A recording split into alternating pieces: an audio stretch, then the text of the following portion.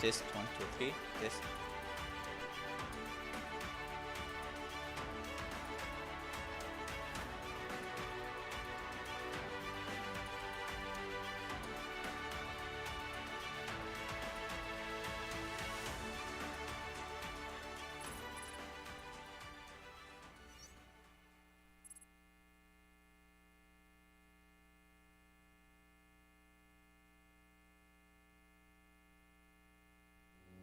From the heart of Jeddah to the world of medical innovation.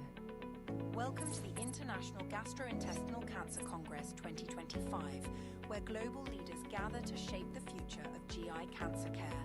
2 days of groundbreaking science, hands-on workshops, and real-world case debates led by experts in gastroenterology, oncology, surgery, radiology, and pathology.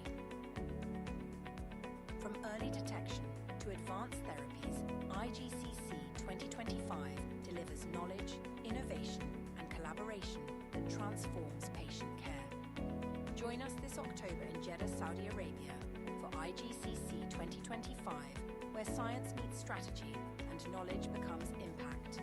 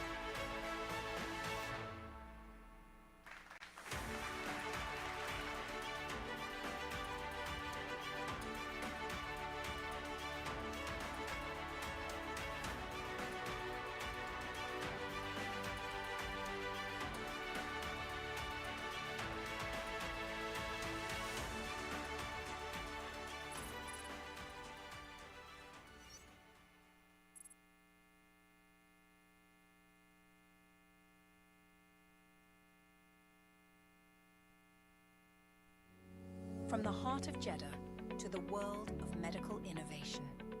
Welcome to the International Gastrointestinal Cancer Congress 2025, where global leaders gather to shape the future of GI cancer care. 2 days of groundbreaking science, hands-on workshops, and real-world case debates led by experts in gastroenterology, oncology, surgery, radiology, and pathology. From early detection to advanced therapies, IGCC 2025 delivers knowledge, innovation, and collaboration that transforms patient care.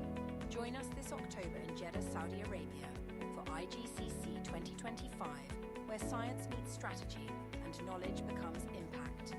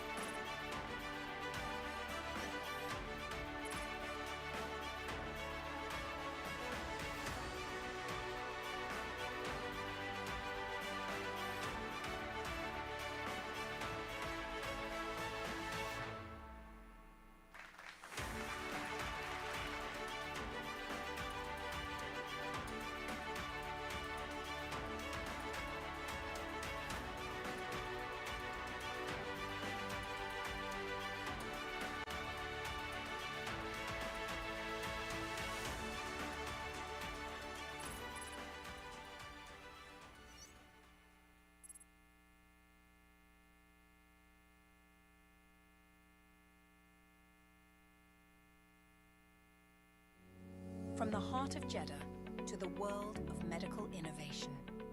Welcome to the International Gastrointestinal Cancer Congress 2025, where global leaders gather to shape the future of GI cancer care.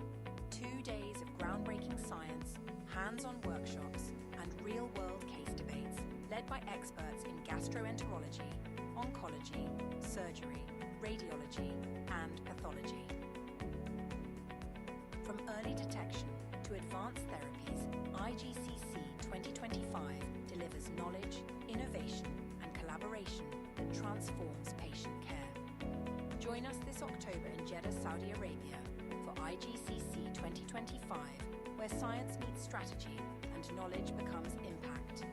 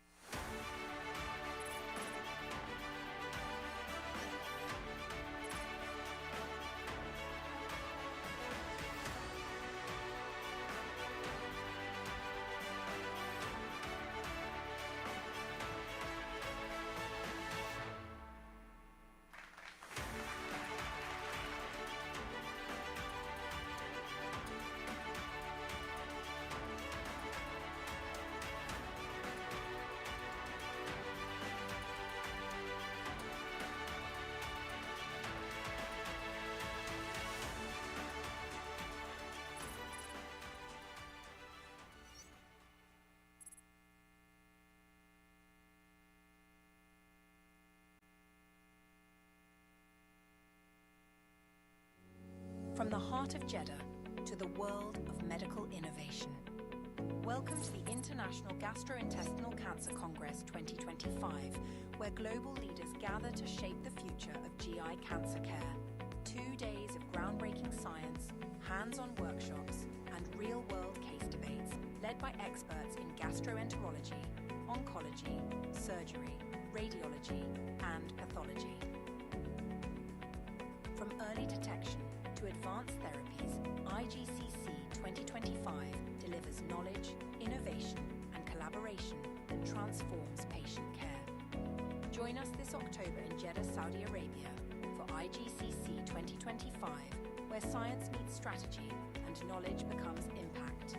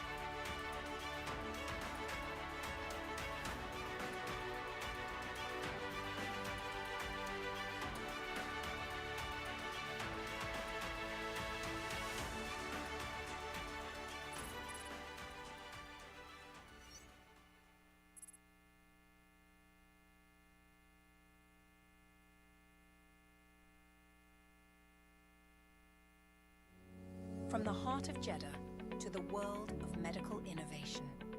Welcome to the International Gastrointestinal Cancer Congress 2025, where global leaders gather to shape the future of GI cancer care. 2 days of groundbreaking science, hands-on workshops, and real-world case debates led by experts in gastroenterology, oncology, surgery, radiology, and pathology. From early detection to advanced therapies, IGCC 2025 delivers knowledge, innovation, and collaboration that transforms patient care. Join us this October in Jeddah, Saudi Arabia for IGCC 2025, where science meets strategy and knowledge becomes impact.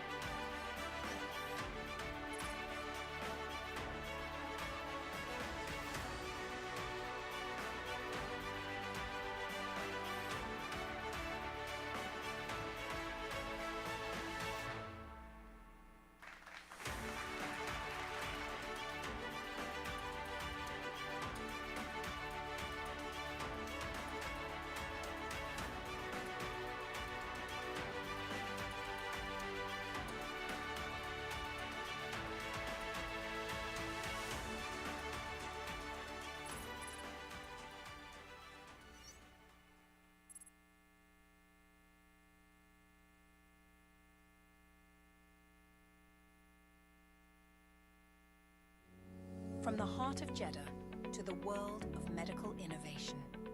Welcome to the International Gastrointestinal Cancer Congress 2025, where global leaders gather to shape the future of GI cancer care.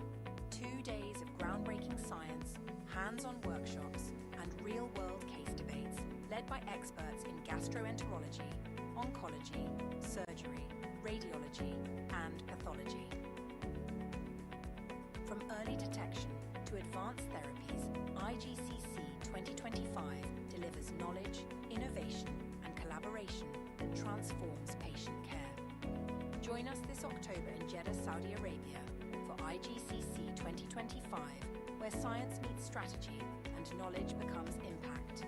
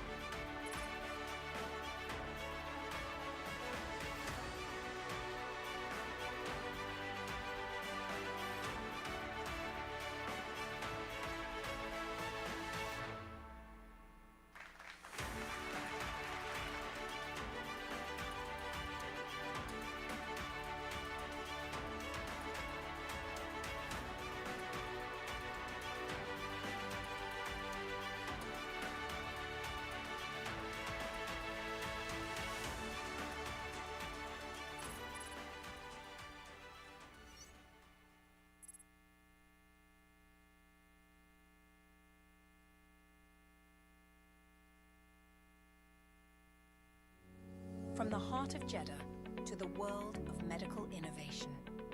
Welcome to the International Gastrointestinal Cancer Congress 2025, where global leaders gather to shape the future of GI cancer care. 2 days of groundbreaking science, hands-on workshops, and real-world case debates led by experts in gastroenterology, oncology, surgery, radiology, and pathology. From early detection to advanced therapies, IGCC 2025 delivers knowledge, innovation, and collaboration that transforms patient care. Join us this October in Jeddah, Saudi Arabia for IGCC 2025, where science meets strategy and knowledge becomes impact.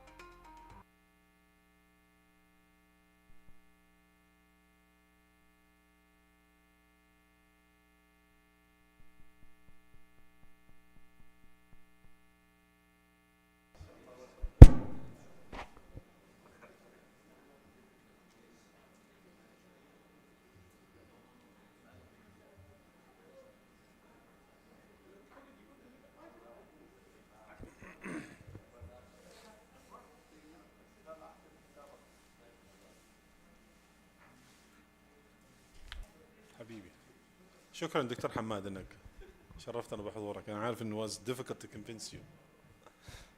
طيب.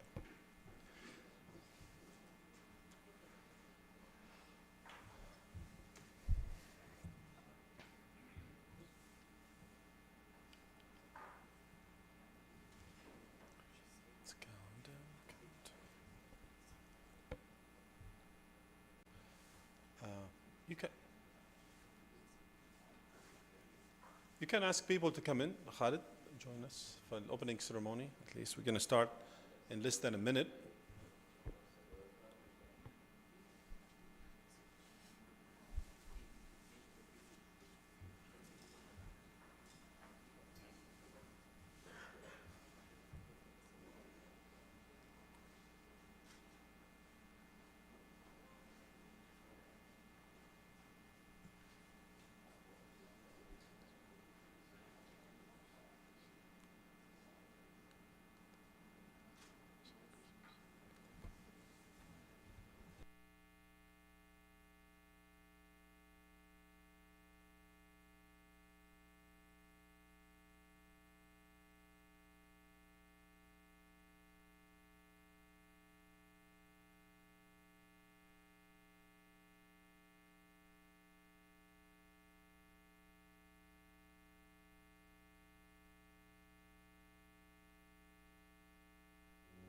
From the heart of Jeddah to the world of medical innovation. Welcome to the International Gastrointestinal Cancer Congress 2025, where global leaders gather to shape the future of GI cancer care. 2 days of groundbreaking science, hands-on workshops, and real-world case debates led by experts in gastroenterology, oncology, surgery, radiology, and pathology. From early detection to advanced therapies, IGCC 2025 delivers knowledge, innovation, and collaboration that transforms patient care.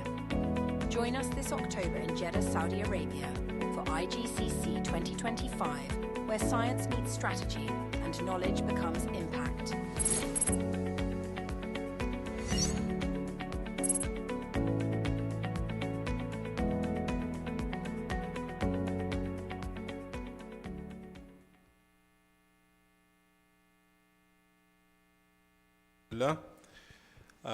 Assalamu alaikum wa rahmatullahi wa barakatuh. Ladies and gentlemen, distinguished faculty, dear colleagues and friends. It is my great honor and privilege to welcome all of you at the Second International Gastrointestinal Cancer Congress, IGCC 2025, here in the vibrant city of Jeddah, Saudi Arabia. This Congress represents not only gathering of brilliant minds and pioneering experts, but also celebration of collaboration, innovation, and commitment to improving the care of patients with gastrointestinal cancers across our region and beyond. Over the next 2 days, we will explore the latest advancements in endoscopic oncology, surgery, medical therapy, and translational research. From esophageal and gastric malignancies to hepatobiliary and pancreatic cancers, our sessions are designed to spark meaningful dialogue and practical insights that can transform daily clinical practice. I'm especially proud of our Scope and Solve competition, which empowers our young fellows to showcase their talent, creativity, and problem-solving skills, side by side with the world-renowned faculty. They represent the future in our field, and their presence here with us is very supportive as a mentorship and excellence. On behalf of the Saudi Society of Internal Medicine and the IGCC scientific and organizing committees, I extend my deepest gratitude to all our speakers, partners, sponsors, and the attendees who made this event possible. Together, let us make IGCC 2025 not just a congress, but a landmark in the journey towards better cancer care and endoscopic innovations. So welcome.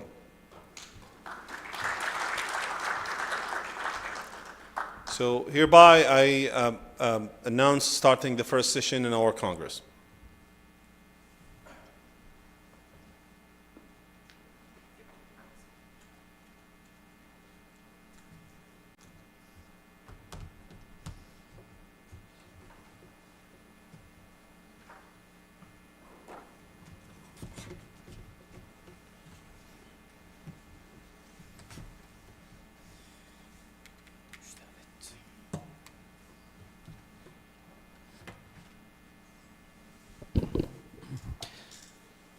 Assalamu alaikum and good morning, everyone.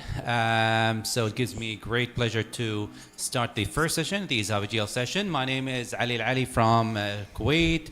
Today with me, Dr. Turk Al-Amri from Saudi. So today, the first talk will be given by Dr. Nawaf Al-Ataibi. So Dr. Nawaf is a gastroenterologist and therapeutic endoscopist from Riyadh. And his talk will be about screening for esophageal cancer, specifically adenocarcinoma. Just a reminder for all the speakers, you will have 15 minutes. Please try to stick with time. We'll give you a gentle reminder if you're getting closer to your time. Dr. Nawaf, you can start. Assalamu alaikum. Good morning, everybody. And it's always an honor and a pleasure to be here in IGCC. And I would like to thank Dr. Imad and his organizing committee for the invitation. So can we show the...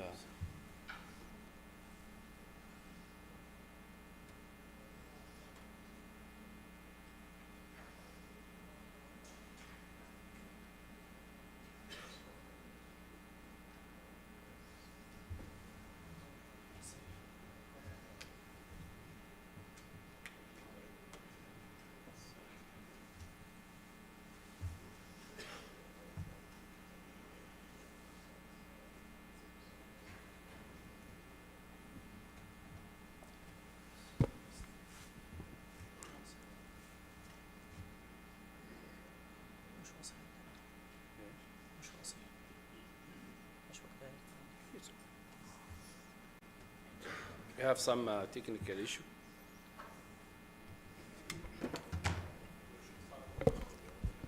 Yeah, so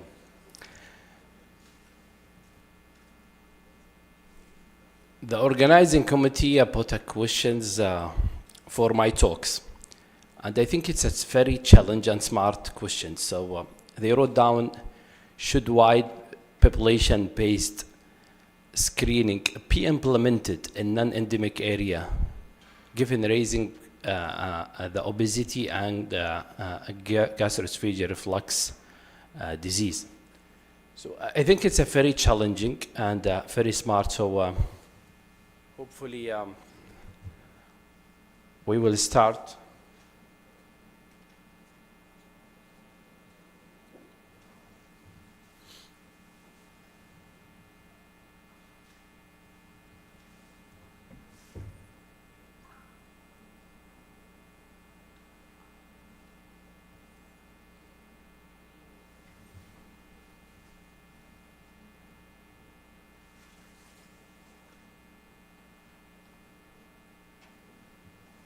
I think I will take the questions.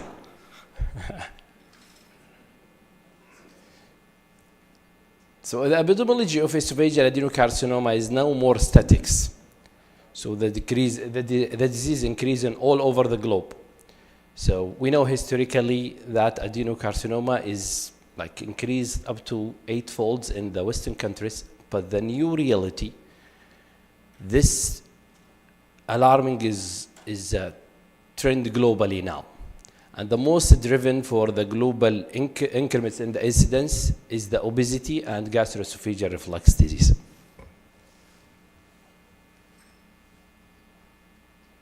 We can start questions before the lecture, so we can spend some time. I know. Yeah, you can.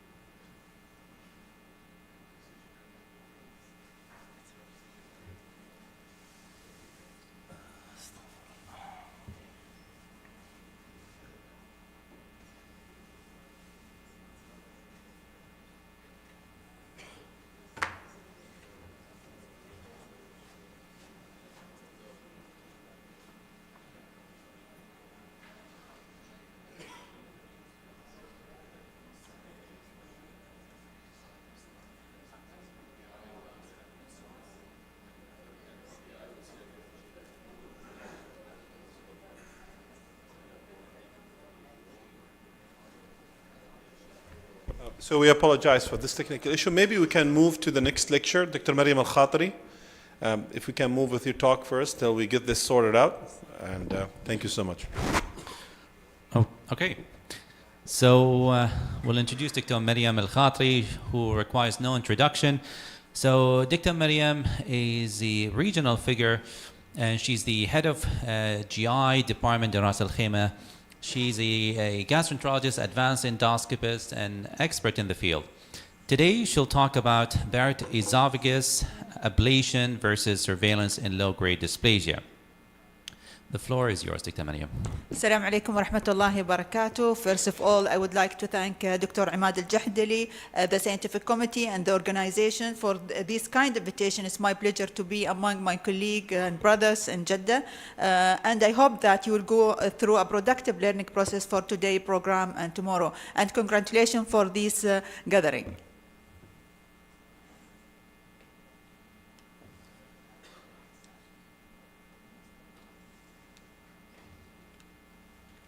This one.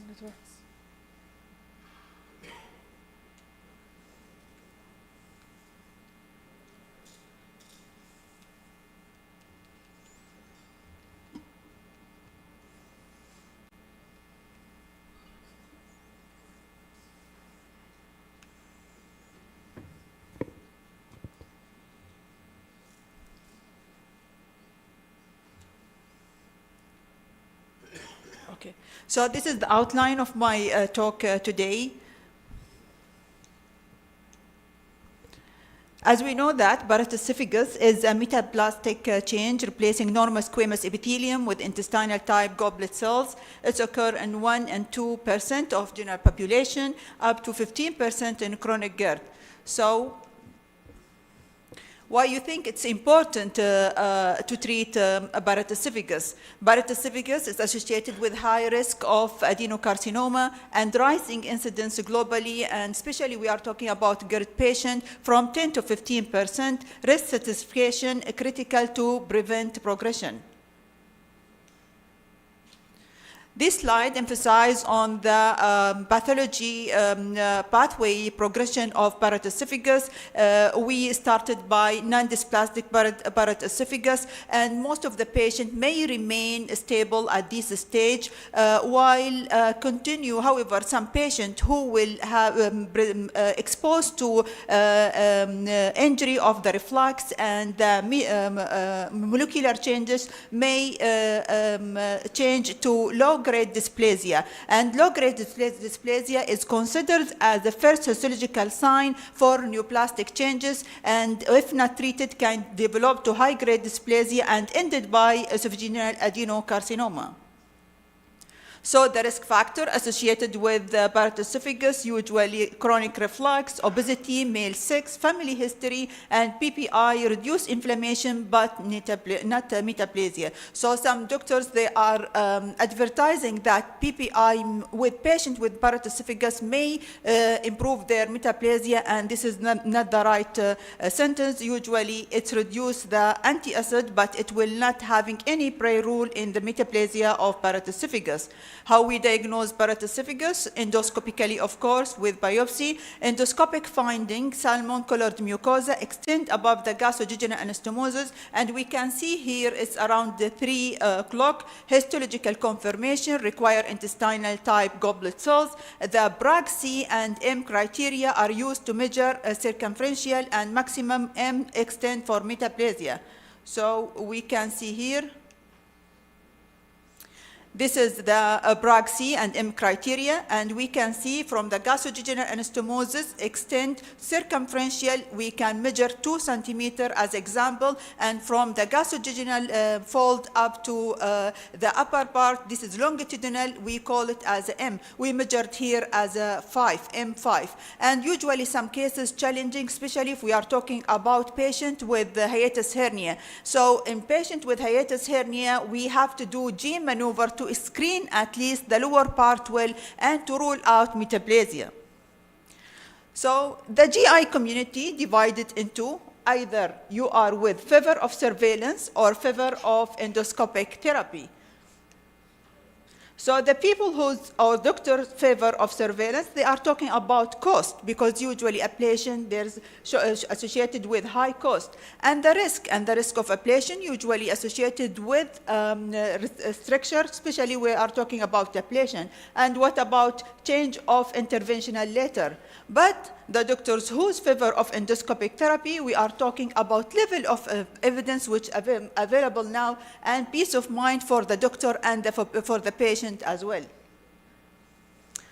The evidence is quite mature in the real world, and from a randomized control trial, it started as a foundation of case series and observation, then cohort study, up to randomized control trial, and then it's there in the guidelines, which synthesize all of these evidence. So we can say this study as a game changer study for treating Barrett esophagus. In this study, it's randomized controlled trial where they enrolled more than 136 patients with Barrett esophagus and confirmed with low-grade dysplasia. Ablation was done in one arm, and the other arm was exposed to surveillance only. They found that there is a dramatic improvement in the progression of the neoplasm follow-up after 3 years in patients with ablation arm. Another study was also randomized controlled trial for more than 127 patients. With these patients were with low-grade dysplasia and high-grade dysplasia, and they found that after in the arm of the ablation, there is a dramatic improvement up to 90% in the dysplasia eradication compared to 23 with patients who in the surveillance arm. While the other patient, the progression of cancer was found 3% compared to 19 in patients who were under surveillance. So after that, landmark aim and serve trial. The question is ablation durable and safe in long term? This is one of the biggest study where in this meta-analysis, they enrolled more than 3,000 patients, and they evaluate the complete eradication for dysplasia, the complete eradication for intestinal metaplasia, and the recurrence of the cancer. And they found that the complete eradication for this study, the dysplasia was 91%, and complete eradication for intestinal metaplasia 78%. Recurrence was about 13. The side effect is accounted around 5%. So from this study, we conclude that radiofrequent ablation is highly effective, safe, and durable with very low recurrence and complication rate. This is the summary of all trials where they evaluate the efficacy for ablation and compare ablation with the patient who under surveillance. And also they highlight the durability of ablation for patients with low-grade dysplasia. Then the international societies came there and emphasized all the evidence. The ACG announced by 2024 confirmed that ablation is performed and recommended in patients with low-grade dysplasia, while the patient with with non-dysplastic Barrett esophagus surveillance only. And they require that 2 pathologists to review the histopathology and give confirmation for low-grade dysplasia. And the consensus from ESGE also, they strongly recommend ablation, and the surveillance was for non-dysplastic Barrett esophagus. The pathology was mandatory. BSH announced their recommendation 2024, where they go with the same rhythm of the other societies. So the guidelines review, ACG, ablation for confirmed LGD, surveillance for non-dysplastic Barrett esophagus, ESG 2023, same emphasize on the expert pathology review, PSG 2024, aligned with the both societies' recommendation. But what the different is in the surveillance interval different slightly, ESG strict on pathology confirmation. What about non-dysplastic paroesophagus? Why we are not doing that? Because the risk of the annual cancer risk 1 to 3 per year, ablation is not justified. Non-dysplastic paroesophagus surveillance, it's if less than 3 centimeter, Q 5 years, from 3 to 10 centimeter, Q 3 years, more than 10 centimeter, expert centers.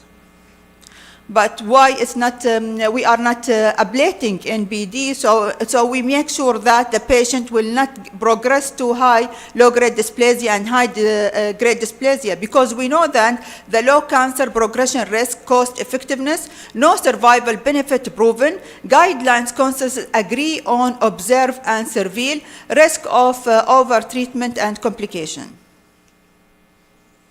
So low-grade dysplasia, confirmation is key. Up to 75% community with low-grade dysplasia downgraded after expert review, confirmed persistent low-grade dysplasia, candidate for ablation, downgraded low-grade dysplasia follow in non-dysplastic paroesophagus protocol. So treat only confirmed low-grade dysplasia.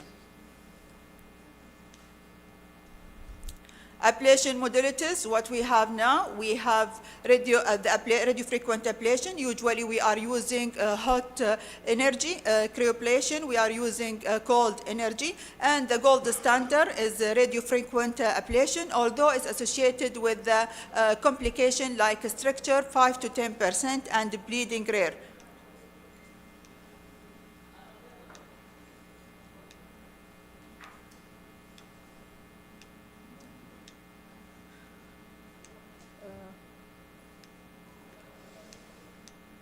Excuse me?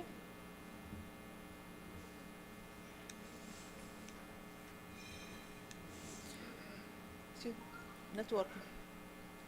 Next, please. Okay. Post-ablation surveillance mandatory even after eradication. ESG 2023 protocol 1 year, 3 years, and 5 years for quadrant biopsies every 2 centimeter. Next. Next, please. Excuse me. Yes. Complication and management, structure, endoscopic dilatation, reduced energy density next session, bleeding usually mild, managed conservatively, and the recurrence treatment with repeat radiofrequent ablation or cardio, as we said, but radiofrequent is the gold standard. Reflux, optimize PPI, consider anti-reflux procedure in selected cases.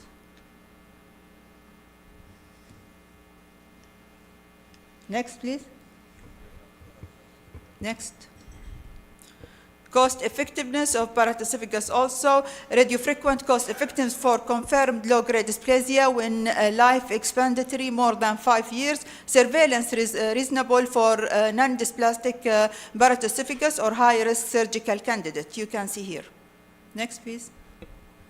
Future directions, we have AI-based diagnosis and risk predictions, biomarker, and robotic optimal image.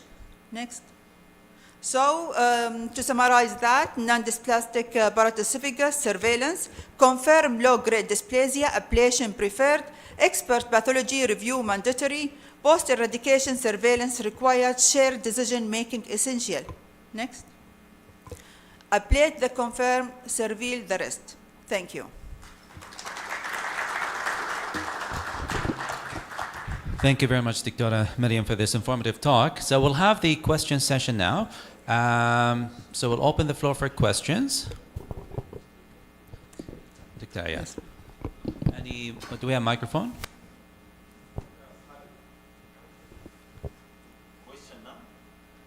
Questions now, yeah. Dr. Hamad, it's always the first one to ask. We'll try to keep it to less than 5 minutes, ideally 3 minutes. Thank you, Mariam, for this nice talk and thorough review of the paroesophagus. My concern is about the surveillance.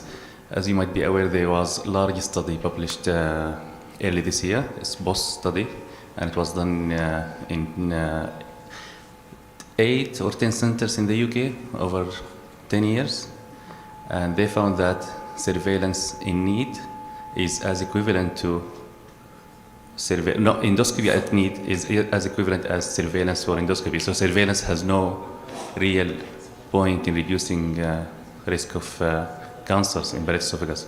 What's your take on that? I think it's going with the same rhythm of PSG. But the problem, doctor, what the challenge we face, our pathologist. So we are relying in our diagnosis mainly in our pathologist. So you have to make sure that your pathologist is good to detect that. And as I told you, 75% of patients who documented as low-grade dysplasia after reviewed by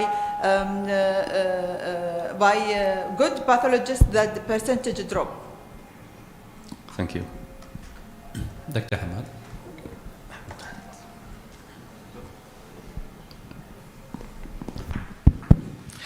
Mariam, welcome to Jeddah غير. Welcome. My question to you, we always see esophagitis. Do you give full PPI, let's say for 6 months, and then you take the biopsy?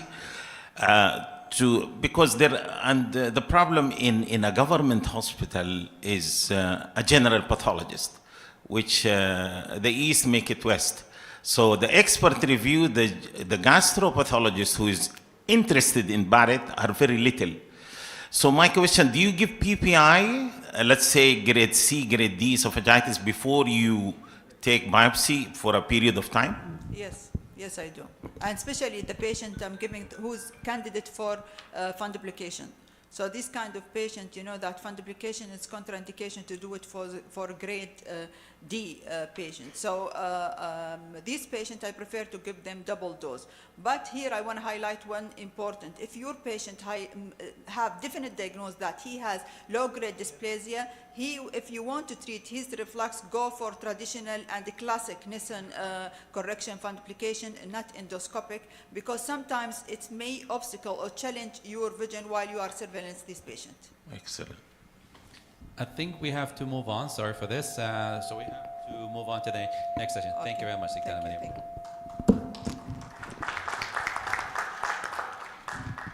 So we'll reintroduce Dr. Nawaf Al-Ataibi. So Dr. Nawaf is a gastroenterologist and advanced endoscopist. He's the director of Advanced Therapeutic Endoscopy Fellowship Program at King Fahd Medical City in Riyadh. Today, he will talk about esophageal cancer screening. Dr. Nawaf, the floor is yours. So we are back again after the technical issue.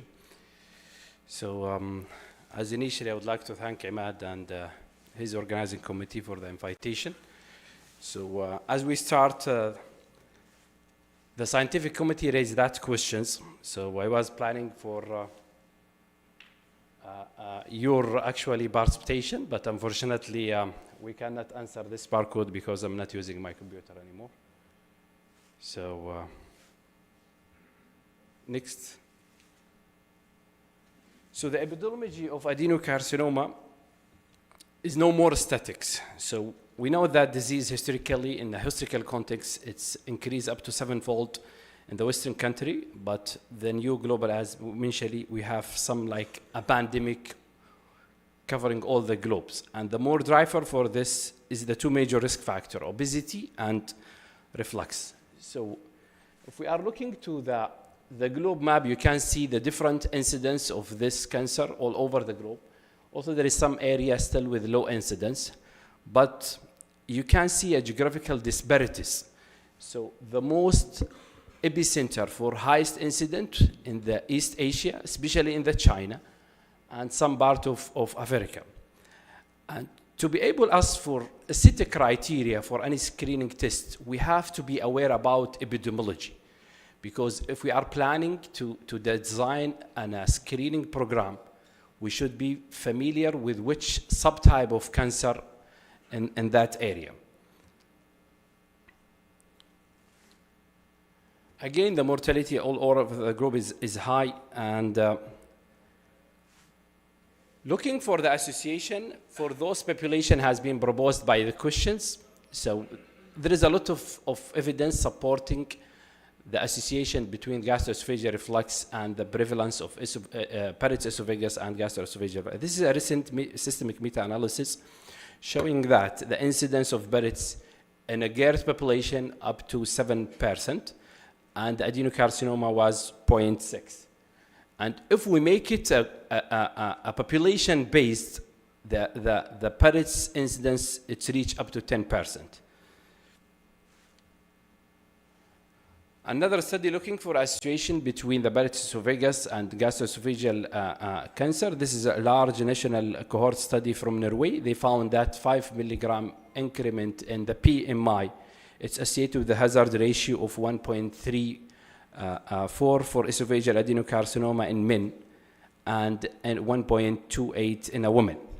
So we have a population and they are at a risk from this disease. So the pathogenesis, well known for all of us. The mechanistic link is clear. The central adiposity from the obesity is the main driver for GERD. The chronic reflux will lead for a Barrett's, metaplasia, the only known precursor for adenocarcinoma. This linear progression in the pathophysiology gives us a critical window and opportunity for screening and intervention. So the rationale behind the screening is that we are dealing with a very poor survival cancer with survival rate less than 20. So the early detection is everything we have. It's our strongest weapon to fight this cancer. And we have a very effective treatment for that precursor. Endoscopic eradication therapy, as mentioned by Dr. Mariam, is a very highly effective, safe, and can prevent cancer. So our opportunity is to identify patients with Barrett's, allowing for their surveillance and the timely endoscopic eradication therapy. So the argument of screening is built actually in the foundation of necessity. We have a very fatal cancer, we know one precursor, and we have very effective treatment for that precursor. There is a multiple society guidelines. They put their guidelines. They are almost the same with minor differences. And all the guidelines advise for screening only in high-risk population, which is usually chronic gastroesophageal reflux disease, male, white, obesity, and family history with smoking. We have different tools to screen, invasive, including the regular gastroscopy, transnasal, although there is some concern about the size of the biopsy can be obtained, and we have non-invasive devices, including cytosponge and EsoCap, EsoCheck, and the capsule endoscopy, and still the data from the evidence is controversial regarding using it in screening. Just an overview of our tools. The gastroscopy is still the standard with a limitation.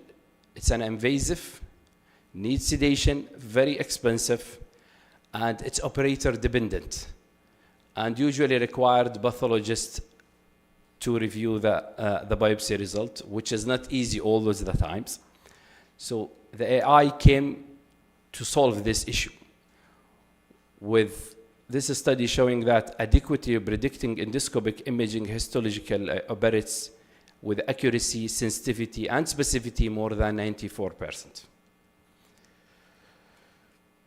Then the cytosponge, which is the most studied non-endoscopic device, has been proven by multiple studies its effectiveness. The advantage, it's a minimal invasive, doesn't require training to achieve competence. It's more cost effective than endoscopically, but it still has a limitation that the pan-esophageal sampling may miss the focal intestinal metaplasia. And again, it's used as a triage test. So it's an endoscopy follow-on to confirm the finding.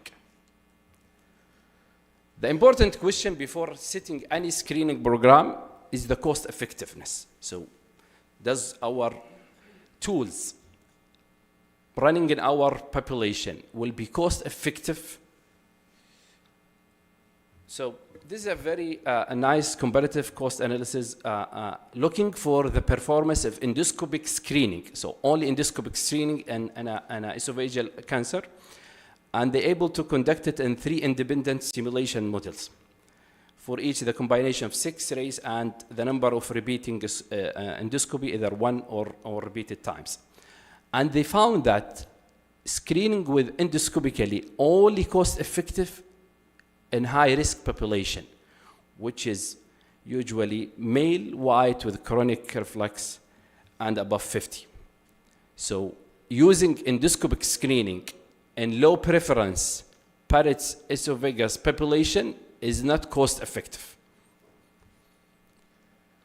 Again, another study just recently came, they comparative cost effective in based GERD on and without GERD as a strategy. They make 3 scenarios and using multiple endoscopic intervention, including gastroscopy and non-invasive test, and they found again the cytosponge only effective in high-risk population, and it's the favorable strategy for non-diagnostic. So the pyramids actually illustrate the dilemma of the screening. We consider massive screening efforts for targeting a broad base only to identify a small fraction of patients with Barrett's. And even a smaller fraction, they will develop cancer. So the risk of overdiagnosis and significant resources burden are real crucial at this pyramid. So instead of wide population screening, for all patients, we should get a module risk prediction algorithm that helps us to identify at least a patient at risk, which we can run in them an invasive test. And if they tend to be normal, if they tend to be at a higher risk, we can deploy our gold standard and put them in the standard endoscopy, which is most likely will yield a result in this population.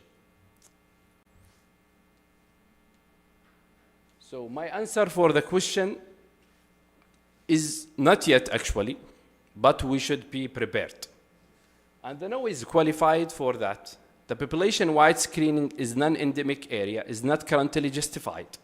The uptake is a major barrier, and all of us may be aware about the British trial for Barrett's esophagus when they invite more than 10,000 patients for a gastroscopy screening, and only 25% of those invited accept the invitation.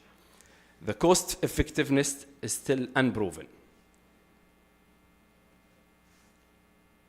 And but we should abandon one-size-fits-all approach. We must validate the risk prediction models for non-endemic area, and we should invest and integrate an invasive test, and we must target screening in high-risk individuals only. At that, I would like to conclude, and thank you. Thank you very much, Dr. Nawaf. So we'll open the floor for questions. So I have a question for you, Dr. Nawaf. So as you mentioned, esophageal adenocarcinoma is a problem worldwide. In our region, we do have high prevalence of obesity, high prevalence of reflux, which are risk factors for adenocarcinoma, Barrett's esophagus. But maybe we're not seeing as much Barrett's as the Western world. Are we missing it? Are we not seeing this? Barrett's esophagus, is the pathophysiology might be different. And in terms of the screening, do you think we should focus on, should we offer screening in our region specifically? Should we focus on high-risk group, such as patient with sleeve gastrectomy, for example? So what are your thoughts in terms of the screening in our population? So, as we know, the association is there between the obesity and the gastroesophageal reflux with the Barrett's. But in all what we have modules around the globe, only high-risk patients, they should be screened. So instead of doing a mass screening in a very broad base, we should stratify that screening. So make it a smarter screening pathway for the patient with chronic gastroesophageal reflux, obesity, and above 50. And you can start with an invasive test, which is using cytosponge or the EsoCheck, And if you have this positive patient, you can enroll them in surveillance after this. Dr. Noah, thank you for the presentation. So just the questions. So still we didn't have, it's not common parrots in our area. So is it cost effective to have a lot of advanced technology to screen, or gastroscopy is enough for high risk patients? Because this is what we have. So I think we have only 2 or 3 studies in our country. So still the prevalence is very, very, very low. So I think it's cost effective not to be applying all the sophisticated or all the advanced technology to screen, while we have a gastroscopy, it can be done now with every center. And I'm not sure, is still gastroscopy is invasive? It's still required the indication. Also, the complication from this procedure is very, very unlikely, but still considered as invasive. So it's carry risk regardless of this risk if it's small or no. For the cost effectiveness, no. All the studies showing that if you run a screening program for parrots in low preference population, it will be cost sensitive. So usually we are advised against screening in low preference population. Thank you, Nawaf, for a nice talk. I echo what you say in terms of not needing screening. I think even though, commenting on Ali's question, are we missing it? The end result is cancer. And we know from the national registry, at least in this GCC region, that esophageal cancer is the least luminal GI cancer we have. So we have colon number 1, probably stomach is the second, pancreas, and then perhaps esophageal. So I don't think at the moment we are ready to look into that. Now, stomach I think is more important. But perhaps if we're going to screen, as you said, maybe a risk modeling where we assess those high-risk patients, family history, smokers, obesity, with some changes and chronic esophagitis, and perhaps having a dual screening where at least if you're doing an upper, you can screen the esophagus and the stomach. Maybe that's something can be considered. But again, at the end, it has to be very risk stratified. But I don't think we're ready for widespread screening. Thank you. Last question, Dr. Hamad.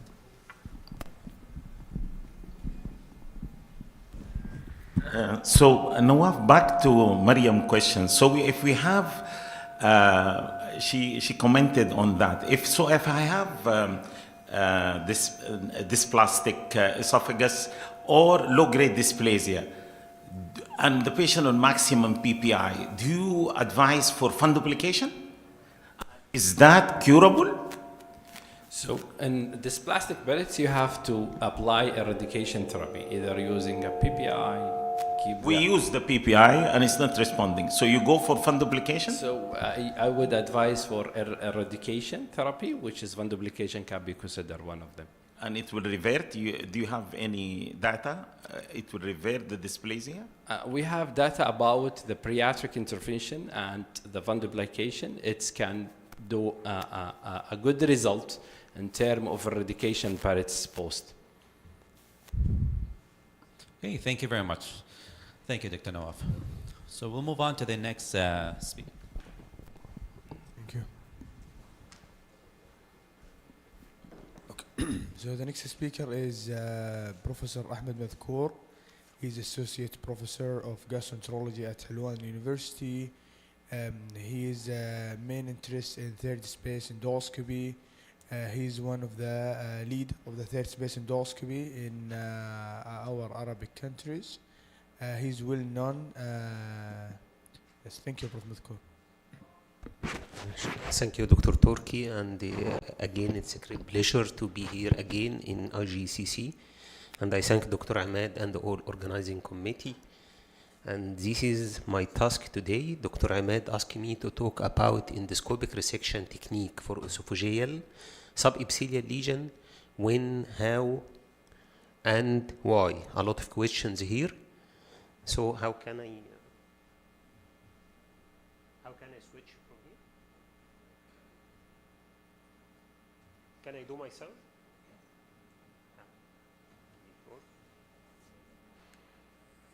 Okay.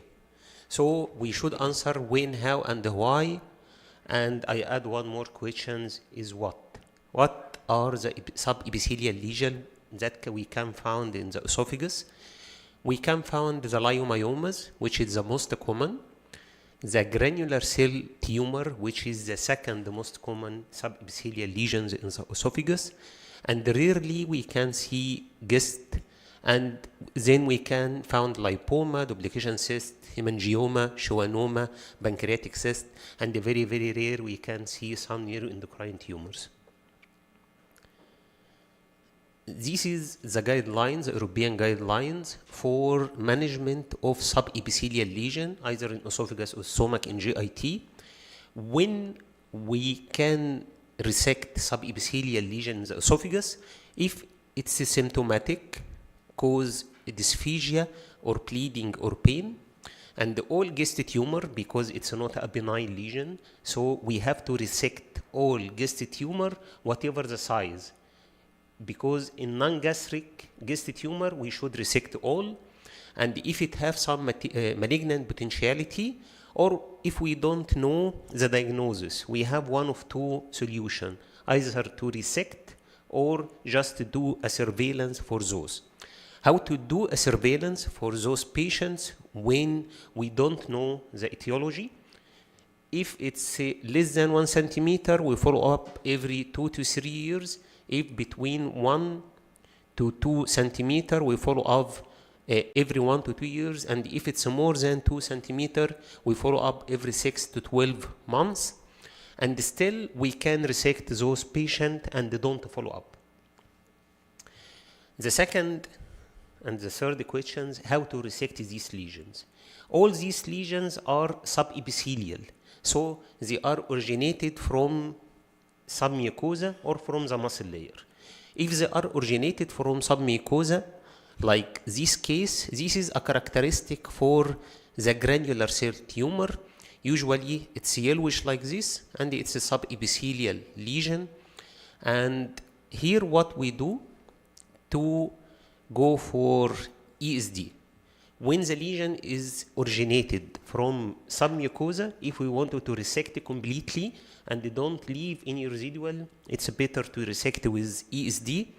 In this patient, what we do a tunnel before we go for mucosa resection to make sure that the lesion is really originated from the submucosa and it didn't have any muscle attachment. So we just go for a tunnel and go below the lesion, and when we are sure it's not attached, we open the tunnel and then we can resect the lesion. And this is still one of the way which make ESD in the esophagus easy. Again, it's a small one, and it's found to be a granular cell tumor. And as we mentioned, granular cell tumor is a rare lesions, but it is the most common second lesions, subepithelial, we can find in the esophagus after leiomyoma. Usually, it's in the lower esophagus in 65% and rarely in the upper esophagus. No standard guidelines for how to deal with these lesions. Some recommend to resect to follow up. So actually, we go for resection for those lesions and don't keep patient on follow up later on. Case 2, if the lesion again from the submucosa, but like this one. Again, this is one of our cases, and it's one of the rare lesions which we can found in the esophagus, which is hemangioma. Still, it's originated from submucosa, and still we can do ESD for those lesions, and this network of vessels not always penetrated from the muscles. It's like a network, and it's easy to separate from the muscle, and then you can resect. And actually, we publish like a multi-center study because this is a rare lesions with some of our friends from China, Chinese group, and it was published for effectiveness of ESD for those submucosal lesion which is our esophageal hemangioma. Again, how another submucosal lesion, but if we look here, this is a huge submucosal lesion, and it's a lipoma. Again, it's originated from the submucosa, but we have some challenges here because it's in the upper esophagus, anterior wall, and here you don't found a lot of submucosa like the first case of the granular cell tumor. Why we resect this lesion? We resect this lesion because it causes symptoms. So this is a benign symptomatic lesion, so we have to take it out. So what we did here, we do like a combination between going for circumferential incision without deep trimming, so we keep fluid inside, and then use the water pressure and the magnification to be able to resect this lesion. So the first step, we go for a circumferential incision and without deepening the submucosa, because if we just go for a standard ESD and go for circumferential incision, the fluid will escape out. So we do the first circumferential. Then we started to do like a modified tunnel. Actually, we do circumferential incision, but we keep submucosa attached to the side. Then we started to tunnel below the lesion. Not a lot of submucosa here, so we combined a water pressure to use a lot of saline like this, and use magnification. If you look here, we use like a dual focus. It's like a magnification, so we can separate the submucosa, and we can see to the right here is the lipomatous tissue. And by adopting this technique, we still can resect those submucosal lesions. If we didn't do this, usually it's very challenging. It's almost impossible to do stir for those lesions. And if we go for standard ESD, it's difficult. But combining both, we can resect those lesions. And we mentioned and gave a name for this. It's like a hydrodynamic dissection, because we depend on pushing the scope and the water and the using focus, and then we can take the lesion out.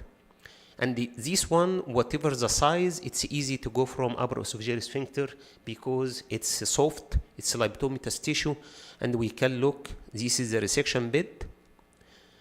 And by choosing the proper strategy for how to resect this lesion, we still can resect this lesion safe.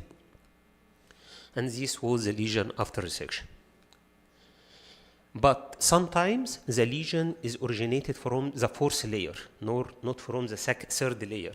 If it's originated from the fourth layer and it's a benign lesion, like a leiomyoma, we can go for a stir, and we all know the steps. I don't want to spend the time.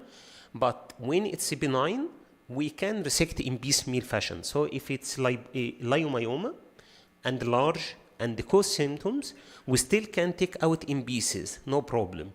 But if it's not benign, if it's malignant or potentially malignant, we have to resect in block with intact capsule, like this case. This was my only case of esophageal gest. It's very rare, as we mentioned. Here, we need to take it out in one piece. So we do a modification for the mucosal incision. We did inverted T incision, not a longitudinal incision. So we have a wide incision, which facilitates extraction with intact capsule. And one tip, when we do stir, we do a very long tunnel after the lesion, so we can take. The second point, how to take it out in block. Here, you know, it's like a longitudinal, try to move the shape to, if we try to, it's longitudinal. If we try to take like this, it will not take out. So we make it perpendicular, so we respect the morphology of the lesion, so we can take it out in one piece, as long as it's not leiomyoma and it's a guessed, or we are not sure of the etiology.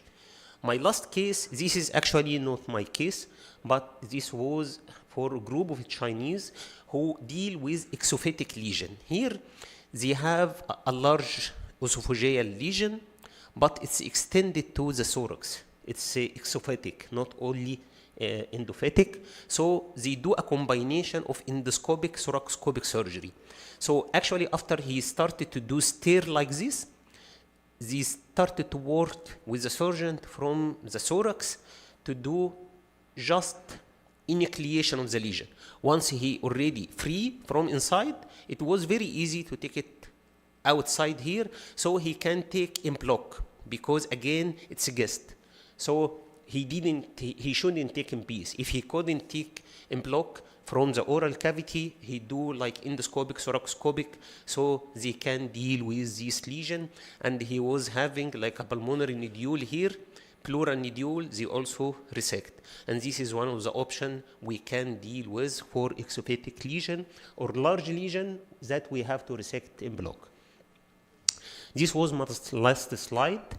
And for the presentation, and this is the first slide, trying to invite you all to attend next week in Cairo, our first meeting for the Arab Society of Gastrointestinal Endoscopy, specialized for third space endoscopy. We hope it's like a hub for all interested friends from all Arab countries.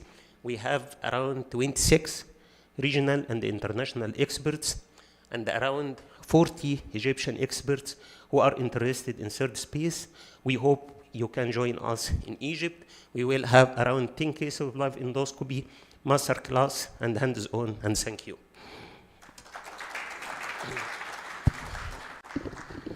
Thank you very much, Dr. Ahmed. Any questions? Dr. Hamad.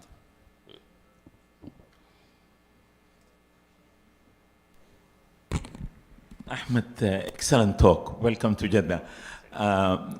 Not all of us like Ahmed. We are gastroenterologists. So what advice you give us? So we do upper endoscopy and we see a lot of bumps and it's small and the patient is benign. We are doing it for something else and you find these bumps. What is your advice to a general gastroenterologist? What are the steps? This is number one. Number two, we see a lot of bluish discoloration at the squamocolumnar junction. You said hemangioma, and we thought the patient is with portal hypertension, and we're always afraid from early virus. So what is your advice for a general gastroenterologist? What are the steps? Okay, for submucosal lesion, if we find a subepithelial lesion, if the patient have no symptoms and it's smaller than 2 centimeters, we can follow up. But the guidelines recommend if the lesion is more than 2 centimeters, we should have a biopsy and know what is this actually. Either through EUS, which is highly recommended to know the layer and the biopsy, or for lesion more than 2 centimeters, we can have like needle incision and the biopsy, but once the EUS is available, we send it to take a biopsy if it's more than 2 centimeters. Okay. For the bluish color here, it was like a hemangioma, so it was in the middle of esophagus and it's bulge.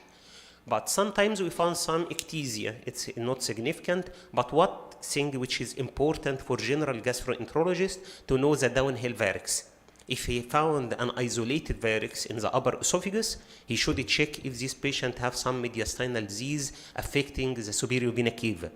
Because at this time, it can cause an isolated upper esophageal varices in patients who don't have a portal hypertension and they don't have any varices in the lower esophagus. Excellent. Okay. Okay, thank you very much, Thank Dr. you. Ahmed. Thank you. So we have now the next speaker is Dr. Ammar Al-Dabbagh. He's a consultant in internal medicine, gastroenterology, advanced therapeutic endoscopy.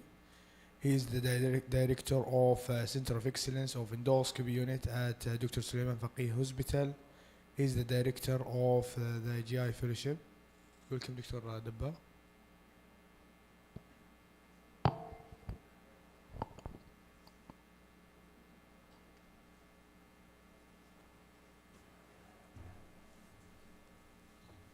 Assalamu alaikum. Thanks, Dr. Turki. Thanks, Dr. Ahmad, and for the scientific committee for this kind invitation. So I'll go and brief with old and new topic, which is the palliative management strategy in advanced esophageal adenocarcinoma. And we want to emphasize on the quality of life and optimizing the quality of life of those patients, especially in terminal cases. So my objective, I don't have any disclosure, my objective is to define the palliative goals in advanced esophageal adenocarcinoma and to review the options for dysphagia relief to have the decision framework based on survival, anatomy, and goals.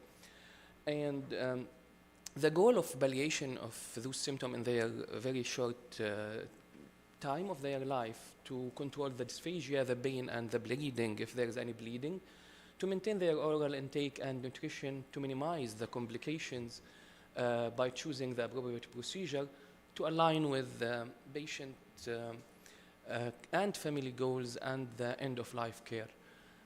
So we used to have multiple options: vasodilatation, argon plasma coagulation, YAG laser, photodynamic therapy, big tube, nasojejunal, nasogastric, then the esophageal stent and brachytherapy. I might, we will not go much with, or not do much of those that I scroll down. Nowadays, we don't use argon plasma coagulation that frequent for these cases. Even if they have bleeding, we have another way to control it.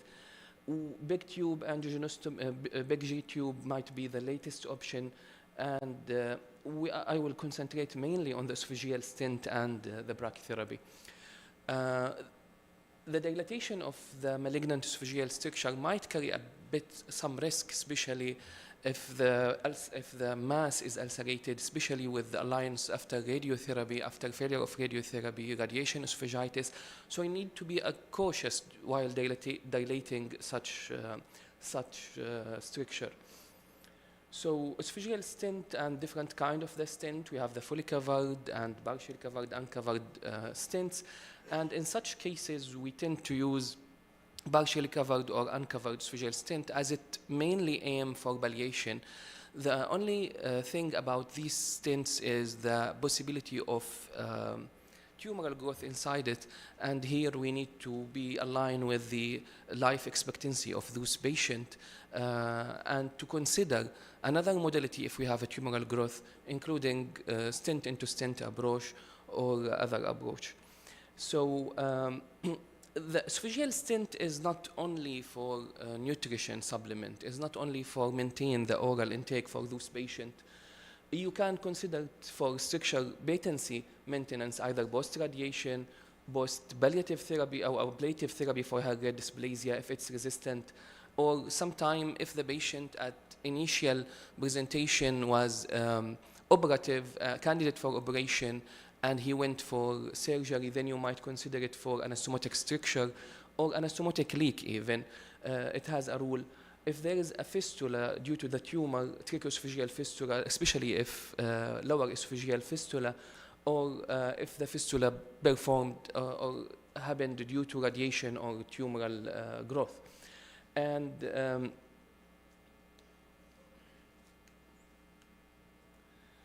if we're going to consider about the dysphagia as a main concern in our palliative management, so we have these 3 or 4 approach. We can talk about self-expandable metallic stent, which is going to provide us with very rapid relief.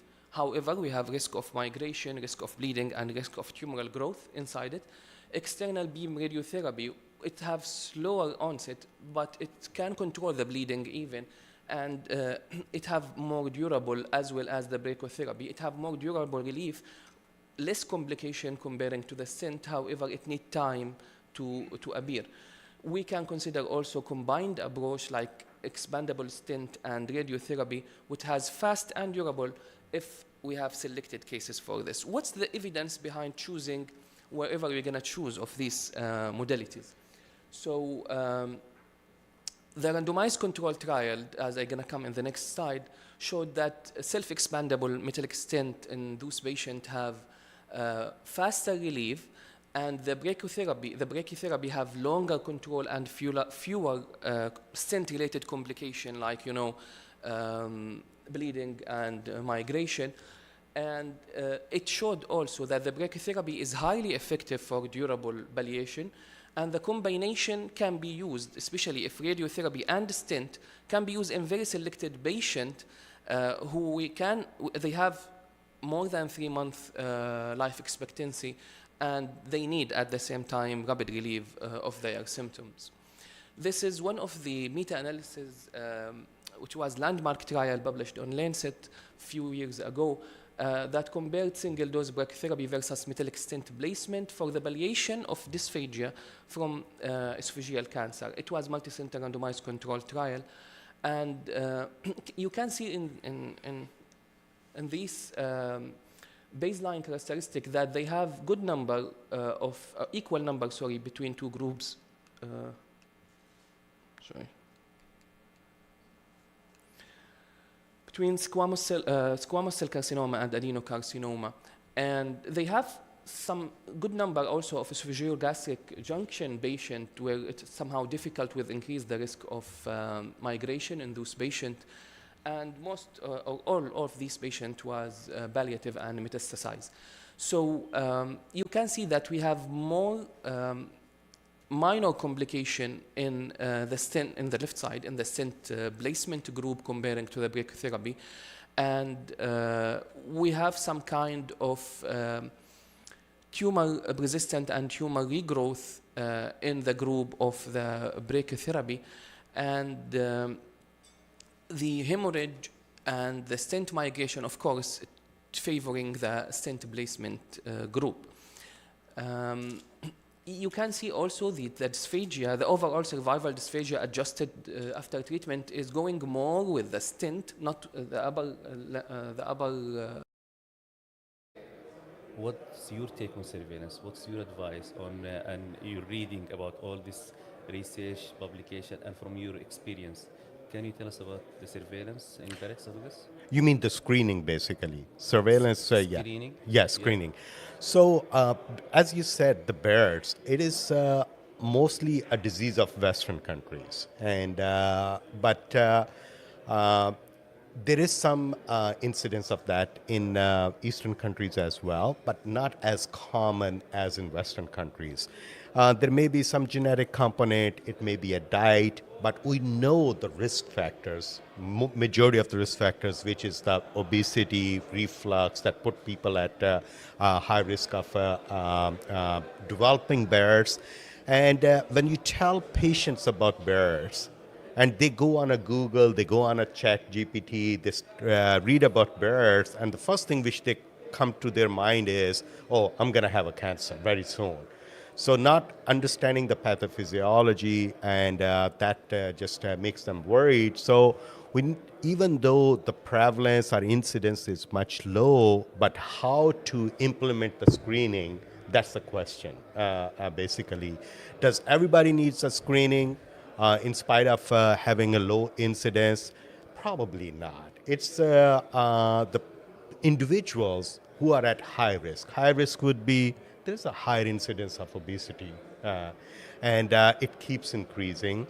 It is estimated by 2030 in U.S., every other person is going to be obese. And even though there are GLP-1s out there, but we, as a human being, as a person, we find a way, if we have means, we find a way to stay fat or get fatter. So it will find a way out in spite of all this. So that obesity puts you at risk. Maybe patients who get a gastric sleeve puts them at high risk of reflux, those people. Smoking, or anybody in the family has any history.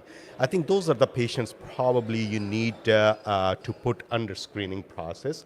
Not everybody in this like region, at least, are screening as compared to Western population, because there is a higher incidence over there. I don't think we are there in this region where we need to implement screening at a larger base, just maybe for certain individuals who are at high risk, because this really is not cost effective.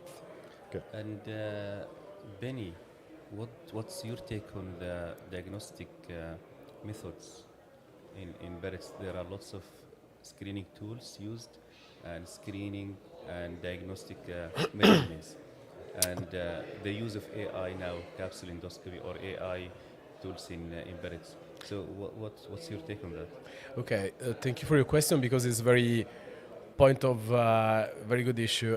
First of all, about the screening, probably we have to understand that not all GI center should done the screening of a BA esophagus, because if there is small cities, if there is small centers that doesn't have technology for screening Barrett's esophagus, probably the best thing to do for the patients is to refer to the other center, to a big center, because it's impossible to have a surveillance of a BE esophagus, of a Barrett esophagus, without technologies, without the MBA, without the AI, and very important because it's a very useful tool. Despite it's a very old tool to avoid to don't see some lesion is the acetic acid, because the acetic acid is very important to reveal some little lesion. But not only acetic is good for the surveillance, because we have to have HD, high definition endoscope. We have to use also the color the technology like MBA or other technology that show us the little lesion. And very important is to have patients with deep sedation, because I see that some centers, for me is nowadays not acceptable, perform EGD by midazolam for Barrett surveillance. It's not possible, because the patients should stay very. You have to sleep, because if the patients move, you can lose some of the lesion like LGD, like IGD, also millimetric lesion. Then, first of all, as I say to you, the first thing to do is referral center. We don't use now capsule. We don't use that for screening and surveillance. But a very important point, but probably now we started this issue, like before we discussed, is the treatment of non-dysplastic esophagus. For me, this is like a most important issue. Most of patients with the big Barrett, like C4, C5, come to my hospital because they want to treat, but they are not dysplastic. You cannot treat because there are no guidelines about that. This is very important, because more the Barrett is longer, more is the risk of LGD, of OHGD. Then if the patients for every reasons go out of the follow-up, is very high risk. We are here in the Cancer Congress to fight the cancer, and we have probably to start protocol about the treatment by RFA of the not dysplastic esophagus, because there are no data actually. There is no guidelines. This is very important. We'll come to the treatment options later on, but now let me ask Mohammed about again photics. Do you think there are minimum requirements for the endoscopist to do, or requirement technically to screen someone for Barrett's? I.e., some people they recommend using MPI routinely once you withdraw. As Benny mentioned, acetic acid sometimes we use it. So what do you think? So I think that Benny already kind of pointed out, you really need to do a good examination. Good examination can only happen when you are comfortable, patient is comfortable, and scope is comfortable. You cannot do it in a hurry. You cannot do just with the white light. You need a high definition scope with the other color imaging technology, be it NBI, be it other color imaging. And really need to, if you are examining a Barrett's and you have a scope in there, patient needs to be well sedated, as Benny said, so they're not moving around, because you gotta spend a time on each segment, each centimeter of that Barrett's with high definition white light, narrowband imaging. You're looking for any lumps, bumps, any abnormal epithelial surface, any abnormal vascularity. So these are the things which matter, because that is gonna guide your targeted biopsy. We used to have this biopsy every centimeter, 4-quadrant, but I think targeted biopsy works much better, and that only would come with a good endoscopic examination, and that would also lead to further what type of therapeutic modality you are going to use for that. Thank you very much. And Benny, in terms of treatment, there have been a lot of treatment options, embedded ablations, endoscopic resections, and as simple as PPI, how can you recommend some sort of treatment? I know it varies between patient to patient and stage of Barrett's and the classification of Barrett's itself. That's a good point. It's, first of all, we have to have, like we said before, a good study of the Barrett esophagus. We have different treatments.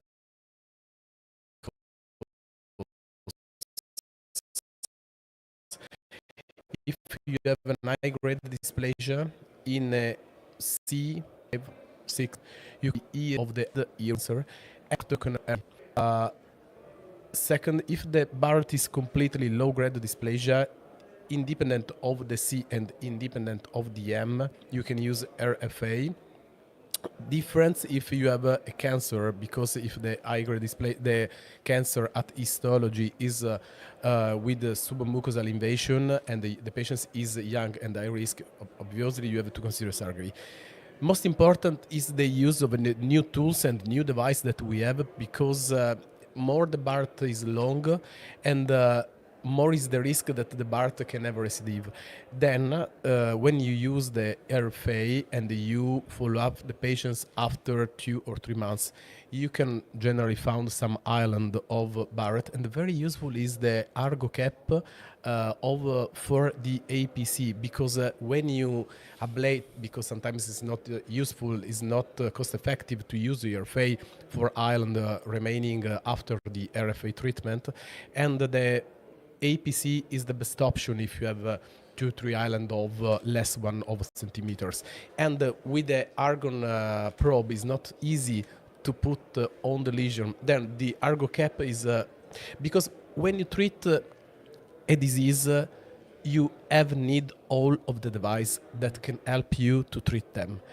Even if, please refer to another center. Argo cap for me is a new device that can help you to the final correct ablation of the Barrett, because the probe can switch on the wall of the esophagus. Then RFA, ESD and Argo cap should be the best option for the endoscopic treatment for Barrett esophagus. And Mohammed, what do you think about the treatment for Barrett's? So treatment, Barrett's, as we know, go through different stages. Barrett's, which is non-dysplastic. Then it's a low-grade dysplasia, high-grade dysplasia, then eventually cancer. It really depends on what stage they are. Again, going back to the examination. So even if there is no mass, cancer is separate. We'll leave that separate. We'll talk about that later. I'm going to just go up to high-grade dysplasia, from non-dysplastic to high-grade dysplasia. Good examination. The rule of thumb is, if it's a smooth, it's ablation. Ablation could be RFA ablation, it could be a freezing, it could be a APC, it could be a PDT, whatever is available out there. But if there's any bumpiness in there, any concern you have, whenever you're looking at a Barrett's and you see something and the question comes to your mind, should I ablate or should I resect? Answer is always resect, not ablate. Whenever there is a question, that answer is resect. And then resection is either a endoscopic mucosal resection or endoscopic submucosal dissection based on the type of the lesion, as Benny mentioned about like all the tools. If you are doing for you to do a really good job, you have to have access to available tools out there. And in this region, in Saudi Arabia, I don't think that's the problem. There is access to all the tools available to anybody out there. So for ablation, we talked about whatever. If it's smooth, no bumpiness. Other thing I call it is, usually when I talk to the patients, is like, if there is any bumpiness in there, any nodule in there, that should not be really ablated. It is like ablation in those scenarios is trying to put a makeup on, trying to hide something ugly underneath. And that's never going to work. So you have to take care of that. So 10 years ago, when you find a high-grade dysplasia, those patients would go to a surgeon. That is not the case anymore. So we have tools, we have ways, we have means to do the resection of those. And that's, if it's not ablation, it's resection. Even the superficial cancer now, if it's an intramucosal cancer, it's a superficial submucosal cancer, we have now means, endoscopic means to do a resection of those, and that's what should be done. Thank you very much. I think last And, point about Can I add just another technique that we use in critical patients or elderly patients for high-grade dysplasia if we cannot perform ESD for several reasons is the cap EMR. We put a cap inside in the tip of the scope and with the crescent snare, you can aspire the mucosa after a very big lift because the risk of perforation is high with the EMR cap. And when you catch the mucosa and the high-grade dysplasia inside the cap, you continue the resection. Yeah. This is very useful for elderly patients. I don't know, Mohammed, what do you think about? Yeah, that's the most, EMR is the cap band EMR. That's what majority of us do that. And there used to be a bigger cap where you inject and then resect it. Exactly. But most common, everybody is used to, those who treat the birds, they're very familiar with band cap EMR. And really, you don't even need an injection for that. And if ESD for some reason is not any reason you can't do that, elderly patient and the EMR itself, band cap EMR, is very, very safe as Benjamin Thank you said. very much. The last thing about Barrett's, I'm sure you're both familiar with the BOSS trial, which was published in Gastroenterology around May or April this year. So the trial was conducted mainly in the UK, in maybe 12 centers, I can't remember exactly, but it was done over 10 years. And they compared the endoscopy at need or surveillance based on, I think, Seattle protocol, which has been used for a long time. And they enrolled, as far as I remember, over 3,000 patients, and half of them went for surveillance, the routine one, and half of them did only have endoscopy once they have some sort of other GI indication for endoscopy. And the conclusion was surveillance is not superior. I'm not sure if that would change the practice, would change the guidelines. The recommendations from, I think, last year were the same, surveillance and using Seattle. But this was, I think, published early this year. Do you think that might change the practice? So whenever a study like this, a good study comes out, and the guidelines by the time, honestly, they are published, they are already obsolete to some extent because it takes that takes into consideration for data of last 5-10 years. By the time they are published, you may have some other evidence there may not fully fit into those guidelines. So yes, that is study makes a good point, but probably would need some more evidence to really get to the guidelines. And as I said, the guidelines are representing the previous data. When they are reviewed, I'm sure they will take that into consideration, and hopefully by then there are more evidence to support their findings. And if that is the case, then that obviously would change the guidelines. What is your comment, Benny, about the BOSS trial? BOSS? The same trial. What would be your comment? Yeah, but it's okay. I mean, I totally agree with Dr. Hassan. And I hope in the future, Mohammed, because the future for us is important because, like I said before, we are here to fight cancer. And probably our work is to have more studies, but not for publishers, for our patients, because this is our goal. Mm-hmm. Yeah. Thank you very much for this nice talk and discussion. I think we'll move into EUS, therapeutic EUS. Okay. And we'll start with you, Benny. EUS has been there for a long time. Therapeutic EUS has been there for a dozen of years. And it varies between simple therapeutic to advanced therapeutic EUS, and then palliative rules of EUS, of therapeutic EUS. So to begin with, when do you think endoscopists should start doing some therapeutic procedures? do you recommend therapeutic EUS for everyone who does EUS, or there are certain limit or level you'd expect the endoscopist to reach before moving into therapeutics? This is a big, difficult question, but I don't think that all GI endoscopy should be done therapeutic EUS.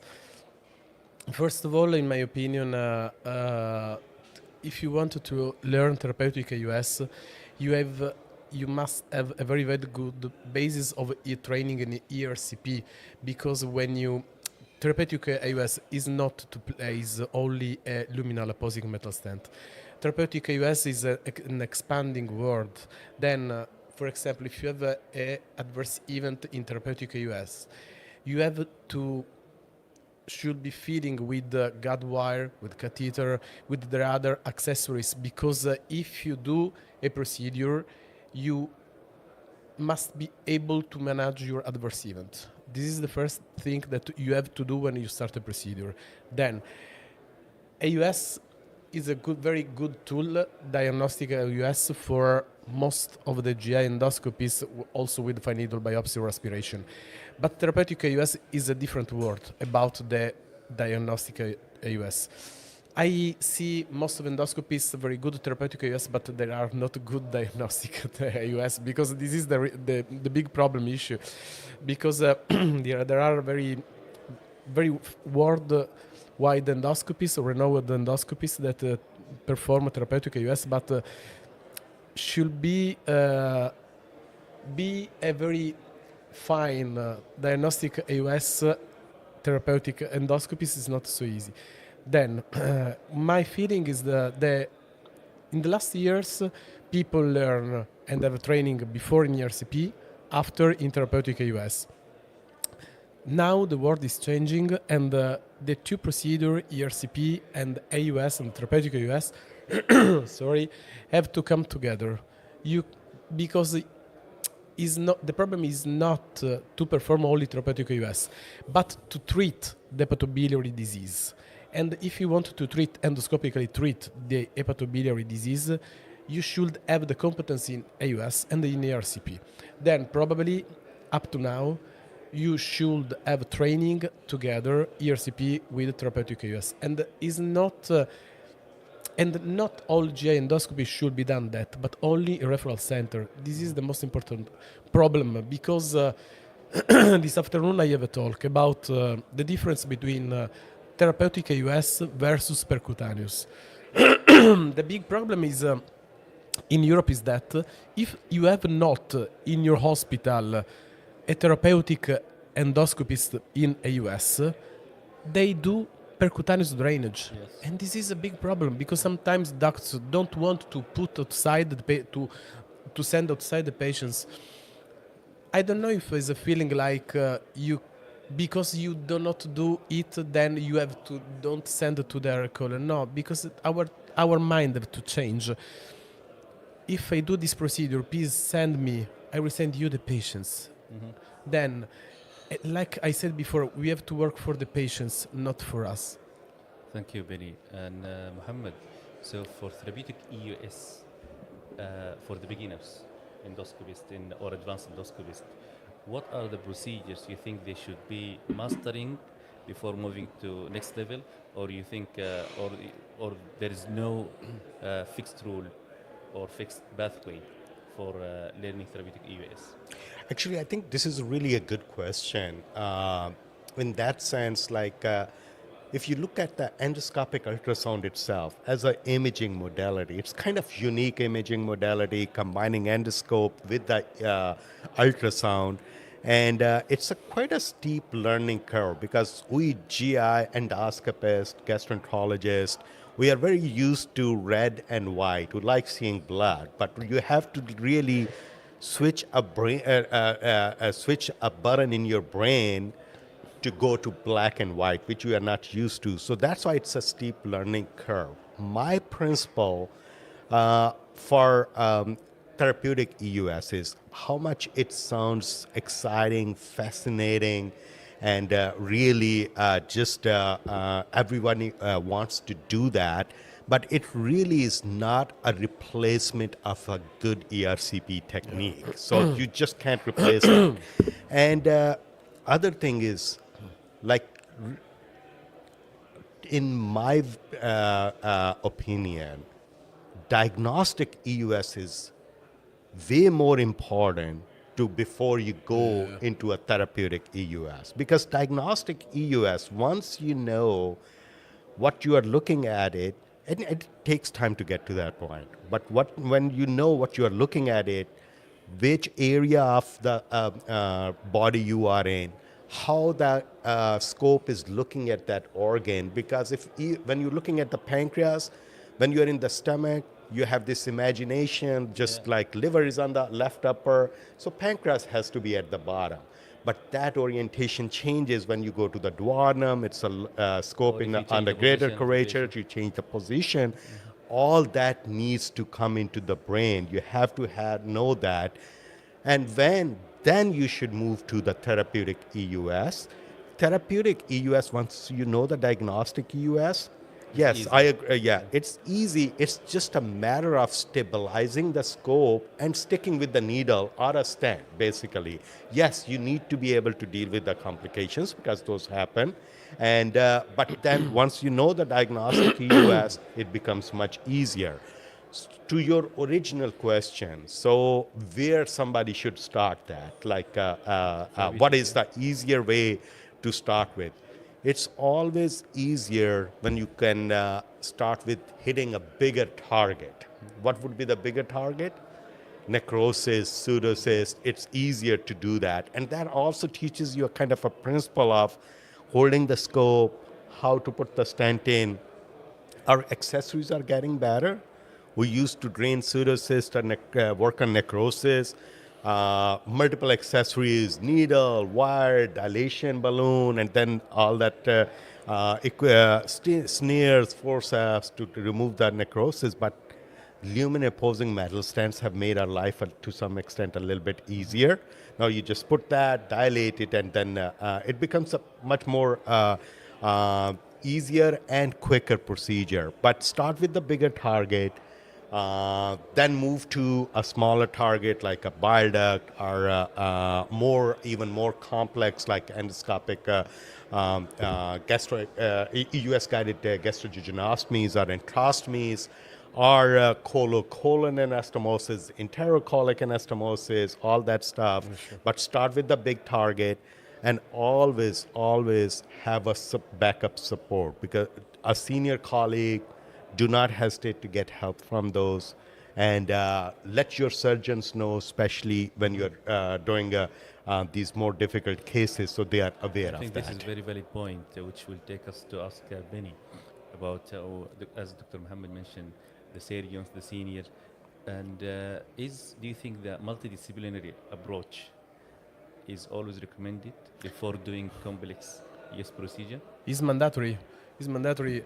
We do every week for every patient, every particular patients, not for all, but for hepatobiliary patients, also for colonical or other people. The multidisciplinary team is mandatory because for different reasons. First of all, for the patients. Second time, because you said your endoscopist view, but you have to know the internal medicine view and the surgery view and the oncologist view. The oncologist view for me is the most important, because he have to collect our idea and to have the conclusion for the best thing to do for the patients. And in our hospital, we started to do the multidisciplinary team about 6 years ago. And every case that we discuss in multidisciplinary approach, we record it and put in our computer, because all of the doctor in Italy should be our report. Because we don't want that the patients has to be treated with my opinion or your opinion, but the opinion of a big group with the big issue and the specialization of hepatobiliary or endoscopist view. And this is most important because we are in era in which the patients you have to reserve to patients the best treatment, because sometimes the best treatment for the patient is nothing to do, and the multidisciplinary approach serves to you not only for the technique but for the life of the patients. Thank you, Benny. And Mohammed, if you comment about the AI rule in EUS, do you think it can some sort help guide us, or it will be disastrous to use? So, AI, when used properly, be it EUS, be it colon polyps, and or be it for documentation, when you use it properly, it is helpful. Okay, but at times it could be a distraction as well. Yeah. We know that, like it is proven, because it can distract you really if you're doing colonoscopy, looking at the polyps everywhere. Like you start seeing boxes, that's going to distract you. And also, when there is a AI, is it going to make you dumb? You're going to stop looking, stop looking for really, and only look when AI tells you to look. So that also have to be kept in mind. But there is evidence on that too, like comparing people who are not used to AI as comparing to the one who are, have used AI quite a bit, and then you compare them. The people who are using AI might miss something as compared to the one who are not using. So you have to be cognizant of that factor. But having said that, it is an adjunct to help us take better care of the patient. Okay, we are doing good with the colon polyps AI. When AI comes to EUS itself, that's because that's what we are talking about. It is still in infancy. We have really no major usage. We are trying to use it in pancreas cancer screening, trying to see if it's going to help us identify the high-risk cyst in a non-invasive way. So we are working on that, and but is it close to helping us to some extent? Nowhere close yet. But maybe a year, 2 years, 5 years, 10 years. At some point, yes, it will be useful. And anything which helps us at the end of the day, what matters is really taking a good care of the patient. So anything which is patient-centered, any technology is going to be very helpful. Thank you. And the final thing, I want both of your input in it. There was a trial, I think 5-6 years ago, done somewhere in France or Europe, I can't remember.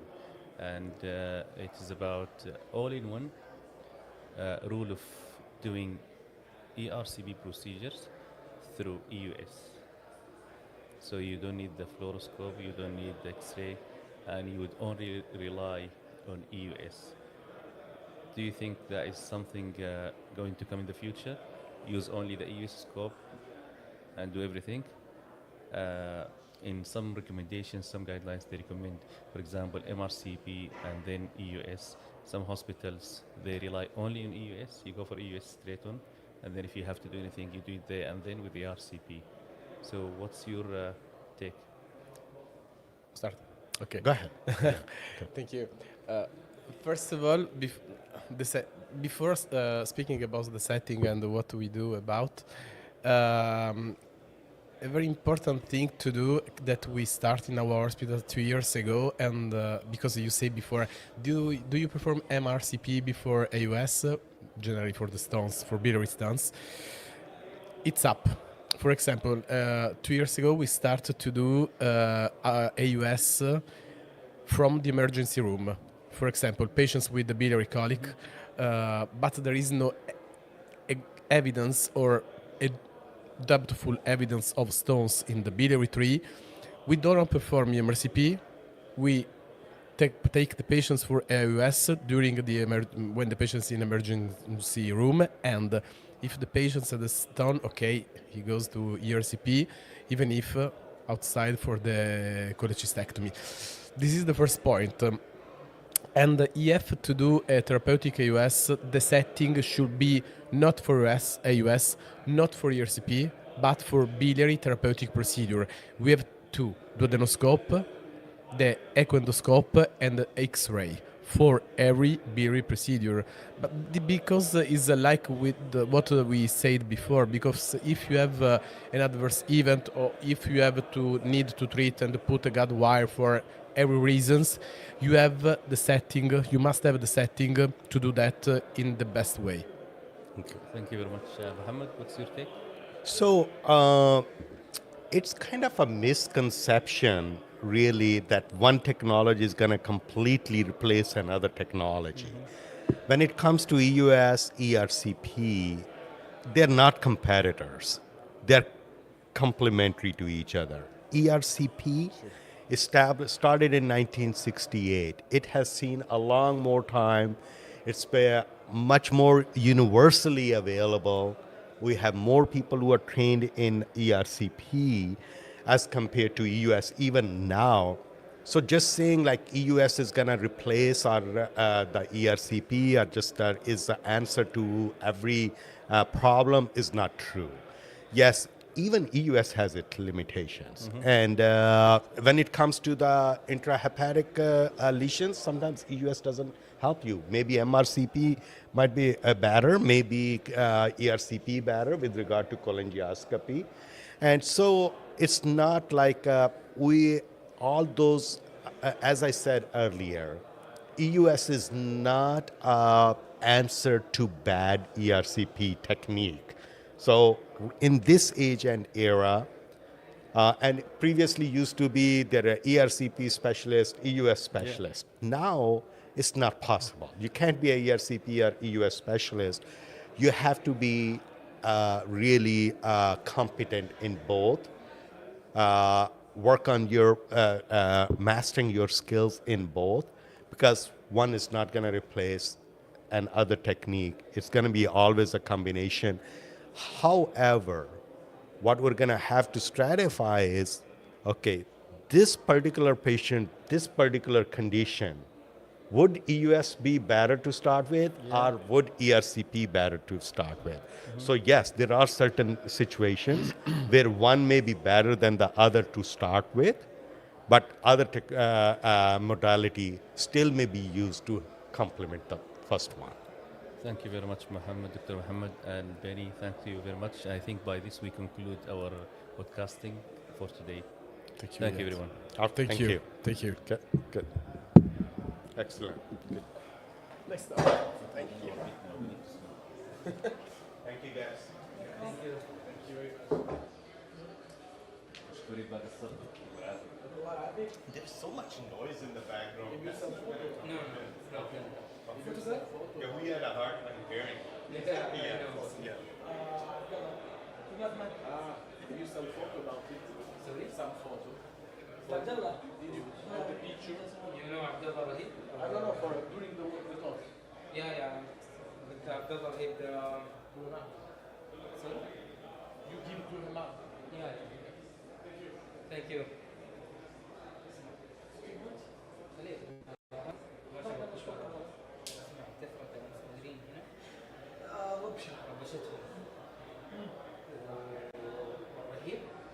والله رهيب الرهيب والله رهيب دخل لك وسط الكادر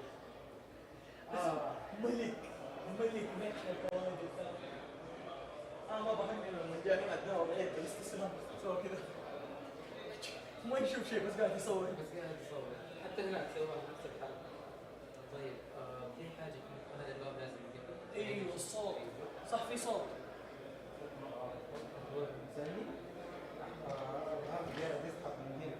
هو تسحب وكيد كده. شوف هو ال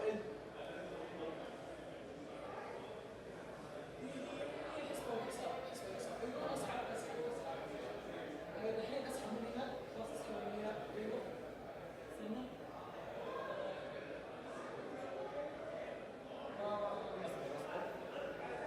ما يقف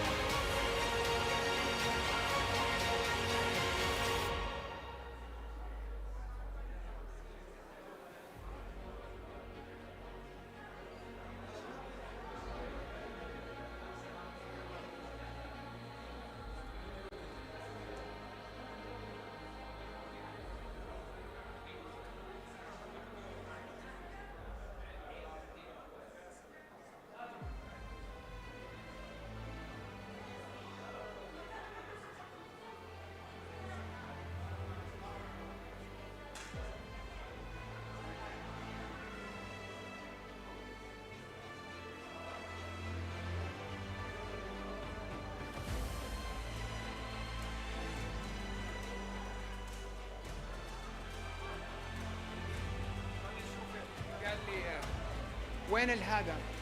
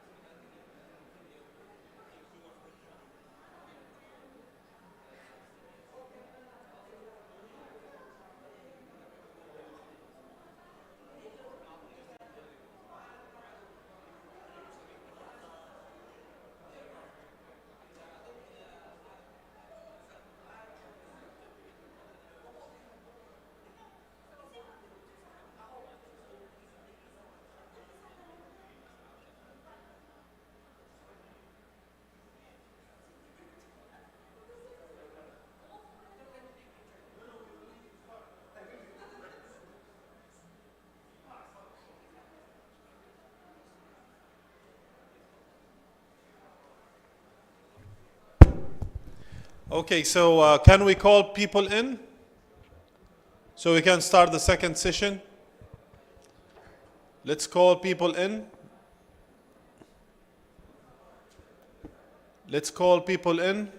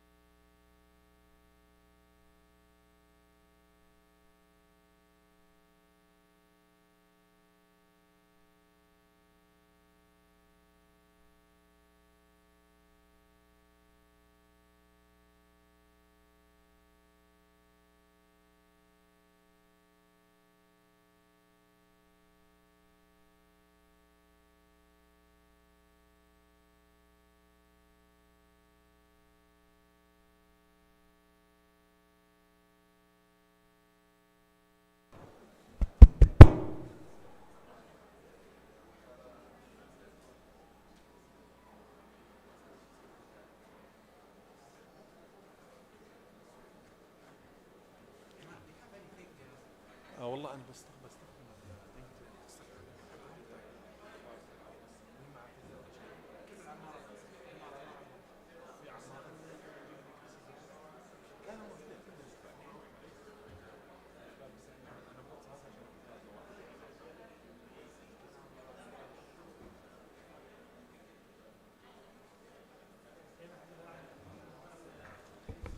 So we are about to start the second session. Please be seated.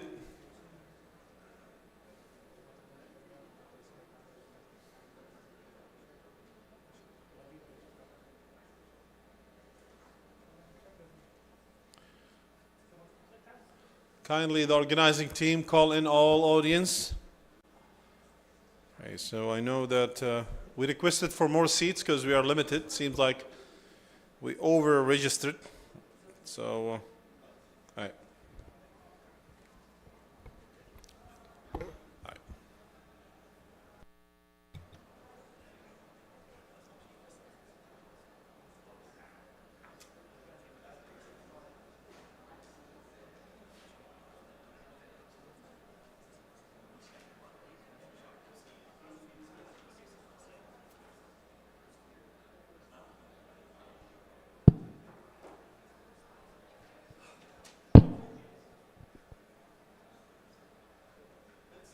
Okay. Assalamu alaikum. Thank you everyone for coming back, and we'll start the second session, which is the stomach session, our first speaker is Dr. Abdurrahman Al-Fadda, Director of Advanced Endoscopy Training at King Faisal Specialized Hospital. Abdurrahman, I don't think he's here.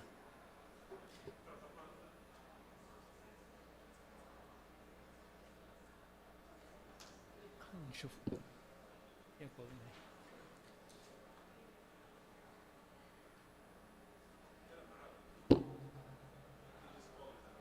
he's yeah.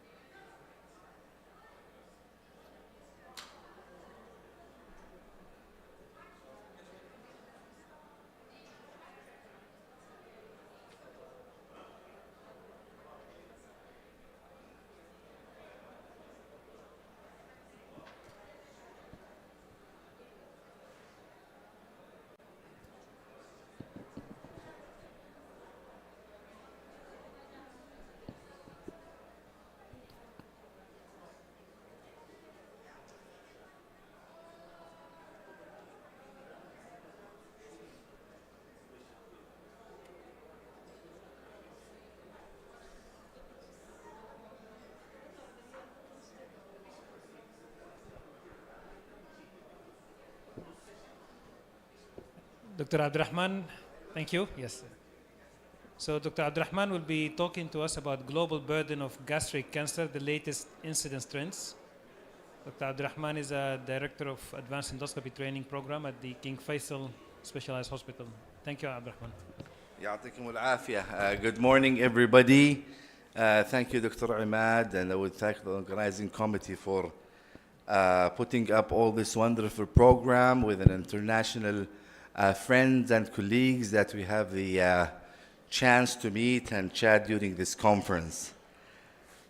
So my task today is to talk about the global burden of gastric cancer. And I'm going to touch into the latest incidence trends that's happening all over the world.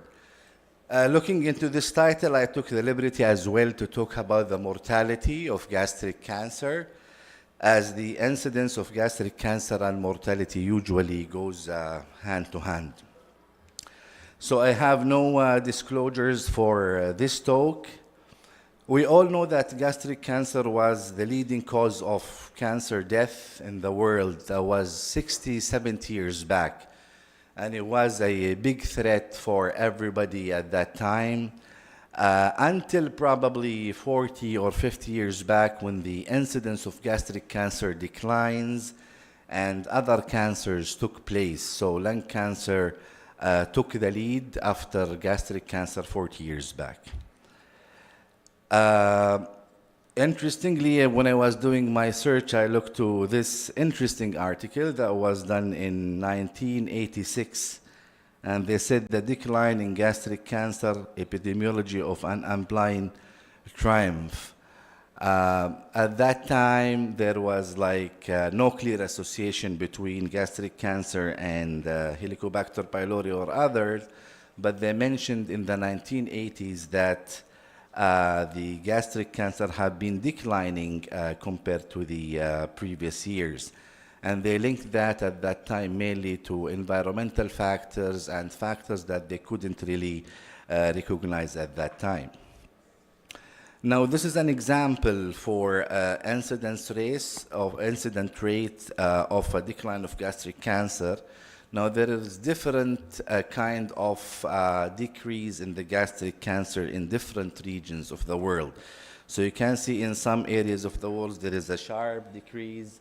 You can see a steady decrease a little bit in other countries, but in general, globally, gastric cancer is not as much incidental-wise as before in the late 20s of last century. So looking into the GloboCan database, that was the last version was in 2022. We can tell that the gastric cancer currently is the fifth most common cancer. It has around 1 million new cases diagnosed yearly. But if you look into this carefully, you can see that there is wide intra and inter-country variation. And that's due to several regions that's probably beyond the scope of this 15-minute talk. But if you can see, there is a lot of variability. And when you look into the data, you have to interpret this data carefully if you are looking for the incidence of gastric cancer. But we can tell it's the fifth most common cancer worldwide. Talking about the GloboCan data in 2022 regarding the mortality, we can tell that gastric cancer is the fourth leading cause of case mortality worldwide, and it has really a high worldwide case mortality of 75%, and that's mainly due to the late diagnosis, and the patient will present with gastric cancer after they having advanced gastric disease. So that might warrant the need of having a national-based gastric screening programs that can help detecting early gastric cancer in those patients. It's quoted that more than 780 cases related death reported in 2022. So if we kind of dissect the incidence of gastric cancer by countries, this is showing the incidence of gastric cancer in different regions of the world. So the majority of gastric cancer takes place in Asia. And actually currently more than 60 cases of total gastric cancer occurred only in eastern and southeastern part of Asia. Above 600,000 cases was diagnosed in 2022. If you look to the age standardized incident rate and mortality rate, you can tell how high is the incidence of gastric cancer and the morbidity burden for those patients. So it's around 15 per 100,000 cases and around 10 per 100,000 cases regarding mortality. So Asia takes number one in the lead of gastric cancer disease.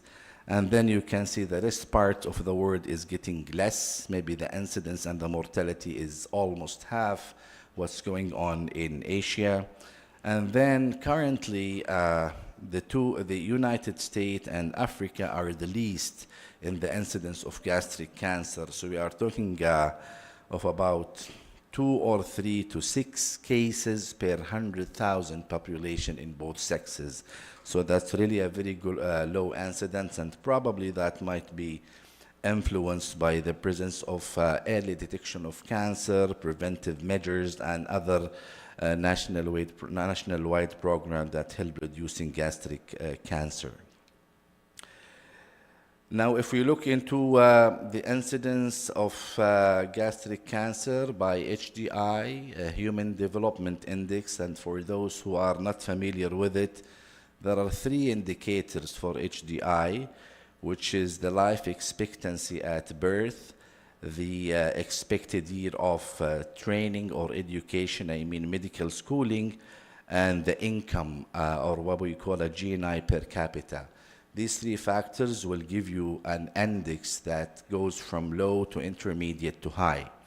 And it depends from a country to country according to these indices.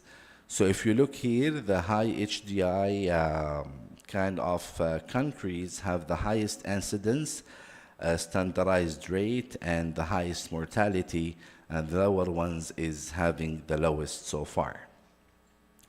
So we don't have very good national data here in Saudi Arabia, but I came across this retrospective cohort by Dr. Al-Ghamdi from the southern region from Al-Baha, and he looked into the incidence in Saudi Arabia from 2004 to 2017.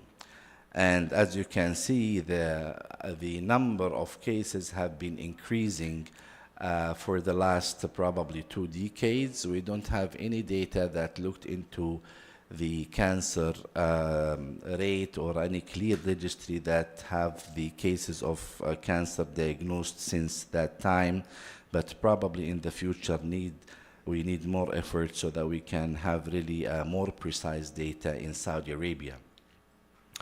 Now, there is a sharp increase in gastric cancer. So usually the incidence of gastric cancer is low, but when you reach 50 years, there is a sharp increase in gastric cancer in Saudi Arabia. And it's quoted that around 75 actually to 80% of gastric cancers are diagnosed in those patients who are 50 years and above. And that matched the international demographics for patients with gastric cancer. So usually below 50, the rate of gastric cancer is low, but as long as you reach 50, there is a sharp increase in the gastric cancer. The study dissected the areas and the sectors of gastric cancer.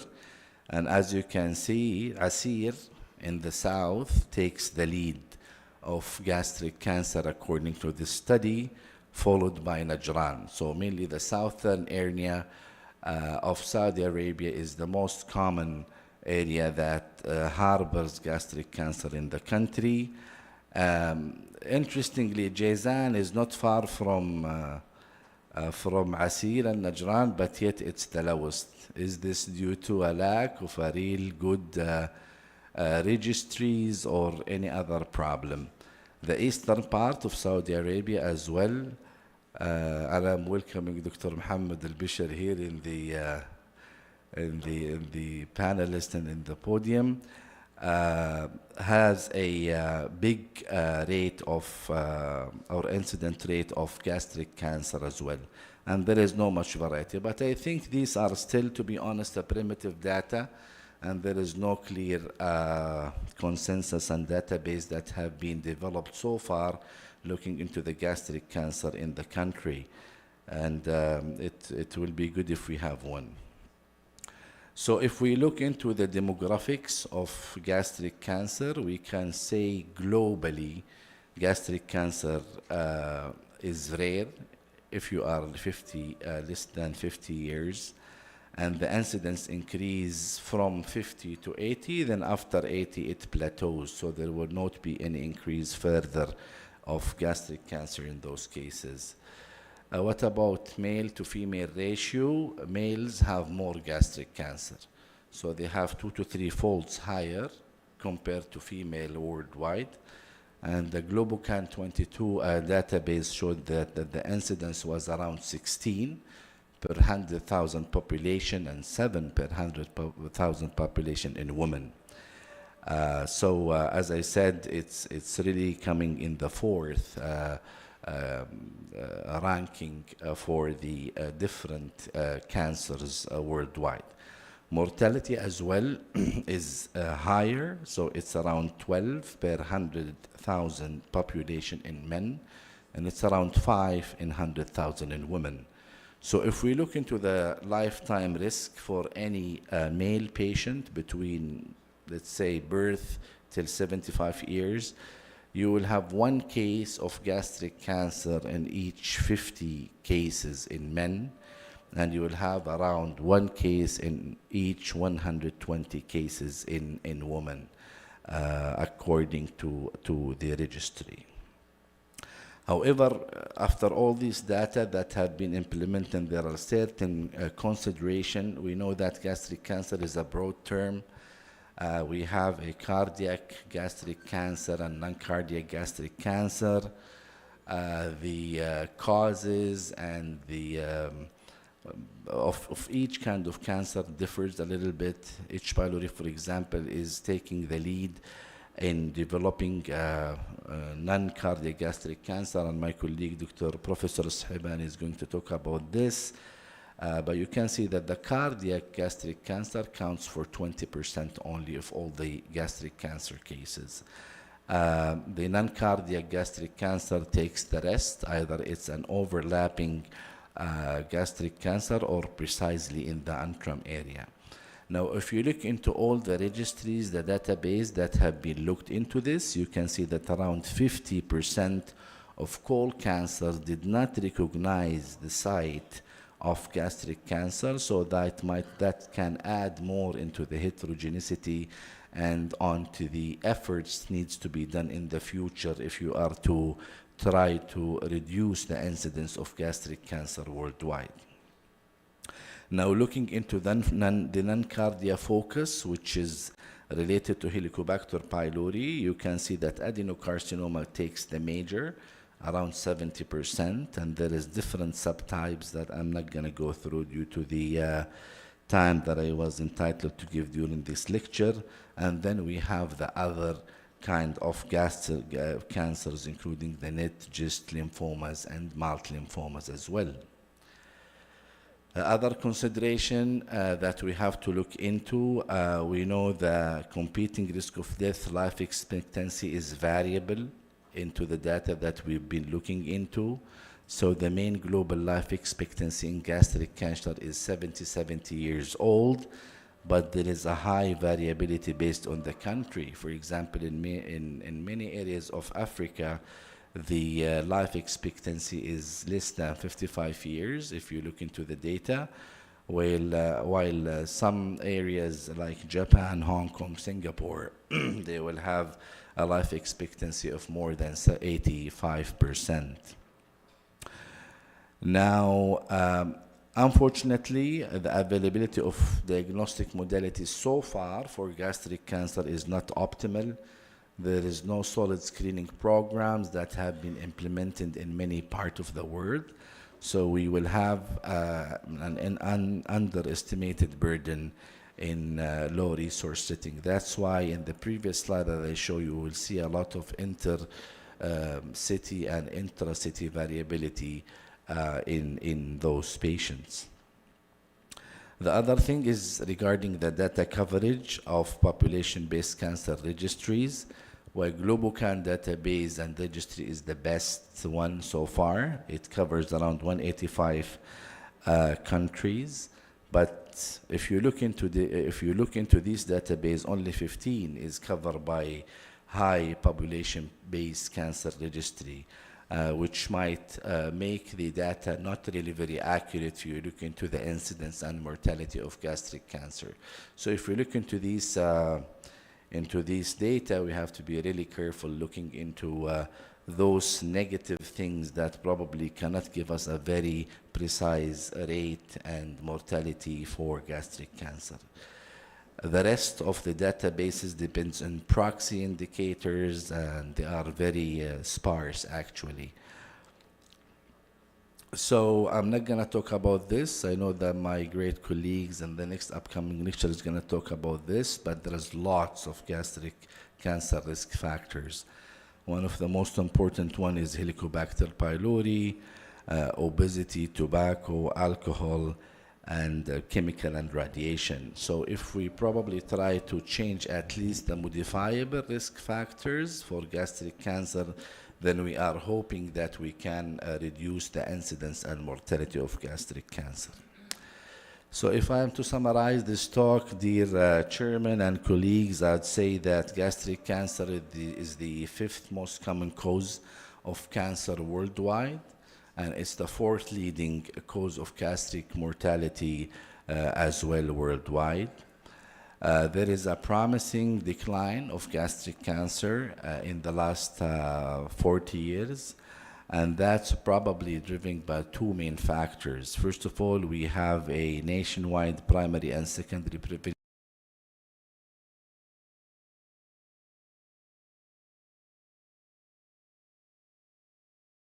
and for all of these at this point. And there's relative paucity of centers that provide comprehensive services to patients who require any of those. So what I have found helpful is to identify geographically where the area will be, your catchment population, who are you going to be serving with this program, and then come to existing hospital systems to discuss funding Obviously, you can't do this on your own. You need the fund. You need a hospital to embrace and adopt this. You'll need the resources to build clinics, endoscopy suite, invest in technology, and also have a core of advanced and therapeutic endoscopists who could be your partners in this practice. I would say a minimum of 2 to 3, plus a director, obviously, to start the service. Once you have this up and running, you'll need to have your service line well built, referral base, obviously, reach out to all the providers and the gastroenterologists, surgeons, and primary care doctors in the area. Tell them what services you can provide, and also start with building simultaneously, and I think this is where you can weigh in very well, Antonio, on potentially building registries to catch all the great things you're doing, patient population, what services you are providing, what outcomes, quality outcomes, benchmarks, are you keeping up with everything from adenoma detection rate to curative resections to weight loss outcomes. You need to be able to come back in a year or 2 or 3 and tell everyone that your program actually is delivering back at the level of quality that it's supposed to be doing. Not just volume plus quality. And with that comes a tremendous opportunity for research. And this is where you start to build your registries and you provide education also along the way. So maybe a fellowship program might come as a third arm. It's always service, education, and research that bring a program to fruition. And no program will stand on 2 legs only. You need 3 of these components for a program to stand. So I would highlight all the above components of a very successful new program. Okay, thank you very much, Dr. Haddad.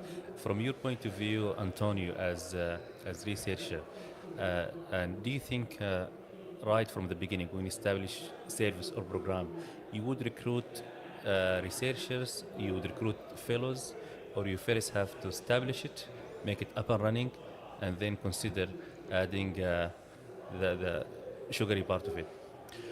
This is a timely question because I'm exactly in that situation, because now I recently moved to a new city. I am starting a new program in another university, so I'm in that situation. So we should recruit. The perfect situation will be to be able to recruit both researchers and very good, talented endoscopists. But this is not always feasible, not always possible. First, you should serve patients, of course. First, you should have data to do research. So if you have to choose, the first thing is, of course, to start the program with the endoscopy unit, performing procedures, training new mentees, new doctors. About research, I was always jealous of the huge amount of data that the Americans are able to gather. Also for the training program. In Europe, we try to do the same, but the situation is not exactly the same. We had the problem, for example, when we did ESG, we tried to put the curricula about several procedures, and we had to rely on the American data because we don't have usually, except some exception, a tracking of the progress of the fellows. We don't use the validated tools to track the progress of the fellows. So this is a thing where we should improve, not only in Italy, but in most of countries of Europe. And this is important for research. Fair enough. And Dr. Haddad, you have experience in both building or establishing center in the States as well in the region. Were they just juxtaposing each other, or there were huge differences and the legitimacy about it? Can you tell us your experience? Yeah, this is a great question, Dr. Iyad, and I think there are a lot of nuances that are kind of complicating the picture. One of the main differences I see is obviously who's paying for these services, and in the region there are, and in Europe as well, you see these government-based coverage services, which are to somewhat present in the U.S., but not the predominant model of payment. So to sustain a program, you make sure that you have the fund flow coming from, if you do an endoscopy, who's paying for it, how much are they paying for it, who's paying for the supplies and equipment. So that's a very important component of the program, is understanding the fund flow, talking to the various stakeholders, whether they are hospital administration, government-sponsored insurance or private insurance, which I think will be the main components of any program, and making sure that you have contracts with them that are fair and equitable and transparent, so you can get the fund flow coming. So I see that's one of the major obstacles to especially in advanced endoscopy. We do a lot of very niche type of procedures that don't necessarily come with a good payment. Okay. So you're doing a 2-hour third space endoscopy, and you're ultimately getting paid for a diagnostic EGD or diagnostic upper endoscopy, which is unfair. So there's a lot of nuances to that. You want to make sure that you get paid for what you provide. So that's one component. The other part is finding expertise and talent for the program, whether it's at the endoscopist level or at the nursing level, and getting some support from the institution for things like research infrastructure, coordinators and registries to be able to be successful. And that's, I think, still emerging in the region. I wouldn't say it's completely lacking, but it's still emerging. But you have to focus on professional development of your staff, making sure that you also recruit very talented and capable endoscopists. And you come to courses like this one, for example, where you can get, widen your network, and you get to know what other people are doing, what is the best practice in the region, because what might work here may not work elsewhere. We heard this morning, Barrett's management may be different in the region compared to the West. So you have to embrace these differences and these nuances, and customize what you deliver to what is best for the region. But there are definitely challenges, not unsurmountable in my opinion. However, you would need to be persistent and resilient in providing a service first, and next education and research as the following components. Thank you. And Antonio, from your experience building or establishing service, can you start by providing super specialized services straight on, or it has to be basic service you develop and you provide, and then you build on that? Now you should do both at the same time, because patients need also super specialized service, not just the basic endoscopy. So it's not acceptable anymore to have just basic endoscopy and then in the future we see if we can do something more. It's not acceptable anymore, at least in a referral center, of course. I would add a comment about training in research. Training in research it should be parallel to the training in endoscopy. It requires a specific training. This is why all the major societies, I know the American societies with ESG, we are doing some research camps, for example. In February in Munich, in Germany, we will have the research camp about ESG, is the second edition. It's important not only to learn how to do research, but to build the network. This is what I did in my career. It was a specific need for me because I work in a very small center. I didn't have people around me doing research in my field, so I had to write to people, to ask to do research. I learned from them. And this is why in a time span of 10 years, I built a strong research network. This is what people should do, particularly if they don't work, they are interested in research, they don't work in a high volume center where there is a big university where there are a lot of researchers. So research is feasible, wherever you are is feasible, but you should have the chance to do it. And you should build a network for that. Fair enough. And Dr. Mohammed, you're doing lots of research in your center and lots of publications in your center. As Antonio mentioned, I think networking. So do you have established a collaboration between your center and other centers in the States and other centers outside the States? And what's your view on that? Yes, in fact, we do have collaborations from within the US and even globally, including Europe and the Middle East, mainly as two partners outside the US. I see the value in these collaborations because mostly, especially if you're looking at a super specialized type of endoscopy, no one center will have enough volume to promote a best practice or even set the benchmark on a quality.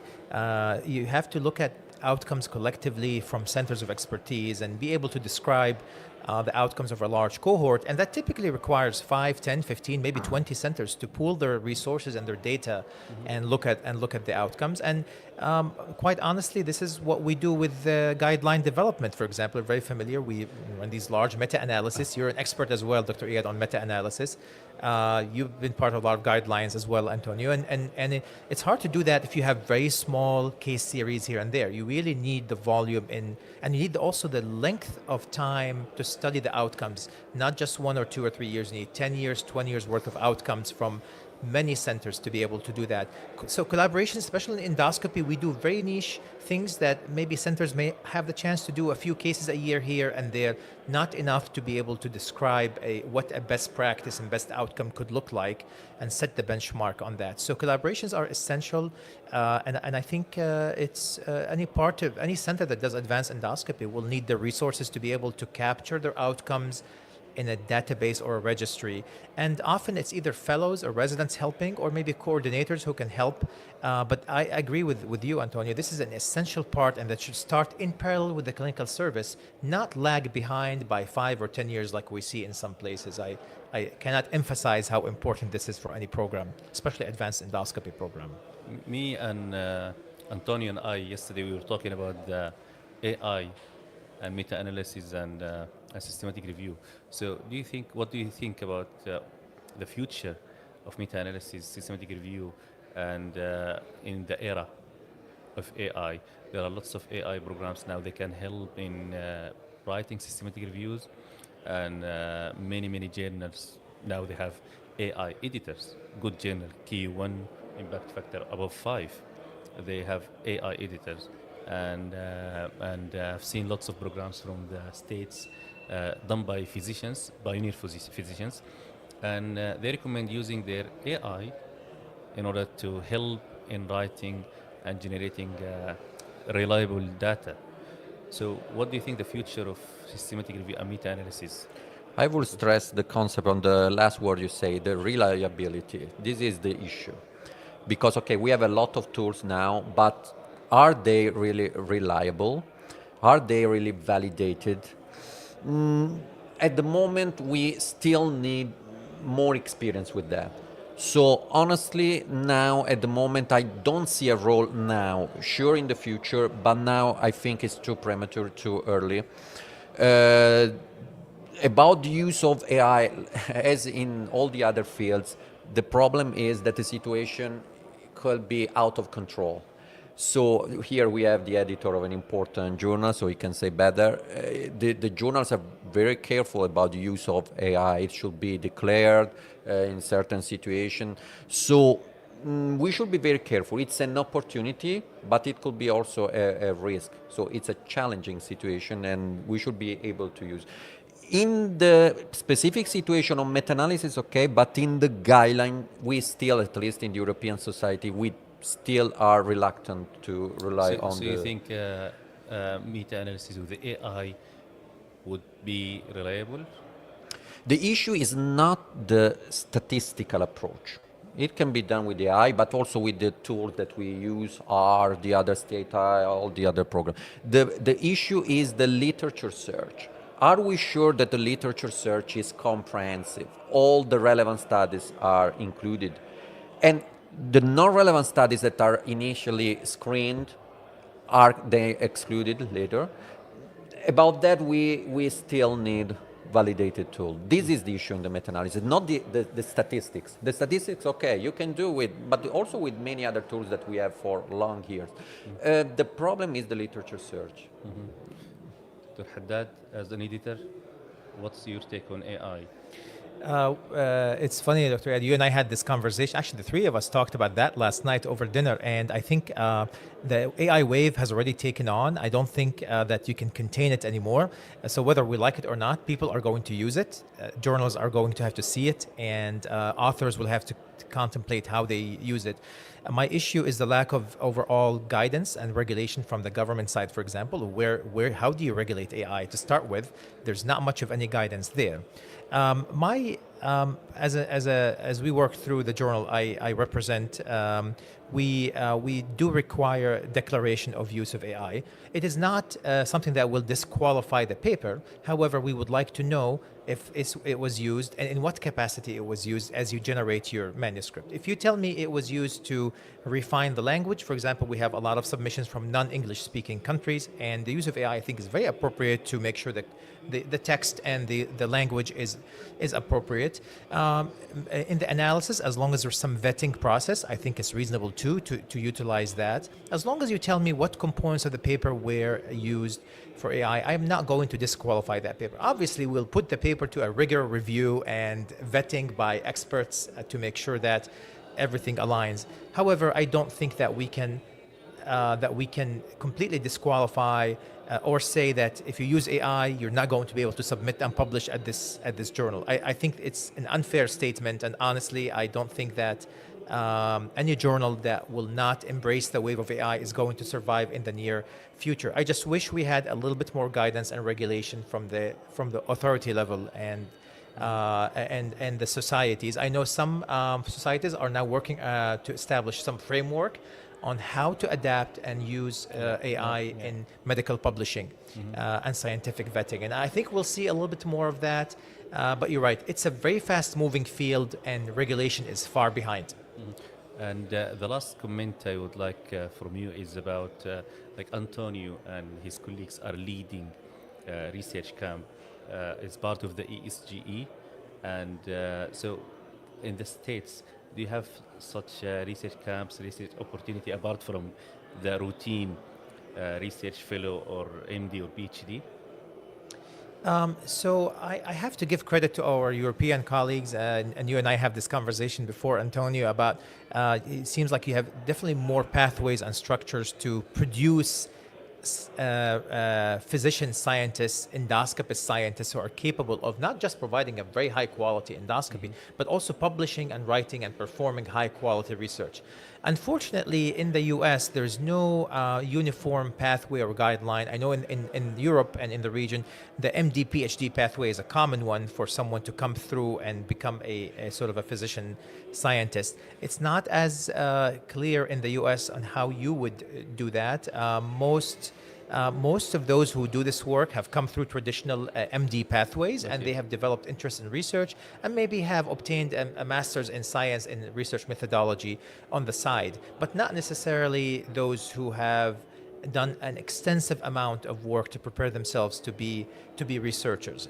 So it is less established. I sometimes look up to our colleagues from Europe to maybe show us how you can effectively do that. The model is just completely different in the US, unfortunately. The funding is not as available from institutions and from the government to promote these pathways of research endoscopists, if you will.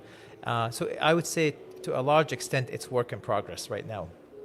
Thank you. And last comment from you, Antonio, about the research camp, importance of research fellowship, for example, and networking in research. Yes, I think it's a good option because, okay, now with the email, with the video calls, we can do whatever we want, but the physical interaction, of course, is still important. To exchange ideas. Okay, I have a good idea, but I don't know how to develop it. This is a common issue at the beginning of the career because, okay, one talented youngster can have good ideas, but how to develop, how to draft a protocol. Should I do a randomized trial? Should I set up a registry, a database? How to do it? So which mistakes not to do?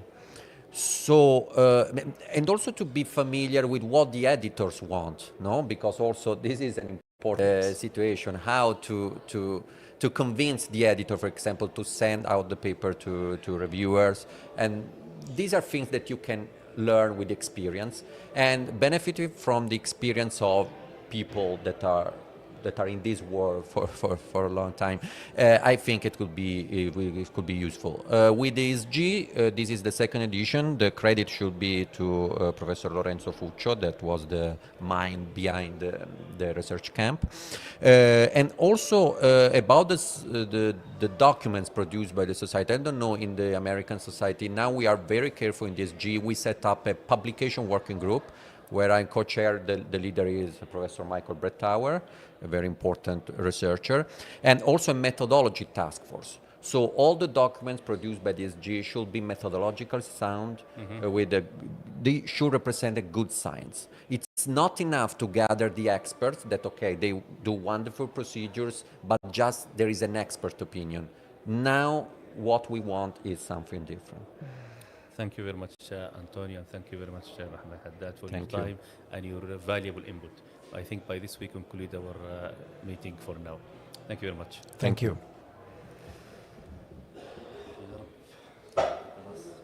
Good moderation. Well done, well done. Thank you very much. Thank you. Well done. Thank you.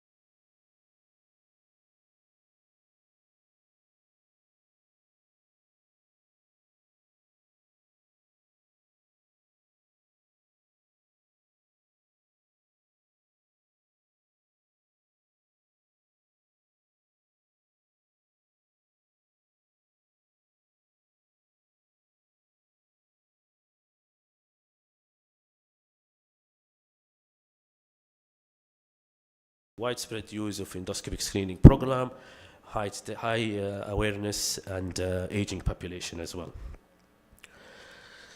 So the incidence, if you look at the surveillance epidemiology end result data that looked at the incidence of neuroendocrine tumor in the last few decades, the incidence has been rising over time globally, not only in certain parts of the world. From 1.09 per 100 population in 1973 to almost 7 per 100 population, per 100,000 population in 2012.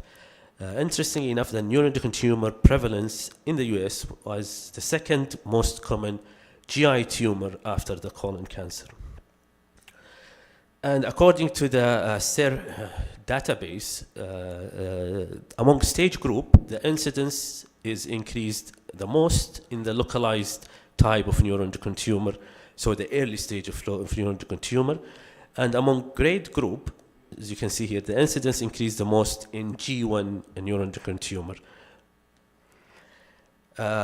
According to the site, among site, prevalence was highest in the rectum, followed by small intestine and stomach with regard to GI neuroendocrine tumor. So how do they present? They varies from asymptomatic incidental finding to a classical carcinoid syndrome, or sometimes symptoms can be related to direct effect of the tumor to the GI tract. They might present with pain, intestinal obstruction, GI bleed. The problem is they have vague abdominal presentation and they can sometimes be labeled as IBS. Unfortunately, neuroendocrine tumor usually diagnosed late, and when they diagnose late, it's too late to do any endoscopic or surgical management. So just go briefly on more detailed characteristics of types of gastric neuroendocrine tumor, just to refresh everyone here. Type 1, again, usually asymptomatic, usually discovered incidentally, again associated with chronic atrophic gastritis. Usually multiple small polyps, less than 1 centimeter. They have yellowish surface and smooth surface. Rarely cause carcinoid syndrome. They're associated with pernicious anemia and B12 deficiency. Type 2, multiple small polyps, again associated with either Zollinger-Ellison syndrome or multiple endocrine neoplasia syndrome. Type 3, usually sporadic, usually solitary, has no relation to gastrin level and has no relation to hypergastrinemia, and it has arisen from a neoplastic transformation of ecocell echochromographin cells without underlying any gastric pathology. Type 4, which is a neuroendocrine cancer, it's the worst type. It can be a small cell or large cell variant. It's usually present with advanced disease, usually large ulcerated lesion with rapid growth, and usually have lymph node and vascular invasion. Looking at the natural history and the prognosis, obviously grade 1 has the most favorable prognosis and the 5 years survival. They have the lowest metastatic risk over 5 years in comparison to type 2 and type 3. So how to diagnose? Gastrin level is not helpful in diagnosing gastric neuroendocrine tumor, but it does help you differentiate the type, which is important in deciding what the management approach. Chromogranin cannot be recommended as a screening test due to its low specificity. However, it's a tumor marker that might be helpful in type 3 gastric neuroendocrine tumor. It can be helpful and can usually correlate with the burden of the disease, with the presence of liver metastasis, and it's also helpful as a prognostic test to monitor response to treatment. It does affected by many factors, liver function, kidney function, and PPI as well. So what's the role of endoscopy in the management of a neuroendocrine tumor? A gastric neuroendocrine tumor in general, they can present with either polyps, nodule, ulcerated lesion. They can be single or multiple. They can have a smooth surface or an ulcerated surface as well. EUS has the greatest sensitivity for tumor detection when you compare it to other cross-sectional imaging. It's usually recommended for any gastric neuroendocrine tumor more than 1 centimeter in size. And it's particularly recommended and essential in type 3 neuroendocrine tumor to assess the depth of invasion and to see who to select for possible and potential endoscopic resection. Neuroendocrine tumor, gastric neuroendocrine tumor is always in the differential diagnosis of any submucosal lesion in the stomach, and you guys all know that. So, again, gastric neuroendocrine tumor type 1 and type 2 usually less than 1 centimeter in size, type 3 more than 1 centimeter. They are usually type 1 and type 2 favorable grade, type 3 is usually unfavorable grade. And type 1 and type 2 usually involve the superficial mucosa and submucosa, but type 3 can involve any layer of the gastric wall. That's why EUS is essential in assessing type 3 lesion. So when to do endoscopic resection? It's according to the European neuroendocrine tumor and the NCCN, type 1 less than 2 centimeter, grade 1 or grade 2, and with less than 5 lesions, and type 3 less than 1 centimeter with grade 1. Those type of lesion can be considered for endoscopic management. I'll go quickly over that. Again, Dr. Rashid already mentioned that with regard to gastric cancer. EMR does have a significant role here in the management, in the endoscopic management of neuroendocrine tumor, giving its small size. Standard MRI or CAB-assisted or band ligation EMR, simply sucking the small nodular lesion in a rubber band and cutting under the rubber band will provide you with hopefully in-block resection. However, EST, when you compare it to EMR, although there is no direct comparison, there is no RCT, but the outcome based on observational study showed that the in-block resection with EST in neuroendocrine tumor reaching up to 98% with an R0 of 95%. Endoscopic full thickness resection enables complete resection involving even the muscle layer or deeper layer. Two way of doing full thickness resection for gastric neuroendocrine tumor. The full thickness resection device, which is simply a modified Ovesco with an integrated snare. You suction the lesion and you cut, and you ensure that the clips is there to ensure and close the perforation defect. There is also a new approach which is called LEX or laparoscopic and endoscopic cooperative surgery, where you combine the surgeon and the endoscopy. It's helpful when both surgeon and endoscopics, it involves doing it in the OR, obviously, inserting a trocar. The endoscopist part, removing the superficial layers. The surgery part, remove the seromuscular dissection, and then the defect will be closed later on. This is an example of the full thickness resection device. You can see here the submucosal lesion. You can see here the Ovesco clips fired and the photo on the top left after resection, with ensuring that the Ovesco has closed completely the perforation defect. When you compare the both different techniques, you can see reasonable outcome both for EMR and EST and full thickness, particularly for lesion less than 1 centimeter. But once the lesion goes above 1 centimeter up to 2 centimeter, then preferably we prefer proceeding with EST and full thickness resection, as it does both of them achieve a higher rate of R0 resection and in-block resection. To summarize, if you have a gastric type 1 neuroendocrine tumor, you assess the size less than 1 centimeter. If it is less than 5 lesions, if it is in the superficial mucosa, then endoscopic treatment approach is recommended. If you achieve an R0 resection, you involve them into a surveillance program. If you have a positive margin, then you upgrade your endoscopic resection to, if you did an AMR, you go with EST. If you did an EST, you go for thickness, or you move on for surgery. If you have a lesion more than 1 centimeter, then EUS has a role. If the lesion is deep, involving the muscle, then surgical approach. If not, then endoscopic approach. For type 2 and type 3, type 2 usually managed similar to type 1. However, usually in type 2, the treatment is usually addressed on the underlying syndrome. But for type 3, we looked at the size. If the size is less than 1 centimeter with favorable grade, then endoscopic resection is recommended, favorably EST. If the lesion is more than 1 centimeter and if the grade is unfavorable, then surgical resection with gastrectomy and lymphadenectomy is recommended.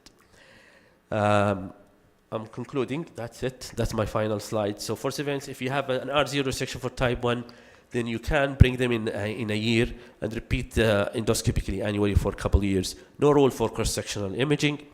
For R1 resection type 1, then consider other treatment option or endoscopic option, or involve them in a screening program and surveillance.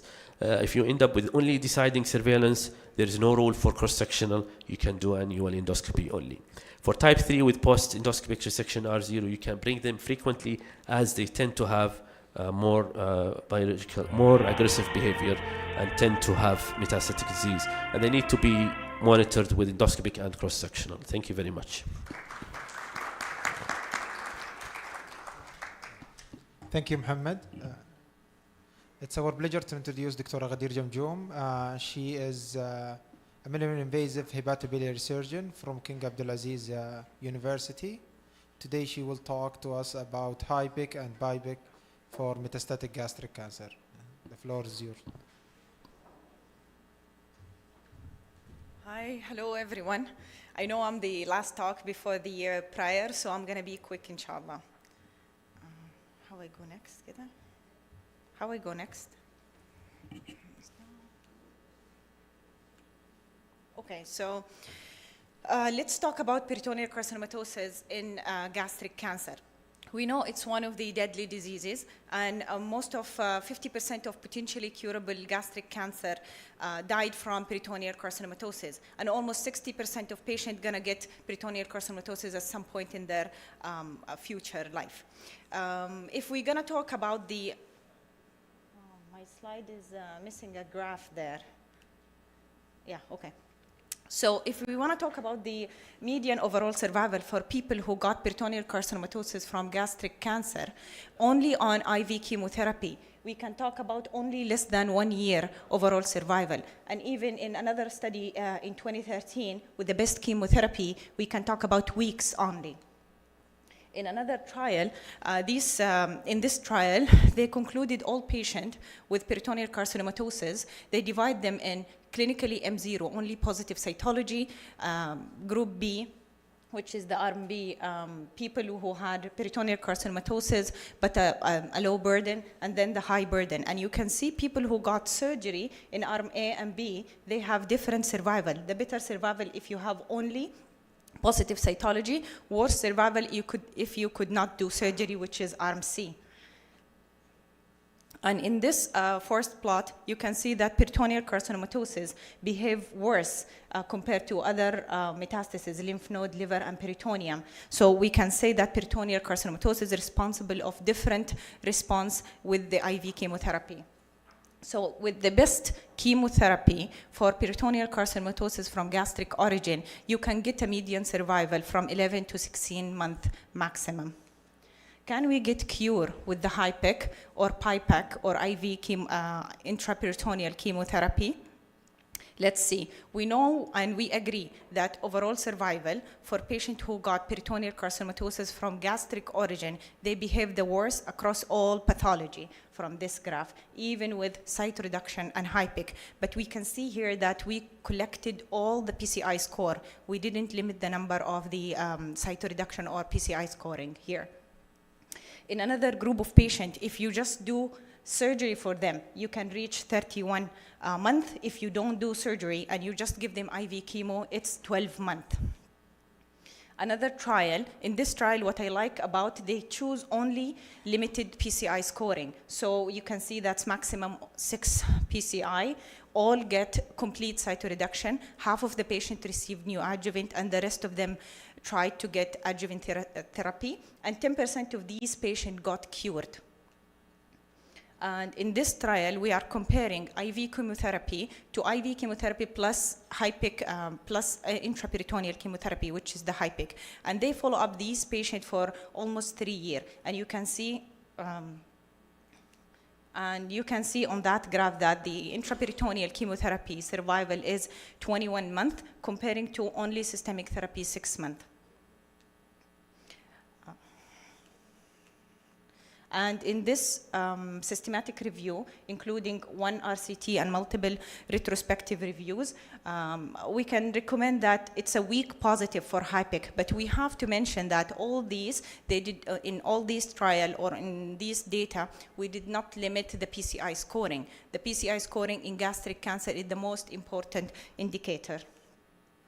In the cytoship trial, we compared, again, cytoreductive only with cytoreductive and intraperitoneal chemotherapy. And we can see that with no HIPIC, the DFS and the overall survival is less comparing to intraperitoneal chemotherapy. So we can conclude that in selected patients with localized peritoneal carcinomatosis from gastric cancer, HIPIC combined with the cytoreduction will increase the overall survival and the disease-free survival. So should we do laparoscopy prior to giving neoadjuvant chemotherapy? Usually surgeons say yes, we need to do laparoscopic exploration. Why is that? Because it's it's just 1-day operation. You can detect the hidden occult metastases, and you can confirm if there is any metastasis, and you can calculate or estimate the PCI scoring. And in the patients who have high burden disease, then you can give them the PIPAC, which is the intraperitoneal chemotherapy. We give it along with the neoadjuvant chemotherapy. Does biology and PCI matters in gastric cancer? Yes. In retrospective review, more than 200 patients who got peritoneal carcinomatosis and we did for them surgery, we can see here from this graph that people who got peritoneal carcinomatosis from with people who got HIPIC in gastric cancer with poorly differentiated or signet ring, they behave poorly compared to people who got well differentiated or moderately differentiated. And if we can divide the PCI scoring in these two patients, the poorly cohesive carcinoma, usually the maximum is 6 PCI, so we can get a good results. Comparing to the to the well differentiated and moderately differentiated, we can go up to 12 PCI scoring. What is the emerging modality? What we usually do in gastric cancer, or what is the option that we have? So we have the usual HIPIC, the open technique HIPIC. We have the laparoscopic HIPIC, and we have the robotic coming nowadays in the field. We have the intraperitoneal catheter infusion, and we also have the PIPAC, which is the laparoscopic or robotic PIPAC. Why we believe in the intraperitoneal chemotherapy? We think that a higher exposure of higher doses to the peritoneum, it can kill the cell with less side effect and with a direct contact to the poorly vascularized peritoneum. This is many clinical trial you can look at. Surgeons are working very hard along with the medical oncologist to find the best way to treat these patients. In conclusion, what I need you to know today that cytoreduction and HIPIC is the only treatment that may offer curative intent for peritoneal carcinomatosis in gastric cancer. And usually we aim for CCR0. We look for the PCI below 12 for people who have poorly differentiated or signet ring, and below 7 for poorly differentiated, and below 12 for any gastric cancer. Laparoscopy is very crucial, and for people who have a high burden disease, we can start early on with PIPAC. Usually we don't like to start late, so once you saw gastric cancer with severe or high burden disease, please, we can start PIPAC as soon as possible. Thank you, everyone. Thank you, Dr. Ghadir. We'll leave the floor for Imad. So with this, we conclude the second session for the day. And I know it's a Jum'ah prayer for those who are actually living in Jeddah. So there is a mosque and masjid nearby, not that far from here. Also, we have the lunch break, which will be for an hour and a half. So we will be rejoining at 1:30. This will be at MP, where is actually the big restaurants there. So have a nice break, and we'll see you inshallah back at 1:30.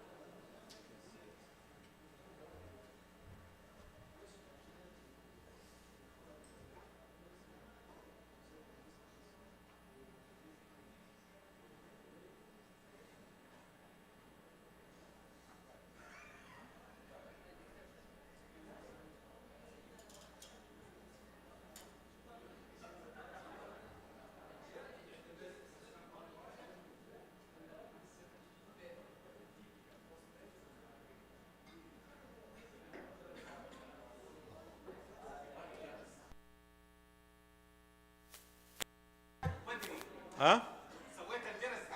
ايوه ايوه لا كويس.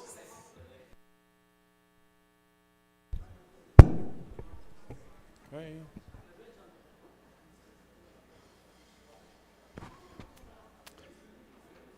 طيب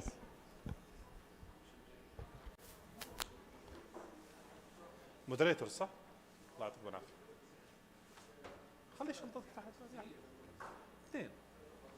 انا بس حاط لي جست ان كيس واحد ما بيجي.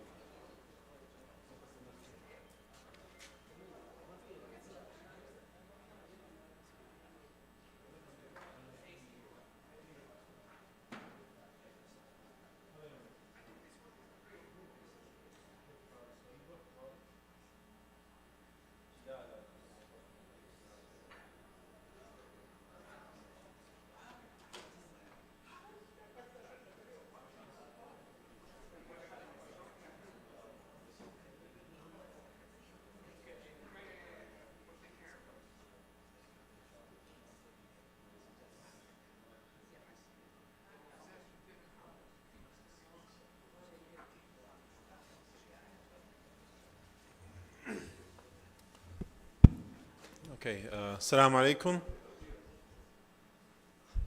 We now can move to the second half of our first day, focusing and shedding the light on some of the most interesting topics in gastric related malignancies and dealing with them. And with no further ado, I'm going to hand the microphone to our moderators, Dr. Nawaf Al-Ataybi and Dr. Ahmed Madkour. Thank you so much, and you may proceed.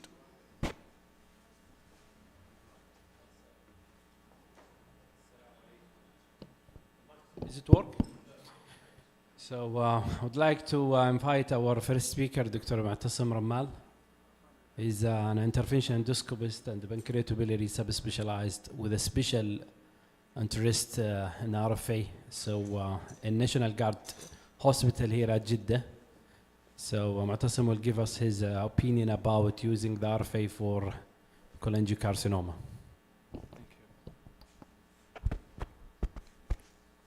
No, just waiting for. Assalamu alaikum. Good morning. Good afternoon.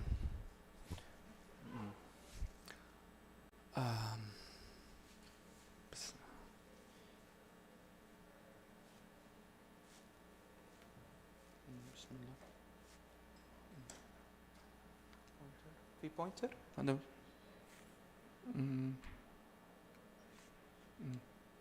طيب. Assalamu alaikum. Good afternoon. Thank you for the invitation. Today the topic, and Dr. Ahmad as usual give me a hard topic to talk about. This is an era in GI track which everyone is, I have to say, is afraid to do. And that I'm declaring that because I know what's going on in RFA media. And we will talk, it's a 15 minutes, so I cannot talk about everything, but I will do kind of hitting where is the hottest and where we are now and what we can do. Okay, no disclosure. So RFA and GI tract, there's esophagus well established, biliary that we're going to talk today about, pancreatic, it's new as well, but it's going to be almost established in 2 years with the guidelines. Again, this slide, I put it with all RFA, we are not in competition with IR and surgeon. This is the message we have to do when we start any RFA surface, that because the pooling all of the surgeons coming, patients coming either from surgery or IR. So cholangiocarcinoma, either it's extrahepatic or intrahepatic, we have to have there is a rule. If it's resectable and is the patient surgical candidate, period, it's a surgery. Transplant, new adjuvant, that's the era of no RFA at all. So if patient is resectable and is surgical candidate, sorry, we decline any RFA surface. Okay? So that's a rule. I will not talk about it. So RFA in general in biliary tract, We'll talk about cholangiocarcinoma and biliary neoplasm, pancreatic cancer, different and benign condition. So I will go again because 15 minutes is too short, so I'll go. So first of all, what kind of an instrument are you going to use? The RFA, it's always linked to something very important, is a cooling system. Why we are afraid as a gastroenterologist from RFA? Because we don't used to work with destroying something. We always try to fix something. But when you use RFA, you can look at the IR people, electrophysiology in cardiology. They all use generator. They are working with energy. GI people, we are not working with energy. That's why we are kind of afraid to work as a RFA, in RFA procedure. So the most important thing in the RFA, in any procedure in GI or anything, is what the surface area you are occupying, and do you have a cooling system or not? So depend on the company you are using, but this is the most common company we use, is the most often company we use. This is what we call Habib probe. The generator, whatever generator you have, you can use it, but you don't have cooling system. So the cooling system, it happens by pulling out the probe out from the structure, or we'll talk about it quickly, but that's how in general we can talk about. Then cooling system, why it's important to have a cooling system in RFA. We don't use to have to say, we need a cooling system in GI tract, because we don't use it. When you use RFA, you're gonna know what cooling system is, why it's very important. Simply, I will go past here to show the cooling system. What is it? Oh, it's not here. Okay. So let's go with the indication. Indication.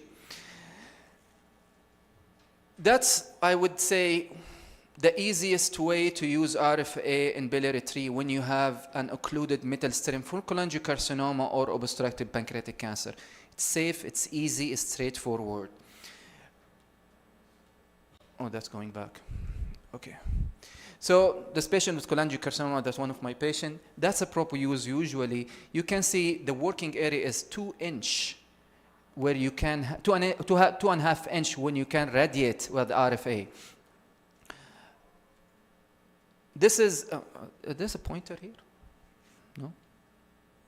I don't know. There's pointer? Where?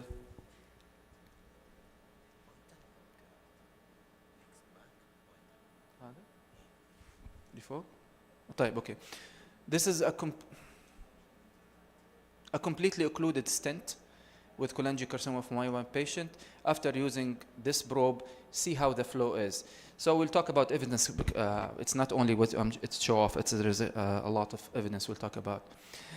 This is before and after, and you can see how is the patent of the stent. So you can put a plastic stent after that, or you can leave it. The most important, the beauty of this procedure is you don't have to bring the patient after 1 or 2 months, because this stent will be patent for at least 3 months post RFA, with the evidence we're going to talk about.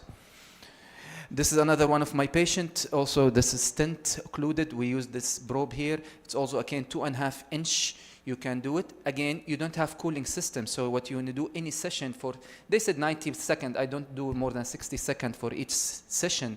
After you do the session, you keep the probe in the metal stent.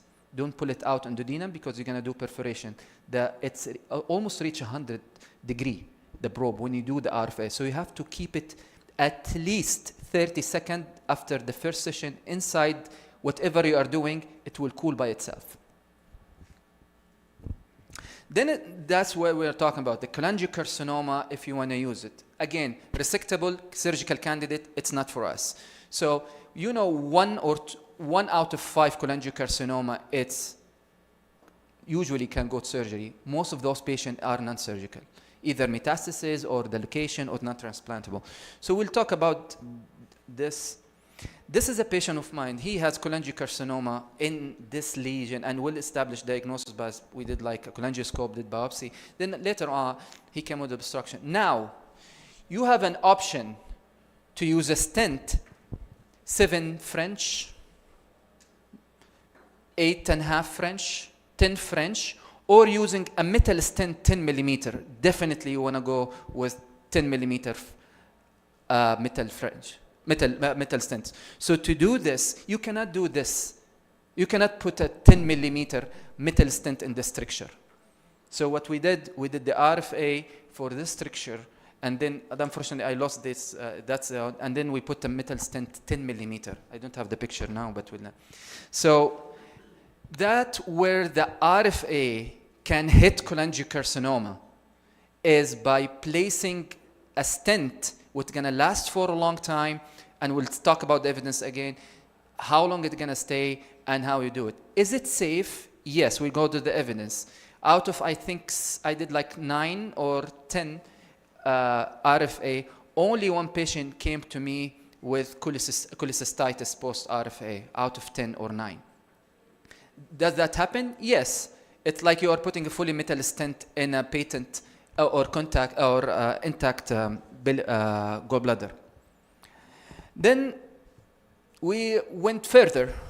We had a patient with cholangiocarcinoma with PTC, and the IR cannot put at least 8.5 French in the stricture. So me and the IR and our endoscopy team, we decide to put the RFA probe in a retrograde through the PTC.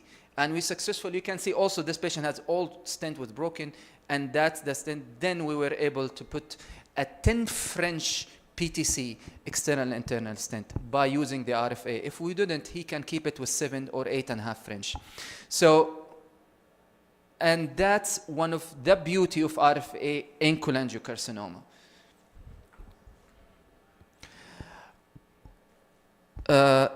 That's kind of some evidence. We'll talk about this. There's a patient there were the randomized trial to use this probe again to put it for a patent to see the patency of the stent after you do RFA. Sorry, where is it? And you can see, if you want to see, okay, that's prolonged the life, or what we say it's overall survival more than 5 months, 6 months, than non-RFA stent. But when you go to the pooling data for oncologists, when they are dealing with overall survival, it's not like what we are looking for. If you say to the oncologist, the overall survival increasing 5 to 6 months, 3 months, that's a long period for them. You underestimate this as a gastroenterologist, 3 months, 4 months. But the oncologists, when most of you work with them, 3-4 months is not like 2 or 3 days as we think. There's another meta-analysis when they did the endoscopic biliary treatment for unresectable cholangiocarcinoma for meta-analysis. So what they did, they combined not only RFA, there is something called also photodynamic therapy. It's kind of more complicated thing. You inject a photosensitive material, IV, then you go with the ERCP, you put the probe, and by photosensitivity, they break or do the radiation from outside. It's called photodynamic therapy. We don't use it that much in the Middle East. The problem with photodynamic therapy, the only big problem with them, patients develop a lot of photosensitivity at the skin period area. So it's kind of annoying for the patient who is already cancer. So this study, you can see the meta-analysis. I'll bypass to this one. So, what is this? I don't know. Okay. That's RFA with a stent, like endoscopic RFA, and that's with stent alone. Again, it's 13 months versus 8 months. No? 2 minutes. 2 minutes, okay. Well, almost done. And so you can see the significance of p-value. Not also this, you can see in you're using RFA for stent patency. Also the recurrence obstruction, and you need to do another ERCP to open the stent. It's less with the RFA people. Again, I cannot bring all the evidence. It's just 15 minutes. This is with photosensitivity.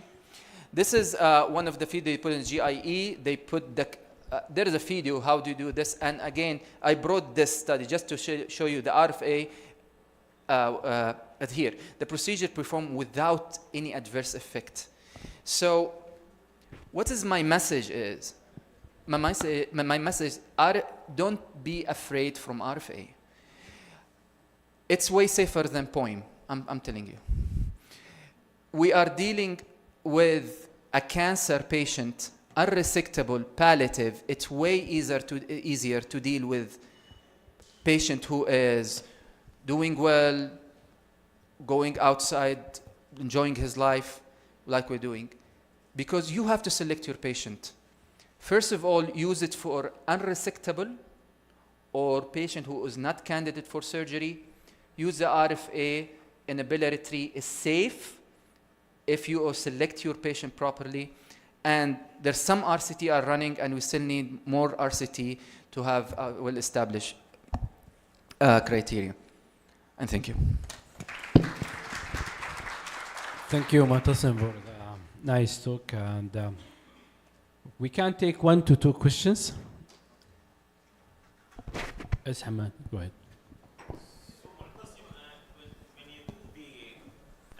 When you do the RFA, you put a plastic stent or you don't.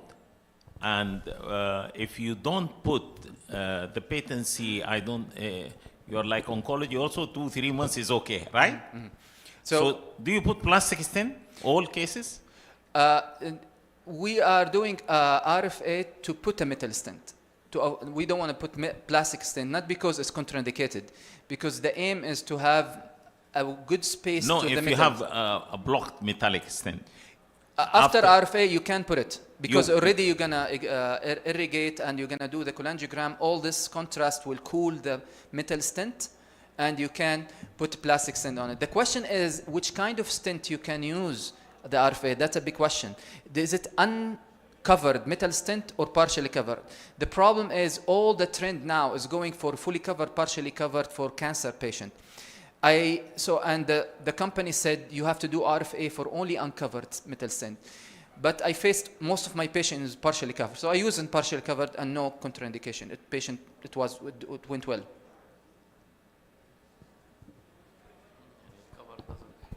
Any more questions? Okay. Hi, thank you very much for your talk. Really enjoyed it. I think it should be in the toolkit of all the major HPB units for palliation. My question is about safety profile. That what's the risk of having any major complication like perforation or something major in these palliative patients? Okay, thank you for your question. So when you are doing that for cholangiocarcinoma and the patient has a stricture who already has stent, usually you do this for a patient who already stented before and you bring him back. When you put the probe risk of perforation is almost less than 2%.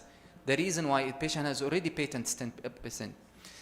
The problem with RFA is if your radiation, which we don't want to talk about, and the impedance go beyond 1 centimeter, what we call it 10 millimeter. The radiation of the RFA of any system, if you use this, your beams go up to 10 millimeter around the central point. If you are close to the cystic duct, that's the only problem we face if you have intact gallbladder. So that's number one. If you have intact gallbladder and you are doing at the mid of the CBD, you have to be kind of curious. The second thing is, if you use it at the ampullary side, like distal CBD stricture, risk of pancreatitis, it's very low. The reason is, again, patient will have a stent after that. Okay. So perforation, it's almost, I haven't seen any perforation done for me at either literature. Pancreatitis never happened. The only thing happened with me, and the literature said, if you have intact gallbladder, you might have cholecystitis, and you're going to be lucky if the cystic duct has a low takeoff. But otherwise, it's really safe procedure. Thank you. Thank you for the nice presentation and the questions. And now we move for the second talk. It's a great pleasure to introduce Dr. Benedetto. He is an expert in EUS and EUS intervention, and he will give us a talk about comparison between EUS biliary drainage and the BTC for palliative patient with unresectable pancreatic cancer. Thank you, Hamad, for this kind invitation that I hope is the start of a future scientific collaboration. Thank you, dear moderator. Thank you, Hamad. Thank you, Nawaf. They are preparing for the speech.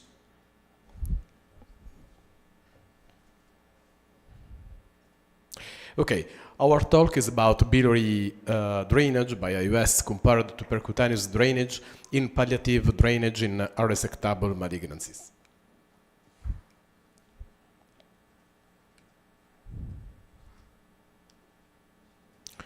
What we have to study about, we are talking about the setting and current biliary drainage approach, the EUS biliary drainage and the percutaneous drainage, when to do it, and the comparison of clinical outcomes, technical and clinical success, with the quality of life evaluation. This is, for me, the most important point that we have to discuss at the end of the talk. Then, we know how which disease are the causes of jaundice, as pancreatic cancer, cholangiocarcinoma, ampullary cancer, metastatic disease, and lymphoma. But all of these pathologies causing malignant biliary obstruction causes the same symptomology, like jaundice, pain, itching, acute cholangitis, with the poor quality of life and delayed tumor treatment. Then a nearly and efficient treatment of obstructive jaundice is mandatory.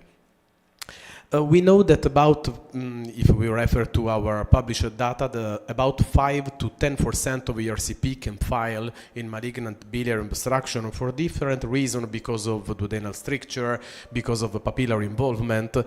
Then, if the ERCP fail, we have to do a percutaneous drainage or a biliary drainage. There are different reasons because why an ERCP can fail. The biliary drainage by AUS was, for the first time, was published by our group, that is feasible as first-line treatment also for after a year failed the ERCP, and with a good technical and clinical success and low adverse events rate if compared to ERCP. And this year we published a very big study, international study worldwide, with about 300 patients, showing as the first-line treatment by therapeutic AUS should be possible. But with the similar results if compared to gallbladder or choledochal drainage. Anyway, but what we have to choose between EUS and percutaneous drainage if ERCP fails? What? We know as the echoendoscopic drainage should be by transgastric or transduodenal access, and please prefer the transduodenal access when it's possible, and should be done by hepaticogastrostomy or choledochoduodenostomy, or by gallbladder drainage by stomach or from the duodenum. Then percutaneous drainage should be or external or internal. This is very, very good issue that we discuss with our interventional radiologists, because we want the internal drainage, if it's possible, as first step. Anyway, this is a photo for one of the first drainage by metal stent before the use of the luminal opposing stent, metal stent. We evaluated the technical success, the clinical success, the procedure-related adverse events and mortality, the reintervention because of patency and the stent dysfunction, the hospital length of stay and the resource use, and the patient's quality of life, the most important point. The evidence that we have in the meta-analysis show the comparable technical success between biliary drainage by AUS and percutaneous one, but the AUS biliary drainage is associated with higher clinical success and lower adverse events in several analyses. Moreover, the AUS biliary drainage is linked to fewer intervention and short hospital stays. This meta-analysis of 2022 showed us the adverse events are measured for percutaneous drainage, like cholangitis, stent dislocation, stent obstruction, and the reintervention rate are higher for percutaneous drainage, translating a poorer quality of life. In this meta-analysis that we showed before, we show us the need of reintervention is very higher in percutaneous group, and the death is major for the patients treated by percutaneous approach because of recurrent cholangitis that falls on the death for the patients. Endoscopic ultrasound guided biliary drainage is generally to prefer between percutaneous drainage because the technical success is very, very similar between the two procedures, but the clinical success is about half time more for AUS drainage, different to percutaneous, with less rate of adverse event at 24 hours. Similar data were published in this meta-analysis because procedure-related adverse events also are showed very less if compared to, or for AUS, if compared to percutaneous drainage, and the reintervention is about 2 times less for AUS. Anyway, the direct assessment and comparison of quality of life at baseline at 1 month and 3 months between AUS and percutaneous drainage, there are no significant difference in quality of life, but we have to remember that patients with percutaneous drainage has an external catheter. This should be very uncomfortable for the patients because we have to remind that are clinical and oncological patients with a poor expectancy. The quality of life it's depends from the catheter because, and not only for the catheter, because patients with the percutaneous drainage should have a major rate of reintervention for cholangitis than the AUS biliary drainage with internal drainage as to prefer to the percutaneous one. And the randomized clinical trial and prospective studies report fewer visits and reintervention after echoendoscopic biliary drainage, likely improving end-of-life quality of life. The adverse events between the two procedures are a little bit different because for the percutaneous one, we can have catheter dislodgement, cholangitis, bleeding, pain, external care issue, and for biliary drainage, we should have leak, peritonitis, emigration, pneumoperitoneum, and also stent occlusion. Overall, the adverse events are frequently lower in biliary drainage by AUS than the percutaneous one, with lower reintervention. What about hospitality cost? The echoendoscopic biliary drainage often is associated with a very low hospital stay. Generally, patients drained by AUS can go at home the day after procedure, and the lower reintervention rate after echoendoscopic biliary drainage are translated in fewer hospital visit and procedure that can be translated in a reduction of the cost. Then cost effectiveness varies by center because it's up for local expertise, the complexity, the initial technical complexity, the need of repeated intervention. The drainage method affects palliation and access to chemotherapy because timing is very important because more is short the timing for the treatment of jaundice and better is the oncological response of the patients. So despite there are non-consistent evidence that the drainage route by AUS or percutaneous one change the survival in unresectable malignancy. Then the biliary drainage may facilitate, the AUS biliary drainage may facilitate the internally biliary access and earlier chemotherapy in some cohort of patients published in literature. Which is the best algorithm that we have to use in case of a filed ERCP? If in our center there is a therapeutic echoendoscopist, okay, AUS biliary drainage should be to prefer. But if we have not, we can do percutaneous drainage. But there is another possibility that for me is very important. Please refer the patients to a referral center because there is no need to catch our patients in our center because if we have no competence for the patients, we have to send the patients to the referral center because the goal is not the procedure, the goal is the patients.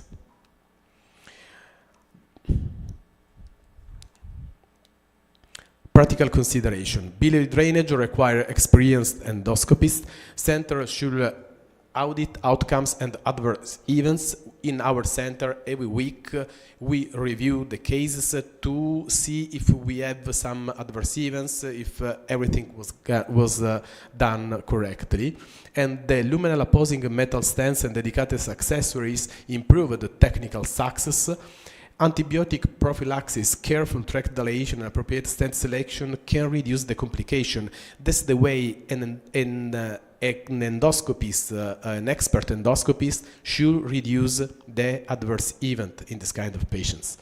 And the coordination with oncology and multidisciplinary approach, interventional radiology, improve the patient's centered care. What's the limitation about? Heterogeneity across the study.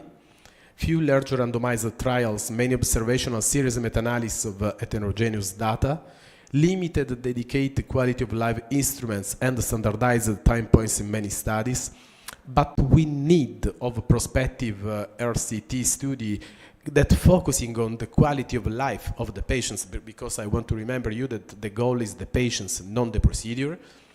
Then, biliary drainage is an effective alternative to percutaneous one after filed ERCP with comparable technical success.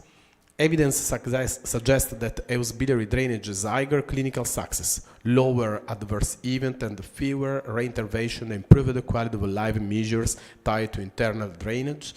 And we have to choose the biliary drainage by AUS when local expertise is present, the devices are available, and use percutaneous drainage only if therapeutic AUS is not available. Thank you for your attention, and visit us in Milan when you want. Thank you, Benedetto. So we save some time, so we are open the floor now for the questions. So, Ahmad.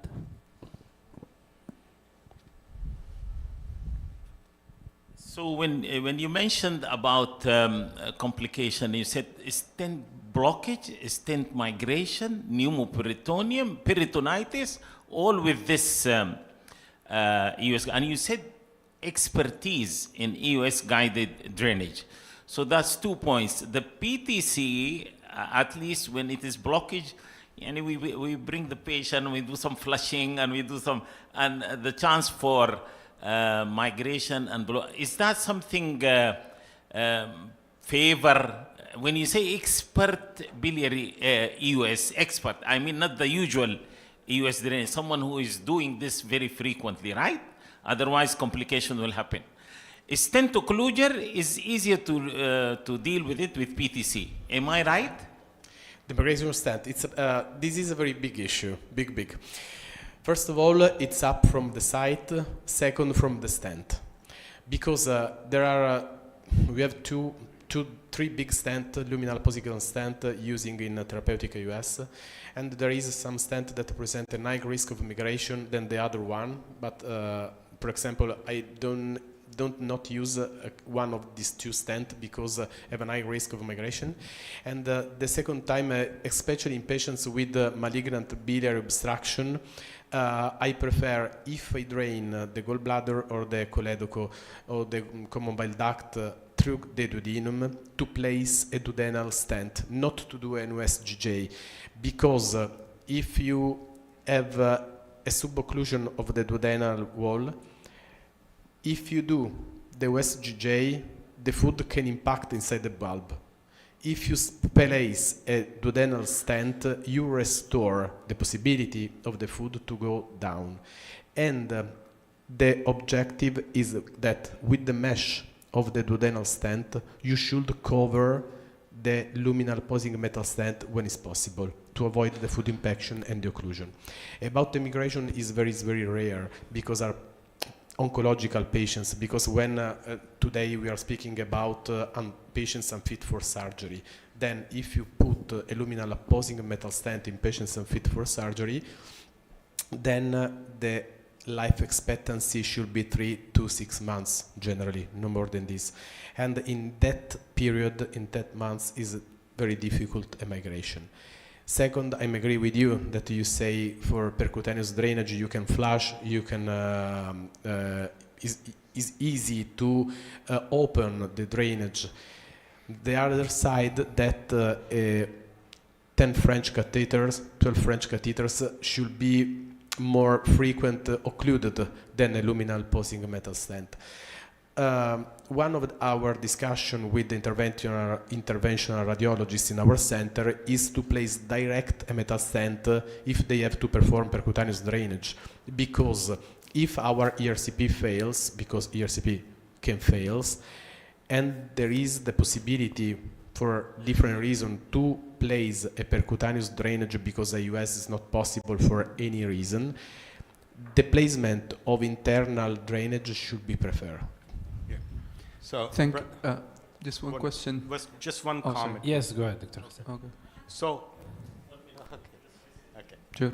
So there are two parts of your questions. One is comparison between the US bioduct drainage and the PTC, like their side effects and their function of those and usefulness of those.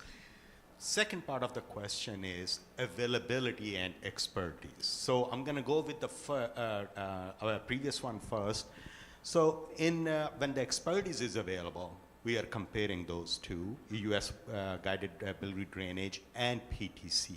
PTC is well established, no question about that. It causes pain, tube hanging out, patients don't like it. It occludes very frequently. It needs to go over and over. High risk of over and over need to repeat. High risk of infection.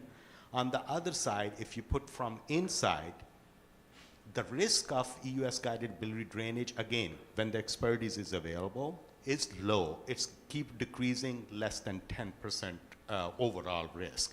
It stays open based on what kind of stent you put in. I think as we move along, I'll have some cases, we'll talk more about that. But the lumen opposing metal stent occludes more frequently as compared to the tubular. If you do it from the duodenum, it occludes more frequently as compared to the from the stomach, hepatogastrostomy.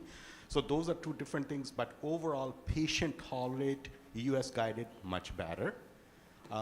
There's a less risk of blockage of those, less risk of migration, less chances of repeating over and over. So if the expertise is available, we would, in this day, we would prefer EUS guided. Now the second part of the question is the expertise available? Majority of the places, they don't have that available EUS guided. So in those cases, PTC is well established, you should go for PTC.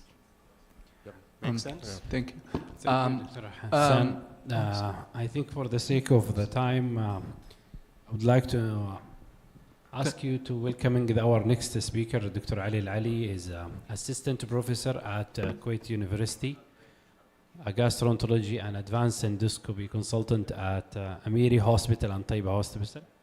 So Dr. Ali would like to give us his advice how to treat or prevent our nightmare post-RCP pancreatitis. Thank you very much, Noah, for this introduction. So, assalamu alaikum and good afternoon, everyone.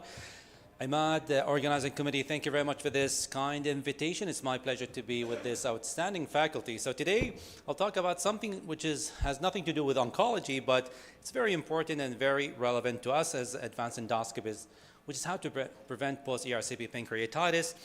These are my objectives. So before we talk about how to prevent post-ERCP pancreatitis, we need to define it.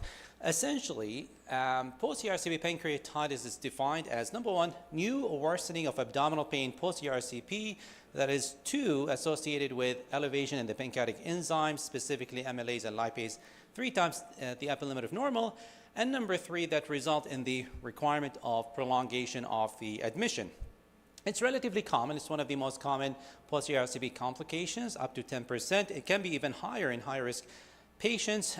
Luckily, the majority will have mild disease, but it's important to keep in mind some patient will develop severe necrotizing pancreatitis, and you will have patient who will die from post-ERCP pancreatitis. So when we look at the risk factors for post-ERCP pancreatitis, we know not all the patients are the same. Some patients will have higher risk, so there are patient-related factors and there are procedure-related factors. We know in general, patient who had prior episode of post-ERCP pancreatitis, young female, tend to have higher risk of post-ERCP pancreatitis. In addition, we know whenever we manipulate the pancreatic duct, either with inadvertent passage of PD wire, if we cannulate or inject contrast into the PD or perform pancreatic sphincterotomy. So there are specific interventions that we do during ERCP can increase the risk. So to keep this in mind. But also remember, the endoscopist is also an important part of this equation. We know that experienced endoscopists have lower risk of post-ERCP pancreatitis. So this is very important to keep in mind whenever you have a patient with predicted higher risk of post-ERCP pancreatitis. Sorry, I'm just going to skip this for the sake of time. So an important question is, can we predict post-ERCP pancreatitis even before we do ERCP? The answer is maybe. So there are some biomarkers, there are some markers that we can look for before we're doing an ERCP that can predict increased risk, one of which is pancreatic steatosis. So there are some suggestions that if you have pancreatic steatosis on imaging pre-ERCP, this increases the risk of post-ERCP pancreatitis by twofold. And there is a novel biomarker, which is renalase, which is an anti-inflammatory biomarker in the blood. And we know that patients who have low level of this biomarker, they have higher risk of post-ERCP pancreatitis. So maybe in the future, we'll look for specific biomarkers that can predict which patient can go on to develop post-ERCP pancreatitis.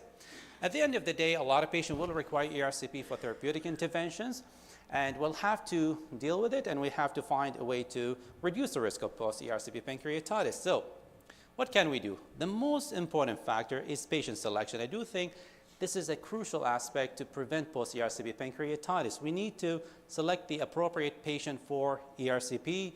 We know ERCP is not diagnostic for the most part. It's a therapeutic intervention. We have a lot of modalities such as EUS and MRCP that are less invasive, much safer if we want to diagnose the problem. So patient selection is crucial. But there are specific interventions or maneuvers or techniques that we can use during ERCP that can reduce the risk, which I'll talk about in the next few slides. Similarly, there are some specific interventions, including IV fluid and rectal NSAID. And again, I'll talk about them in the next few slides.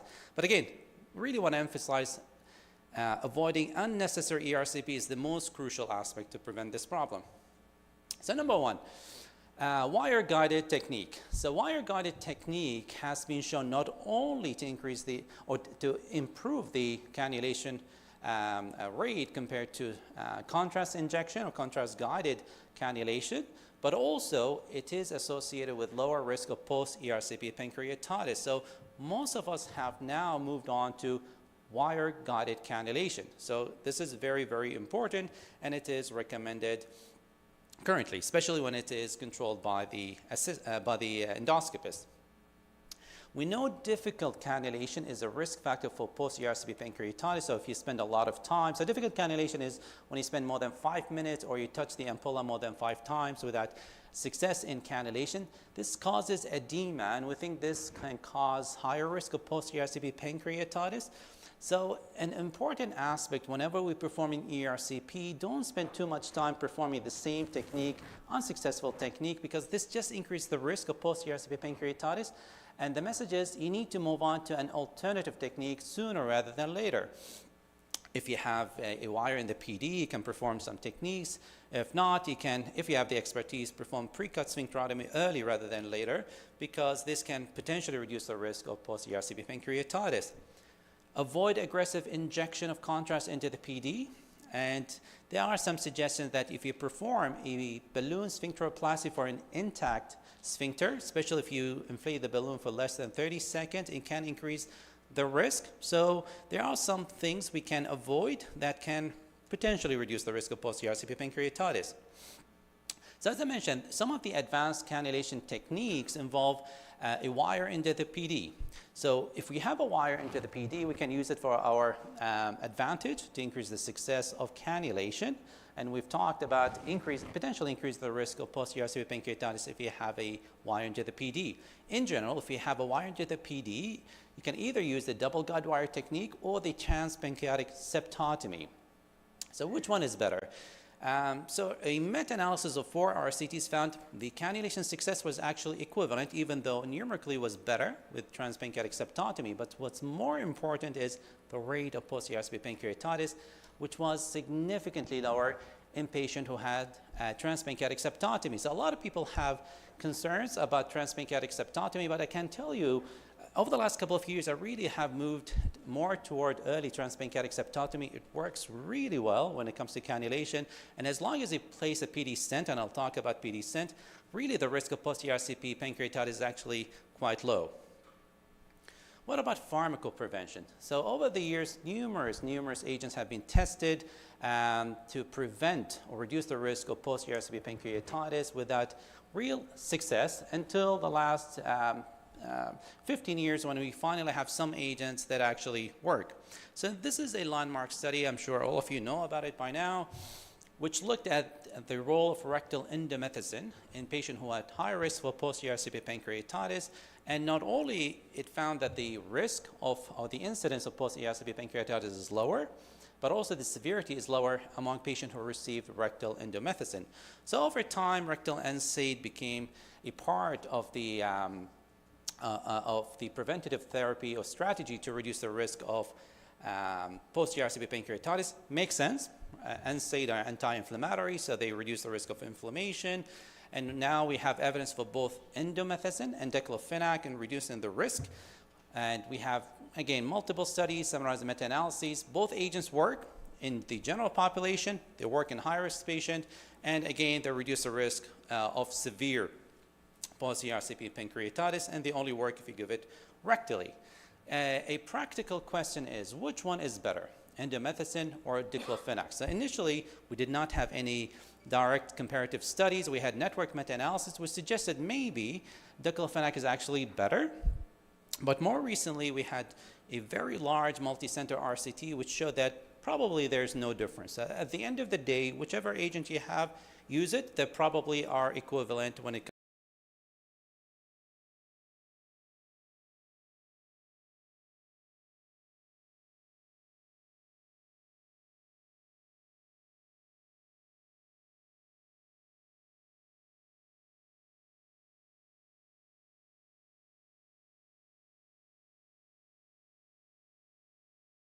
I will introduce myself and then ask you to introduce yourself the way you like, and introduce your face. Yourself. المايك قربي شوية. كده ممتاز. حيعملوا تيست الحين. خلاص. And then test. you introduce yourself the way you like, and then we'll start with bariatric, and we'll talk about the new methods in bariatric, the new techniques, and learning curve. تريننج. لا تحاتي قول انت بالضبط انت جاهزه ما عليك ما شاء الله يعني ما انا مو جاهز انا بجهز نفسي شيء تريد من يسترداي ها دقيقه صوت واضح دقيقه لا ويت هو لحظه الصوت واضح صح؟ and then الدسكشن حيكون يا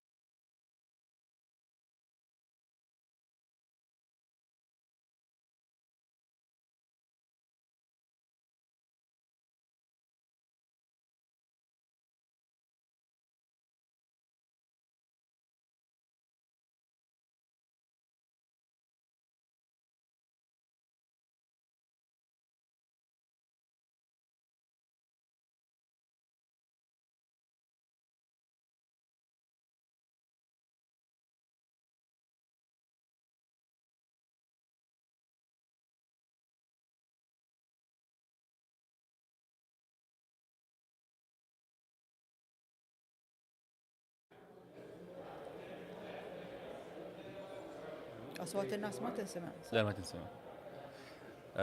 بسم الله الرحمن الرحيم. السلام عليكم ورحمة الله. It's my pleasure to be in IGCC for the second time this in Jeddah. And my name is Iyad Gadour. I'm a professor of medicine, consultant gastroenterologist, transplant hepatologist, and I will be hosting two of pioneer endoscopists in the Middle East and known international level. So I will ask my colleague Professor Abid to introduce himself, please. طيب بسم الله الرحمن الرحيم. It's a pleasure to be with the second time with Dr. Ahmad for IGCC. My name Abd Al-Hebi I'm the chairperson of gastroenterology and hepatology and endoscopy in King Fahd Medical City. And also I'm the president of the Arabic Society of Gastrointestinal Endoscopy. Thank you, Prof. Imad. Dr. Mariam. Hi, Dr. Riyad. Hi, Dr. Abid. This is Dr. Mariam Al-Khatiri. I'm head of endoscopy department at Ibrahim bin Hamad Ubaidallah Emirates Health Services, advanced endoscopist, and my interest in bariatric and metabolic. Thank you for coming here. Thank you for joining us. So, in today's talk, we're going to be talking about two different things. The first thing is bariatric endoscopy, as well as ERCP, some sort of competency, training, complication management.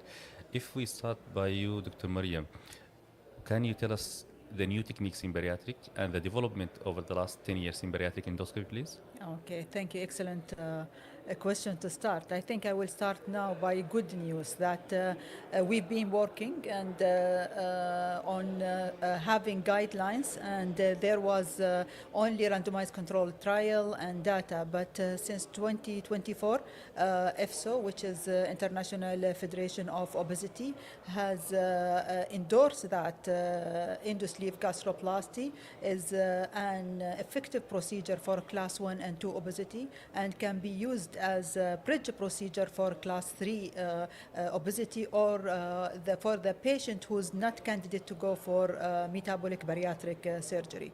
The new things, it's about the endobariatric. As we know that we have intragastric balloon, we have suturing devices. We have different suturing devices. We have endosleeve gastroplasty. It's overstitch from Boston. We have post-2, and we have also Endomina, and also the new thing which is under investigation, something called automated from Endozip from 90 Nodes company, and usually this is automated device. By pressing only bottom, you can introduce a spiral suturing involving the full thickness of the stomach. So I think the future is bright for endobariatric. Prof. Abid, so now there are some medications and there are new techniques in endobariatric. Where do you think we're going to? Yeah, this is one of the challenging questions. So usually maybe the guidelines can help us and answer these questions, but I think so if you divided the way of how to treat your obese patients, so we can start from the basic things, either diet and exercise, and then you can move forward for the new medications, and then if you think there is not effective, so you have a minimally invasive procedure endoscopy, which Dr. Mariam, she has already highlighted some of the procedures. So and then you go for surgery. So I think the medication now, as was introduced to the market for a couple of years, it has some efficacy and with a good results, but we have to consider two important things in these medications. One, cost. Still is very costly. So you think it's not that cost, but it's very cost. So if you have medication can be used for at least a year, or maybe they have a maintenance, so still as a burden to health worker. And number two, the side effects. So side effects in terms of gastroparesis, some of the upper gastrointestinal upset, or maybe seriously some of the patients they can get pancreatitis. The number three, still we don't have a long term data about the efficacy and also about the safety. So, but still, it's nowadays I think is one of the popular way to use and very easy to be used, and most of them of those medication injection. So it has some efficacy, but you have to take at least the advice or the consultation from your doctors, or maybe you have to be prescribed by the expert people. And the malpractice, I think, in our Arabic countries, anybody prescribe it now. So I think should be restricted to either the endocrinologist or maybe to the bariatric endoscopist or bariatric clinic. At least they can be prescribed. Add to that, Dr. Abid, now the trend it's combined therapy. So combined therapy, in order to induce more weight loss, okay, we can combine endobariatric with medication, okay, and there is a lot of trials talking about that. Either we're gonna augment magnitude of the weight loss, okay, in order to have even the durability also for the weight loss, it will be longer. Okay. And there is one published data for Hanouf, which has been published and presenting during DDW, where in his study, he enrolled 60 patients for endosleeve gastroplasty, 30 patients. They divided in two arms. One of the arms was started at the same time after 1 month on semaglutide and the other on placebo. And they were following these patients for 6 months and 12 months. They found that the weight loss was achieved with people who's having endosleeve gastroplasty with semaglutide was almost 23%, while the patient who had endosleeve gastroplasty alone, they achieved 19% of total body weight loss. So we can see we can augment magnitude of the weight loss and durability of the weight loss in order to be at least close to bariatric surgery outcome. We've done a clinical trial, and we enrolled around above 50 patients, I think, for combined, and we followed them for 2 years. And we noticed when you use combined therapy, even the quality of life improves, the GERD and fatty liver also improves with this combined therapy. And coming again to your role as expert in bariatric, you have mentioned a couple of procedures. Does one fit all?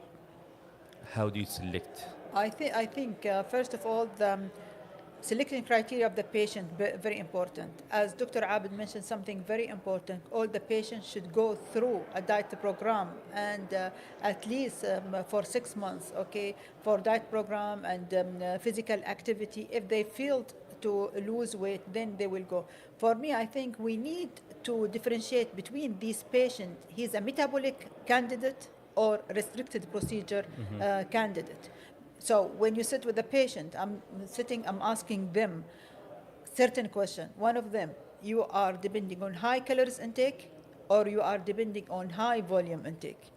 And I'm asking them after heavy meal, for how long you feel hungry after that. If the patient say, just like I'm eating biryani and after 1 hour I'm feeling hungry again. So this kind of patient, he has fast gastric emptying. Okay, so you want to delay that gastric emptying by restricted the stomach volume, and by that you will get. So I think sitting with the patient, talking about the type of food and his habit, because also another patient come asking for endosleeve gastroplasty, and when came to my clinic, she was holding Red Bull. I said, you will not be a right patient because I will do endosleeve gastroplasty. It will be restricted procedure, but you are taking high calories intake. This one will impact you negatively, and then you will not lose weight because you are taking high calories intake, and this liquid diet can pass even through sleeve gastrectomy stomach, and you will not get the result you are looking for. Madam, I think Dr. Riyad, if you allow me to add, one of the key of the success of the outcome. Such a kind of procedure, the outcome of the procedure maybe is limited to a few factors. One of them is selections, as mentioned by Dr. Mariam. You have to select your patients. Yeah. So, and you have to be, don't pushed by the wishes of the patient or maybe the preference of the patient. You have to select the best for the patient himself, as need to be interviewed by the right physician and specialist. Number two, what I believe about the technique of the procedure. Yeah. I agree. Technique of procedure, everybody can do the procedures, and then but they are not equal. And so that's why some of the procedure can be down because the technique is not complete. So you have to make sure about performing the full thickness and excellent procedure, and then can reduce the volume of the stomach to maintain or to have the good outcome. And these factors is the key of achieving the outcome. So talking about the technicality of the procedure itself, you've been training considerable time now. What's your take? What do you think the minimum competence required to be bariatric endoscopist? And we've seen now every day some people they do endoscopy, they go for workshop Yes. one day and then next day Yeah, up and the- running.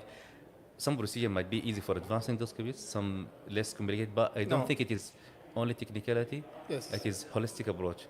So what's So your this is very good, Dr. Riyad, very good question. So if you apply it, so you can apply this procedure similar to other GI procedure, but you have to see the complexity of the procedure. The bariatric procedure is not an easy procedure you learn for one day or 2 nights. It's very difficult. So you have to have a good volume. First, you have to go through the normal natural process of training. You have to have the animals, and then you have to have workshop, and then you have to go back to perform the procedure with the mentors, and then you have to be supervised by an expert person. Then you have to do a number of cases to reach the level. So the competency here, or maybe to have the learning curve, I think it depends from 20 cases and sometimes more and less. I know sometimes the physician factors play a role.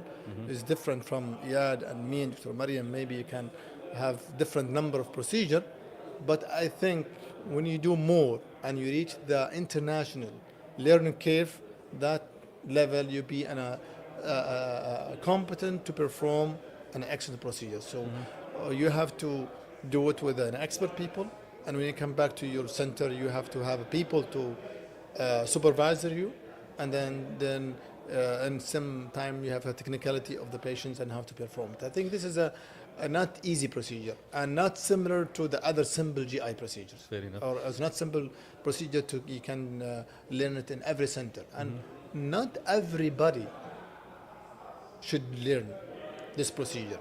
And in the same city, I think you have to choose 1 or 2 centers, not many centers. So this is why we have to have a good referral cases, and then probably you'll get more cases So moving from excellent outcome, but as endoscopy or bariatric endoscopy some is invasive procedure, sometimes things can go south.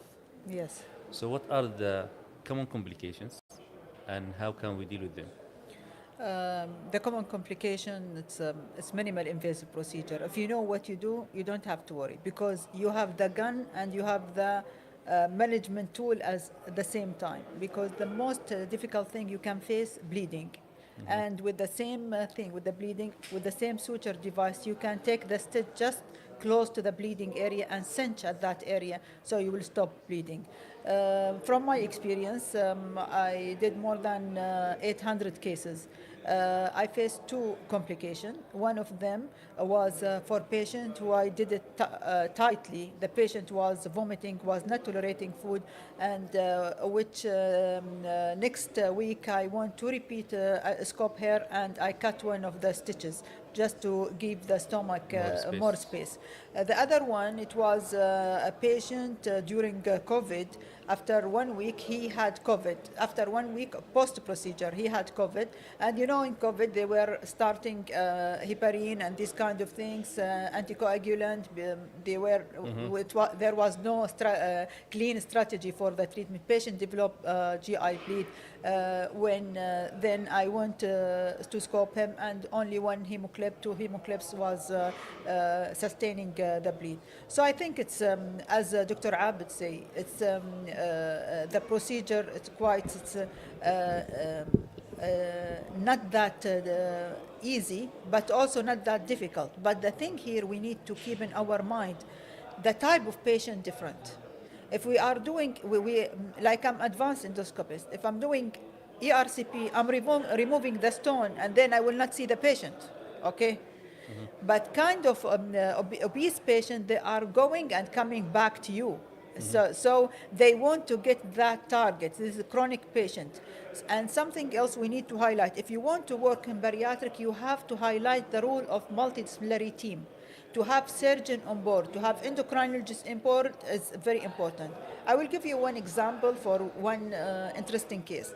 I had referral from a surgeon for patient, her BMI around 80.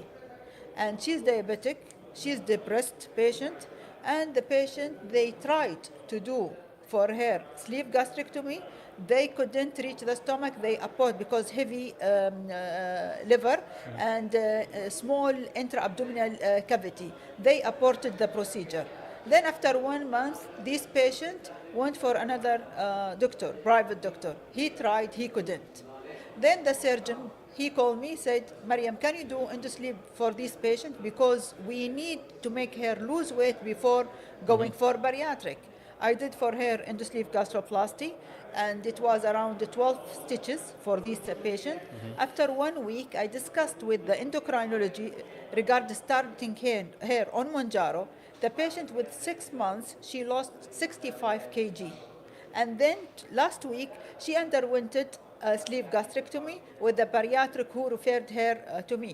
So this is how we need to work. We need to be having that cooperation between each other to improve the life and the quality of the patient rather than working alone.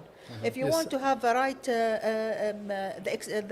if you want to have certain expectation, if you want to up to your patient expectation, if you want to help patient, you have to have that intention and you have to be cooperative with your colleague because at the end, it's not about me and you. I think, Dr. Riyad, if you allow me for one of the important key for also following those patients to get the good results, teamwork.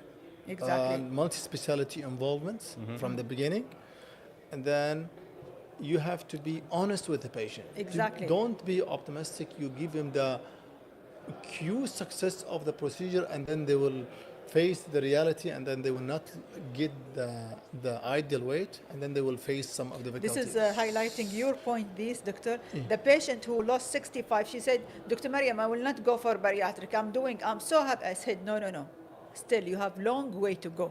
Exactly. You have to go to bariatric. I'm only the bridge for that. Exactly. Okay. So we need also. It's not about our ego. It's about patient life. Yes, and then also the dietitian, the Yes. psychiatrist, the internal medicine. All these they have to be one team and to have a bariatric Multidisciplinary, clinic. That's why in our practice, daily practice, I think most of the hospital they don't have the teamwork of managing such a very important common disease.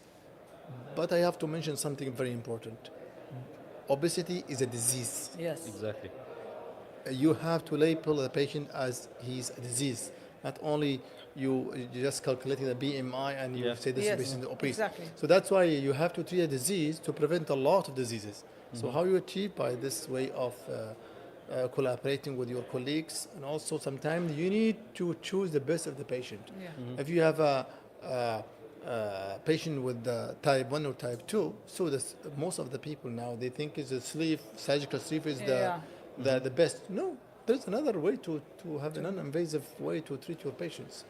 And know the surgical is the gold standard for a lot of decades, but now you have a lot of non-invasive procedure in our daily work, especially in endoscopy. So, and again, from your experience, Abid, when would you say there is no rule for bariatric endoscopy in this patient? Go for something else. So, as mentioned initially by Dr. Mariam, I think this is a good to have your selection of your patients. So, I think still you have type 1 and type 2, and as mentioned also type 3 as a bridge. But you have to make sure about if there is a contraindication for performing the procedure. So you have to scope the patient first and to make sure there's no contraindications. Maybe the patients, they don't like to do the procedures. Maybe the preference of the patient, they are not accepted to do endoscopy. Okay, so they prefer the surgery. But usually you have to have a good selections of type 1 and type 2. This is the key. The other maybe it can help our colleagues to have a good or less complication from the surgical interventions. Okay, final comment from you, Mariam, about this topic. Endoscopically, when can you say I'm not going to do endoscopic sleeve gastroplasty or any endobariatric? If the patient fulfilling the criteria, pass through the MDT, but as gastroenterologist, you would if the patient having hiatus hernia more than 5, okay, I will not do for this patient. Okay. If the patient having any lesion that I have encountered that is something, it will be malignant, I'm not doing for the patient. If the patient, of course, general condition having coagulopathy and these kind of things, I will not. If there is patient who had already before previous GI surgery and I don't know the cause and the multidisciplinary said he is not candidate, I will not do it for him. And also Barrett's reflux, those people sometimes. Yeah, but there is a study I did and we presented during last EFSO.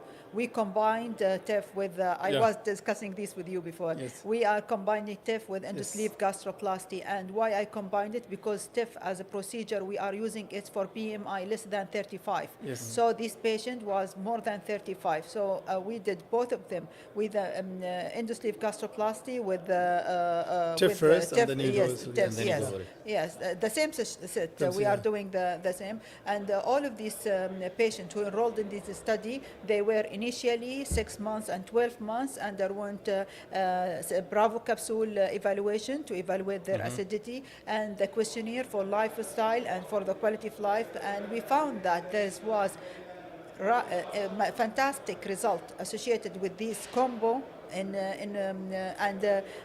great impact on acidity and reflux and also additional to that weight. And it's not like sleeve gastrectomy, it's more not making the GERD or reflux worsening by time. Thank you very much. Now we'll move on to the second topic, ERCP, which has been, I think, has been there since late 50s or early 60s. And it has lots of evolvement and development. So different countries, different societies have different acceptable learning curve or accreditation. So, Prof. Abid, what do you think? When can you say confidently this person has gone through training or he can do ERCP and what kind of ERCP can they do? Yes, so thank you, Dr. Riyad. So ERCP,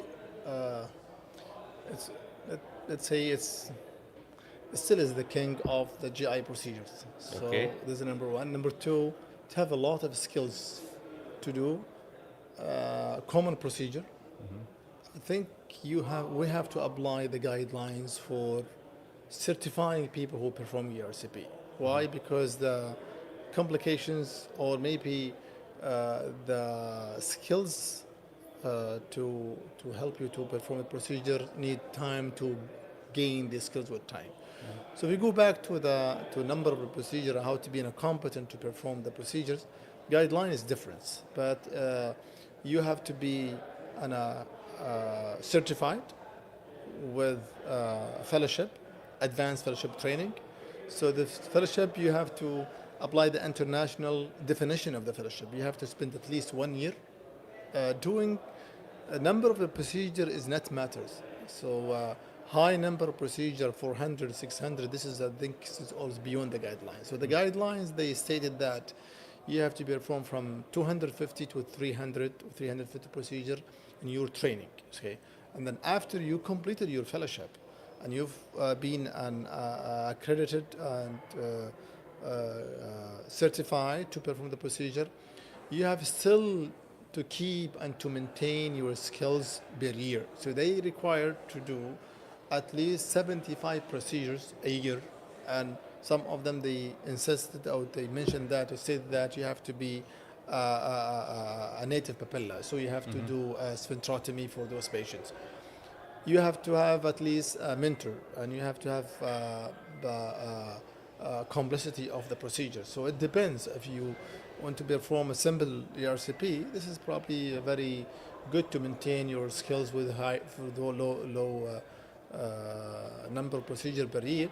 But if you are a referral center for complex procedure, I think you need to have good skills. Why that? Because the complications of ERCP is dangerous. Most of the people sometimes they don't recognize it in the beginning, and that's what happens. Usually, it can have mortality. So in our country, we are lucky to have one of the first center to be accredited by the Saudi Council. So we start our fellowship 2018, and we accepted 2 fellows per year for advanced endoscopy, and they can perform at least more than 1,500, 2,000 procedure, advanced procedure in general, and the ERCP is set from 900 to the 1,000 procedure by two fellows. And then we give them a chance to involve in most of the complex procedures.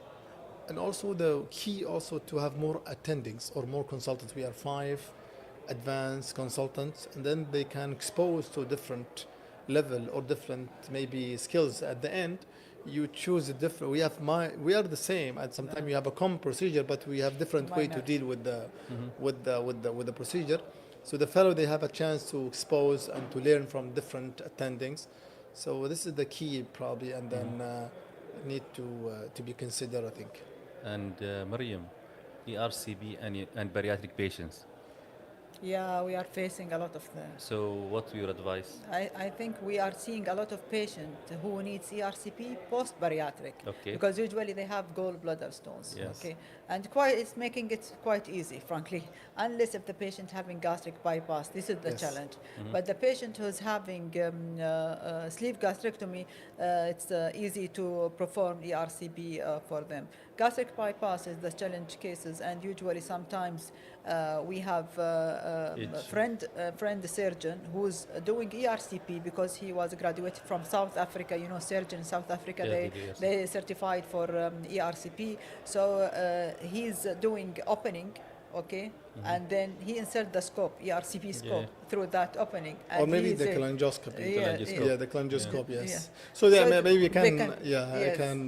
But edge, it's Edge. So if you deal with this is a very good question, by the way, Doctor. The ERCP and bariatric patients. Yes. So for those patient who underwent sleeve, usually the stomach is very restricted. not- You yes. can go and Easily. you perform ERCP. So there are a lot of other procedures like gastric bypass. Then you have a lot of alternatives. Yes. If you talk about the standard of care of all procedures, so they have to consider is enteroscope. yes, enteroscope, ERCP assist, laparoscopic assist ERCP. But those sometimes you have to coordinate with the surgeon if you want to Yes. perform the cholecystectomy at the same time or Yeah. not. And then double balloon or single balloon enteroscopy, you Yeah. can navigate through the limbs, but this is very challenging difficult. procedure. Takes a long time And long time, the problem not this one. The problem, you reach the papilla. and you don't cannulate. And then, yeah, You this, fail to cannulate. this is the key, you know. 70% they can reach papilla, Yeah. but from the 70% to cannulate is Yeah. almost less than, I think, it's a 50%, so around 40%. So it's not worth the procedure to spend a lot of time and then you said, oh, sorry, I can't perform the procedure because I reach the papilla or I can't So reach do the you papilla. prefer edge? Then yes, it is very extensive. So now and then for the, I think the first procedure was performed 2015. This is edge procedure. So it's a US and ERCP combined, US and ERCP. First you have to identify the exclusive stomach. And by the US needle you can inject contrast. Then you create an anastomosis gastro anastomosis by hot lamps. Yeah. So you have to have a hot lamp there and you fix it. Either you perform the procedure In one a sitting? single session Yeah, single. or maybe another time. session. Depends on the urgency of the procedures. So some patients, they are cholangitis. Super easy, you can fix it. You can fix it. And then now we have to fix by the one of the bariatric tools. Yeah, So for either by surgery. overstitch Yeah. or maybe overscopus clips or viscous clip or any kind of clips. You have to fix the lamps, otherwise It will fall. it will be a disaster. So after you finish the procedure, you perform the You can take procedure it off. as similar as the regular ERCP, but you have to keep the lamps at In least case if there is complication. in case of complications or maybe something happened. Yeah. Then you will left by maybe fistula, then regain Yes. the weight, and then you have to close the fistula. But usually, it's some. This is valid point. Do you consent them when for edge? Do you consent when you write in the consent? Do you mention regaining the weight? This is we have to. We actually We don't have to discuss it. consider it. Yeah. We don't discuss it in details. Yeah. But most of the patient now, to be honest, now most of the patient they are very educated. They with ChatGPT or maybe in other Yeah. tools to teach them. They came to you and they Prepared. are prepared and they ask Yeah. a lot of challenging questions. Actually, very difficult questions sometimes and not valid. So I don't recommend for the patient to ask those kind of program, because those usually is they give you a generalized information, general information. They will not give you a specific recommendation based on your case. Exactly. So you have to listen for your doctors. You have to listen to your physician. He's the one who applying or applying the guidelines or the evidence based on the case, or maybe based on your case. So the edge is, I think in the future, most of the people they will like, and Edge, they will more move to edge. the edge, Yeah. because you sure you can perform the procedure and you save the patient. Safely. Yeah. So, Mariam, ERCP and complications is always a headache. Yes. And no matter how experienced you are, you always feel like you can get to there. If you don't have complications every year of ERCP, that means you haven't done the required number of Yeah. ERCP. So, what are the complications of ERCP and the most dangerous ones? Pancreatitis, of course. I will talk about pancreatitis. The good thing about the ERCP, which make it different, that it's like every time, every patient has his own profile and different roadmap. So what you think it's easy, maybe it's not easy. Sometimes you see the ampulla in front of you and you think it's easy. Sometimes not, okay? So it's the picture is not like what you see. It's you have to test it, you have to feel it. And the complication, of course, the pancreatitis. So always we need to keep in our mind, this is what I say for doctors, if you cannulate BD by mistake or whatever, and it's difficult, just a stent. Yeah. It's not big deal. Go for stenting and then proceed. This is the most important thing. Fair enough. Mariam, I will ask you about, because Mariam mentioned the grass is not always green. As expert, when would you think definitely this patient is going to have complications? Yeah. So complication can happen even with an expert hand in the Yes. world. Yeah. So you have to certify your patients. That's very important. Patient selection, you know how to select your patient, and you have to discuss the complications based on the profile of the patient, or you have to certify him. طبعا for sure, as Dr. Mara mentioned, pancreatitis still is very high. Okay, what matter you can do and to prevent it is still pancreatitis there. That's why for a lot of decades now, we cannot prevent it 100%, and we have a lot of new studies now talking about how to prevent it. But still, the percentage is still from 5 to 10, or sometimes reach up to 15% or 14%. You can have pancreatitis with very selective cannulations and procedure in less than 20 Yes. minutes.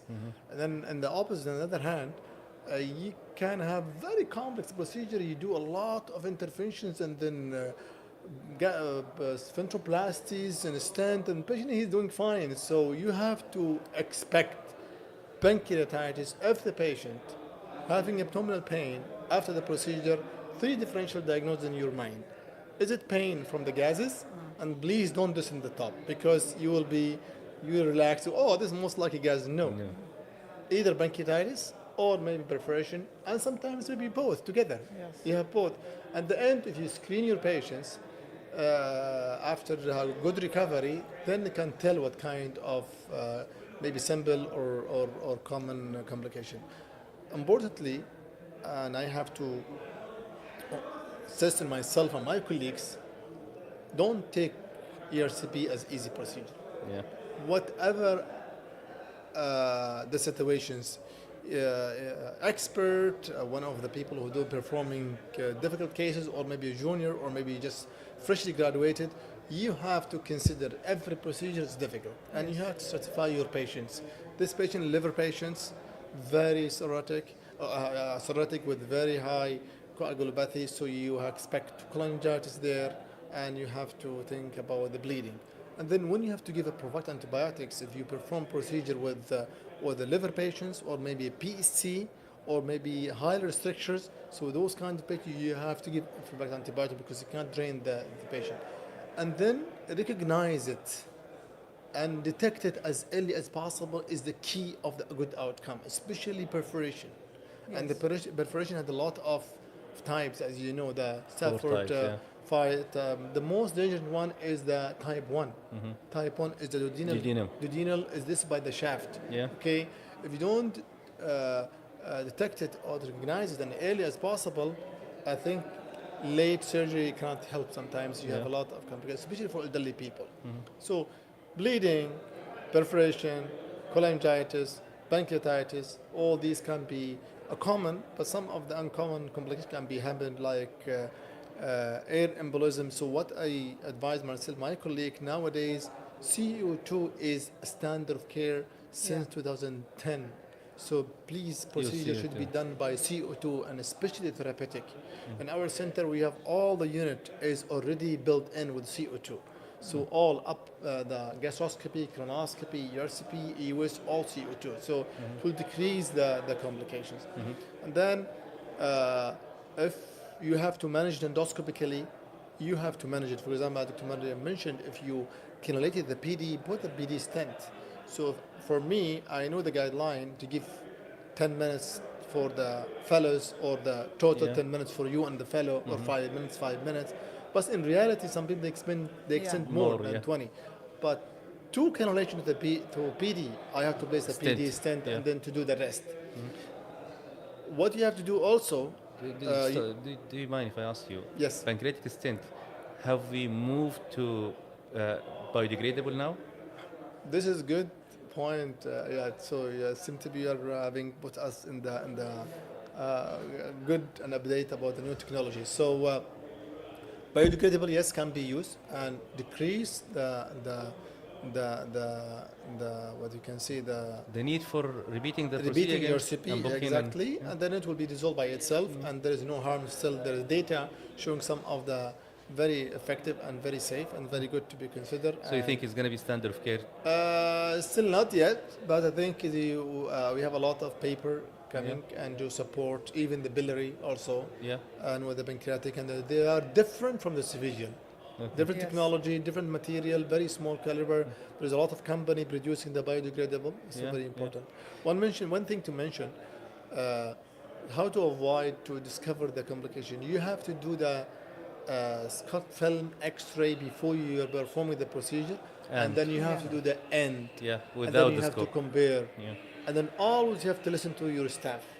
And then your assistant. Don't ignore your assistant. The assistant, sometimes you have another Yes. brain, another eye to tell you about this is goes wrong, and maybe you have to do this, and you have to listen to the recommendation.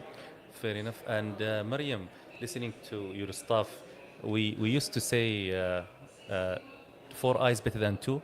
Yes. Do you consider that kind of MDT, small MDT, during the procedure, or you'd rather have proper MDT beforehand? I think during the procedure is difficult because I'm concentrated to the patient, and usually I don't want to hear another voice except the anesthetic if he's saying something, or my technician. Okay. But even, sometimes some people interrupt you while you are doing the procedure. I'm not allowing while I'm doing ERCP. Otherwise, the team, as he said, he mentioned very important. Sometimes your technician better than you.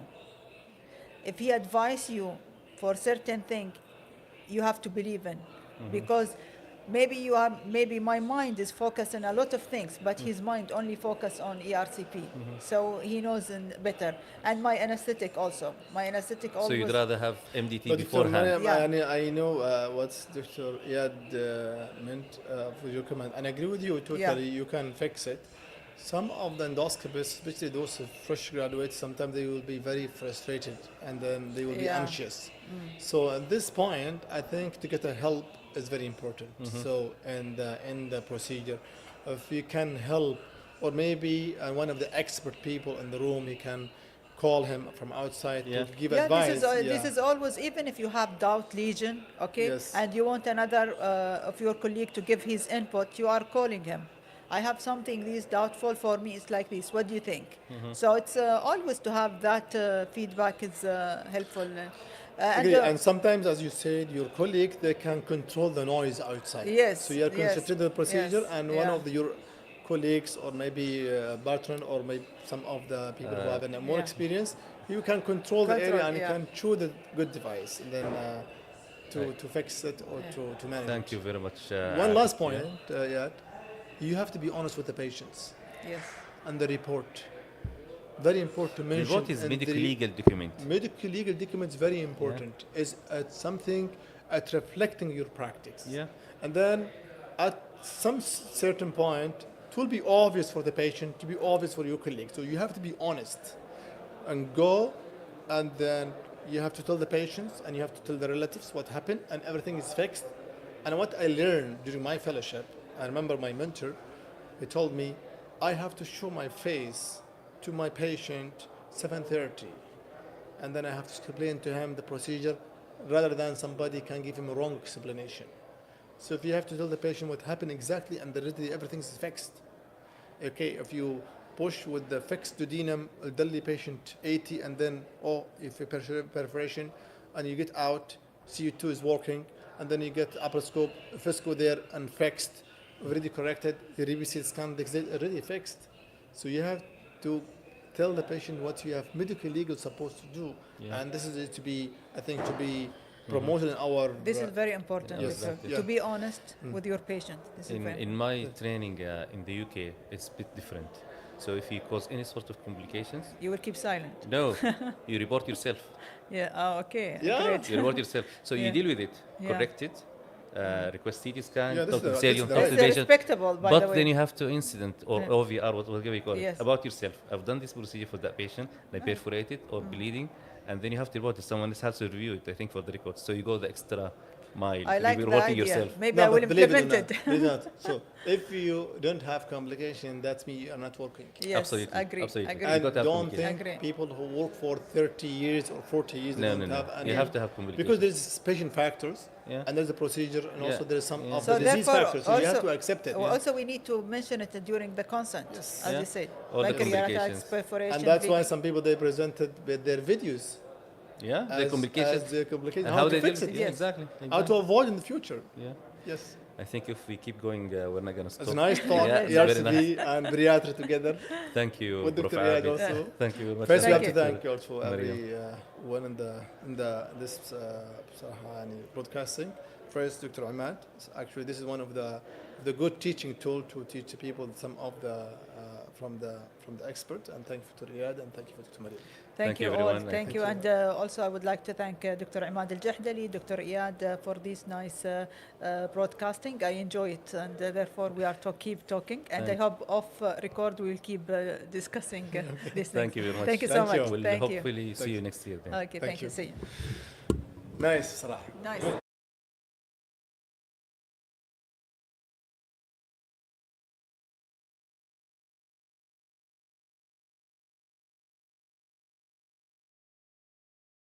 After ERCP has been done and has not been conclusive.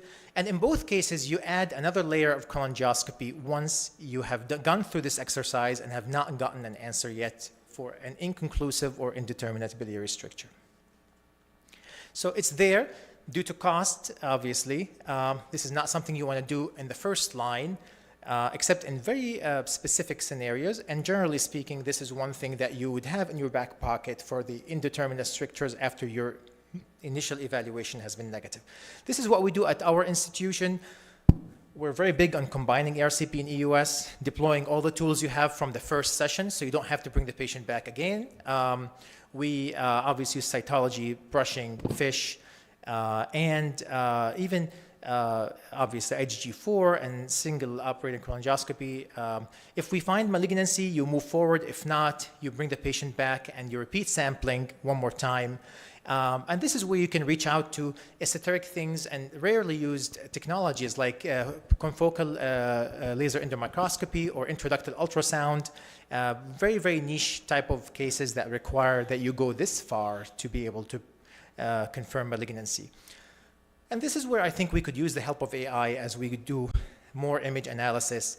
And this is where we might transition away from radiation, and maybe ultimately in the next 10, 15 years, we would be doing fluoroscopy-free ERCPs, right? Pretty much like what we went away from colonography to colonoscopy over time. This could transition away from radiation to a radiation-free type of ERCP with the help of AI. Thank you so much for your attention. I hope I stayed on time. I went over just by 1 minute, and thank you again for the invitation. Thank you. Thank you, Dr. Haddad, and we'll just allow for 2 questions for the sake of the time.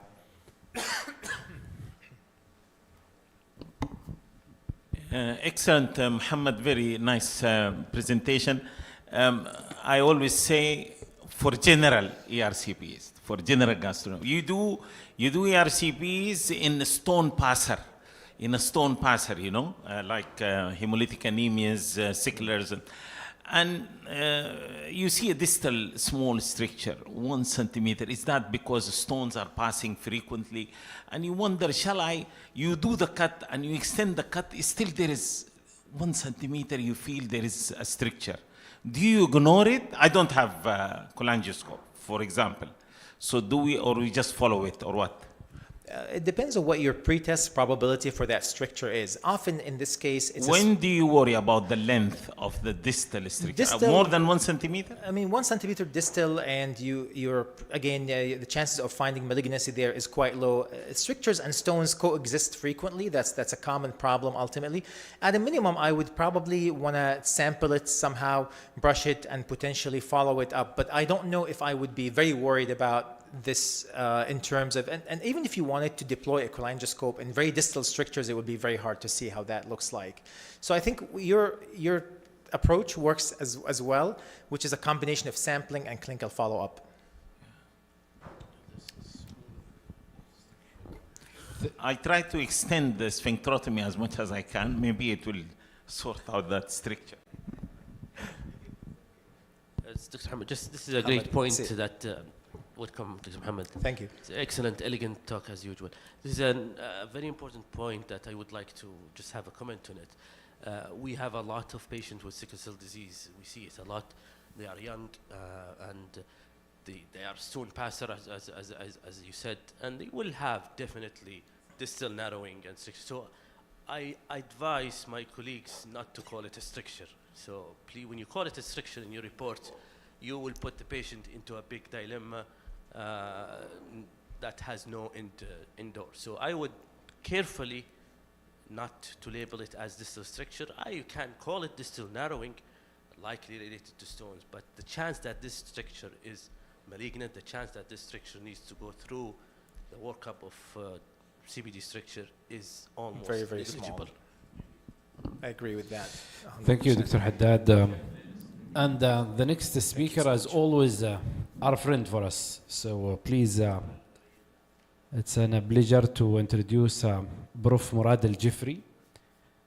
He's a hepatobiliary surgeon, a robotic surgeon at King Abdulaziz University Hospital, a chairman of the Department of Surgery. So welcome, Dr. Murad. So Dr. Murad will talk about the colorectal cyst treatment. Does the surgical resection is a must or just a myth? طيب السلام عليكم ورحمة الله وبركاته جميعا. Dr. Ahmad, organizing committee, thank you so much. Dear colleagues and everyone, thank you for the invitation to be among you guys here. One thing before I start my lecture, I would like to say thank you for the physician who just said we should not call these strictures.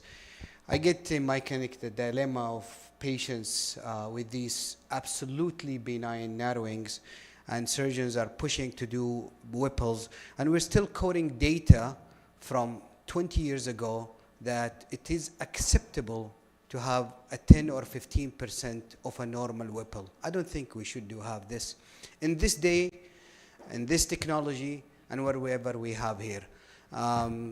So I think this is a very good topic to keep talking about. Along the same line, I will talk about another controversial thing where it is routinely and is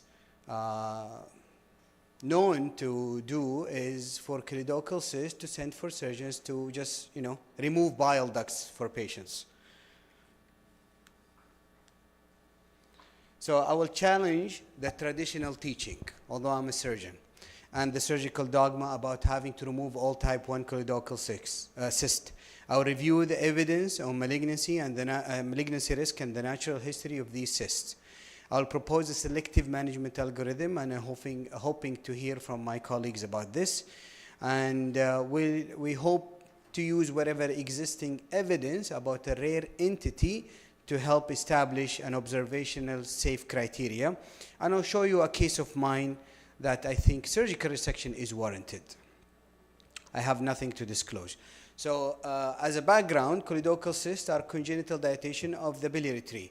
As you guys all know, there are multiple types. Type 1 is the most common, which is the dilatation of the extrahepatic bile duct, mainly related to an abnormality in the pancreatobiliary junction. It is a bit long.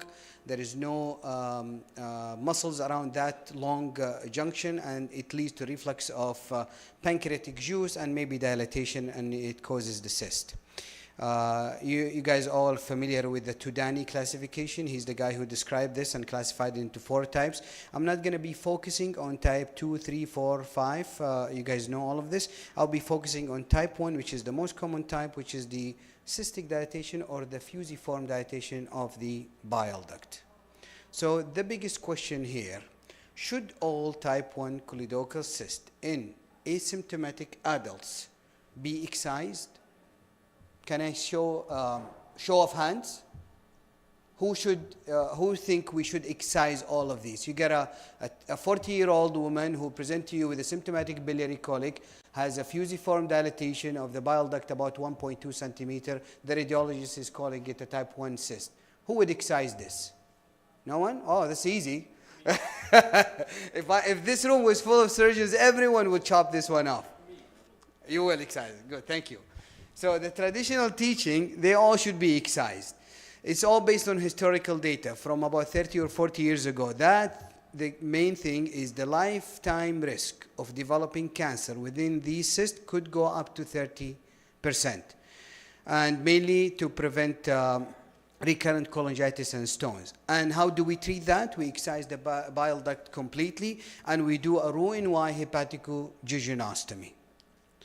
On the other hand, nowadays, for the last 15 years, the MRCP becoming more handy, more available. We do it a lot. And now we've been seeing more and more of these, let me call it a fusiform dilatation of the bile duct, or just a prominent bile duct without a stricture normal liver function test. But we still call them type 1 choledochal cyst. The malignancy risk, I think, is overestimated in these patients, and we should also consider or weigh that against the morbidity of the surgical resection we're talking about. I did a little review. I'm not going to bore you with it, but if you see the first one, the Tudani, it's based on about 100 patients, and he's the only one that calculated the malignancy risk in adult patients about 25%. Other than this, a lot of series were done, a lot of follow-up were done. The risk is only 1 to 2% in adult population, asymptomatic. So my argument, the malignancy risk is overestimated in these patients. The cancer risk is mainly in patients with abnormal pancreatobiliary junction, or they have some sort of precancerous signs, such as mural irregularity. Patients with symptoms is different ball game. We can talk about, other modality of treatment, and if fails, we can talk about resection. And also we have to think about what is the morbidity of surgery. Most of the time, hepaticojejunostomy carries out a morbidity risk about 15%, including a 5% anastomotic stricture. And also in some series, the hepaticojejunostomy itself, it carries a malignancy risk by itself. So what should I do now? Should I take it out or not? What I think is patients who are symptomatic, you can argue about excising these patients if they fail any other modality of treatment, and you confirm the symptoms are from the cyst or the dilated bile duct. Patients who are asymptomatic, you can assess for risk factors. Pancreatobiliary junction abnormality, large cyst more than 3 centimeter, wall irregularities, stones within them. These should offer resection, but most of them don't. And if we have none of these, we can safely observe the patient with serial MRI and liver function test. And if anything changes, we can reevaluate the patient. I think an annual or biannual MRI or ultrasound and liver function test is a reasonable thing. We can monitor for growth or symptoms. We should educate patients about the signs and symptoms of pain or jaundice. And if there is a change, we always can do endoscopic assessment, which is very safe. I will show you a case of mine. I mean, this is the other extreme. The extreme, I think we should refer the patients to us as surgeons, and these patients should or would benefit from surgical resection. This is a 16-year-old girl who came, BMI 20, referred as a case of a choledochal cyst type 1, size about 6 to 7 centimeters. She was not on active cholangitis. Her liver function tests were normal. Her gastroenterologist put a stent and sent her to me. How can I start the video? Okay. So this is the MRI. You can see the cyst. Can I stop it? Yeah.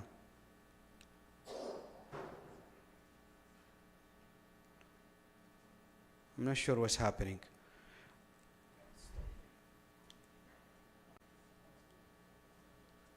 I don't have control on the... Why it's not going on? The video might be coming.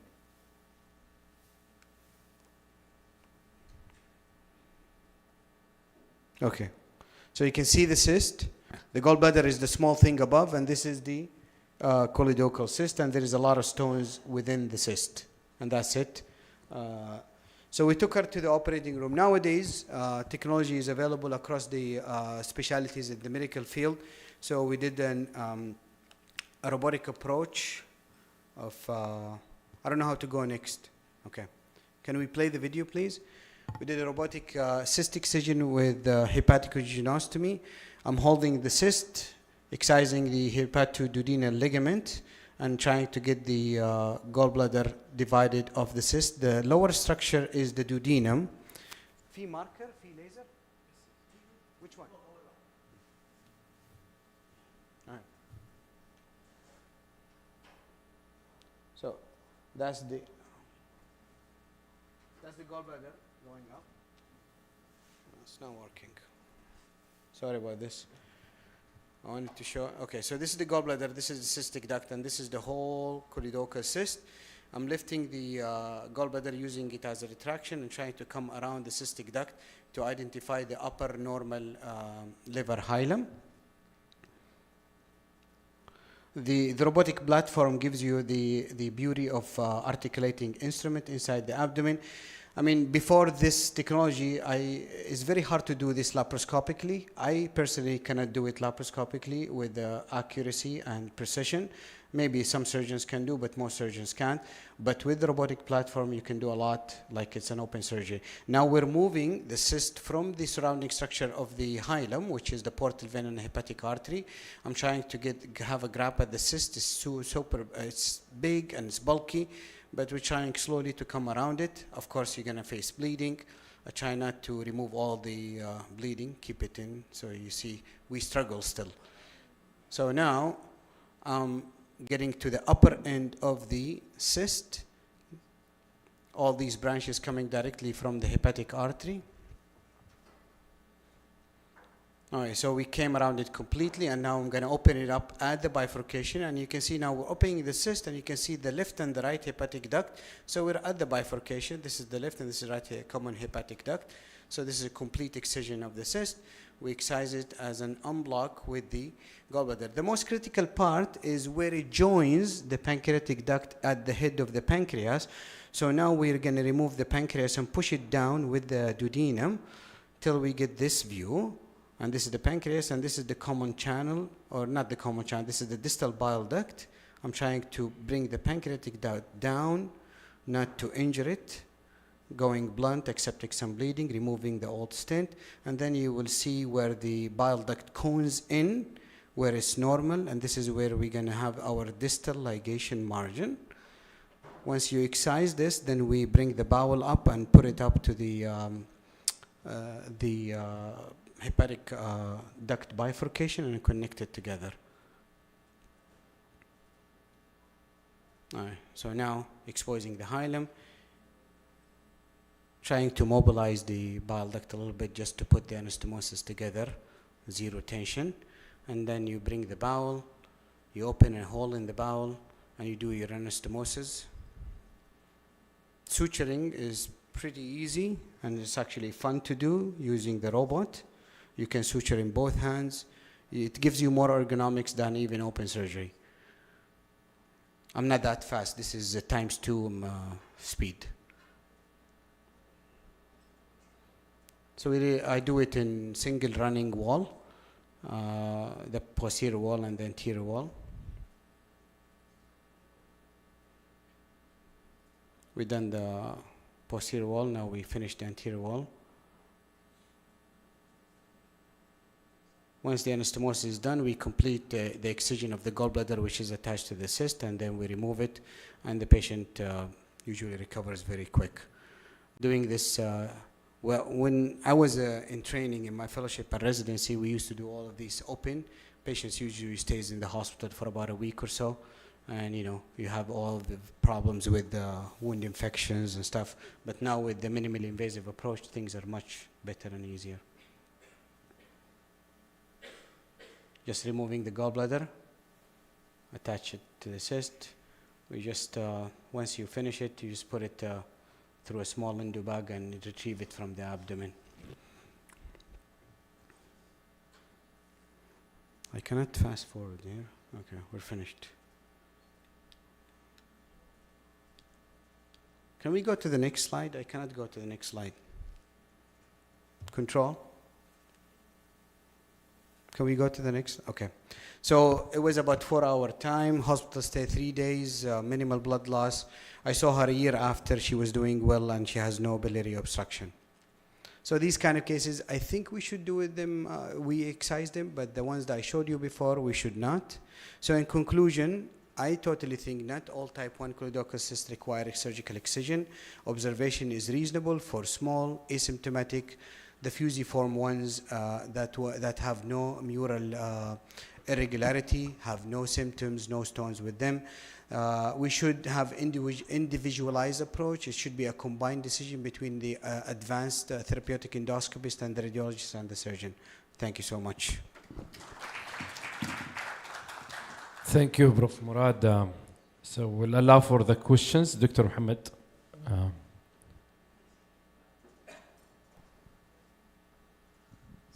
Thank you for a nice talk. One quick question about abnormal pancreaticobiliary junction. So endoscopically, when we do the ERCP, the criteria we use is sometimes these patients present with chemical recurrent pancreatitis because of the bile duct going back into the pancreas. So pancreatic duct is draining into the bile duct, maybe 1 centimeter above from the papilla. Like, is that, you want a ERCP or you want a MRCP? How you are diagnosing that abnormal pancreaticobiliary junction? Usually with an MRI, I think it's much the easier thing. You guys are the expert, but my understanding with talking to Imad and all the advanced, the lower 1.5 centimeters with the ERCP is very difficult to diagnose or even visualize. So MRCP does the job in this. I mean, abnormal pancreaticobiliary junction, you can see there is a very common channel, long one, about more than 1.5 centimeter within the pancreatic head. And then you have a cyst above that. This is gonna cause symptoms. Yeah. So I think it's not difficult to diagnose that with the ERCP. What I have noticed, it's not very common to begin with, but what I have noticed in these cases is usually they have kind of right where the pancreatic duct is ending into the bile duct, they have a stricture as well. Yes. And those are the ones who become symptomatic usually. So I think those are the ones should be considered for surgery probably. If they are having recurrent symptoms. If you allow me, I will pass the question to you. If the patient has a bile duct of about 1 or 1.5 centimeter and they have a stricture, why wouldn't we just try to do a sphincterotomy, a long one? Why we should remove the bile duct? So what happened, like if the sphincter is going all the way up there, yes, you can do it. So that's what we're talking, it's a very long. Very long. That's what I'm talking. Yeah, so that's, yeah. So the long ones are very difficult to treat endoscopically and then we can entertain. But I'm sure you guys see more than I do. I'm just getting the ones that the gastroenterologist sent to me. It's a lot. These young middle-aged women who comes in with a 1 centimeter, 1.2 centimeter ducts, and they've been going around and around, and people suggesting that we should remove their bile duct. I think we shouldn't do that. Yeah. That's the question. Thank you, Prof. Murad. Long time no see. Fadis Habani since the times of Halifax. I have a question with regard, we see a lot of patients who are like elderly, 60s, 70s, 80s, post lab chole with dilated duct. Yes. Is this is normal or this is choledochosis type 1? How do you differentiate? Is radiology can help us, or we just assume this is probably post lab chole and age-related dilated duct? Excellent question. I think we should not call them choledochal type 1. I wish if we had a radiologist in here. We should call it a prominent duct, a dilated duct. I mean, calling something a choledochal cyst and the whole thing is dilated and prominent is something that will send the wrong information to people. This is why I was saying, my colleague, he was saying, don't call it a stricture. You know, because you know how the access to healthcare system in Saudi is completely different. You can go get an MRI by yourself without a request. And the patients keep going, getting reports from here to there, here to there. It creates a lot of confusion. So I think we should call them prominent duct. The cyst is very clear. It's a cyst like the one I showed it to you. Nobody will argue with that. But you got these people. I just saw a week ago, a 24-year-old. She had a sleeve gastrectomy 3 years ago, comes in with biliary type pain. She has small sludges, and she has the bile duct 1.2 centimeter. She was sent to me to take both out. I wish Imadi was here. I sent it to him. He said, okay, I'm just going to do an ERCP. She has normal LFT, but he said, I will just open the sphincter, you take the gallbladder, and we follow the patient. I don't think I think the cancer risk people are worried about is overestimated in these patients. And we all can figure out who will develop cancer and who wouldn't. So nice discussion, the excitement discussion with the same will never end, Hamad. So for the sake of the time, because we're at the end of the day, we would like to conclude the session, and we will go for a 10-minute break, and we'll come for the scope and solve video session. It will be a very excited session. Thank you, guys.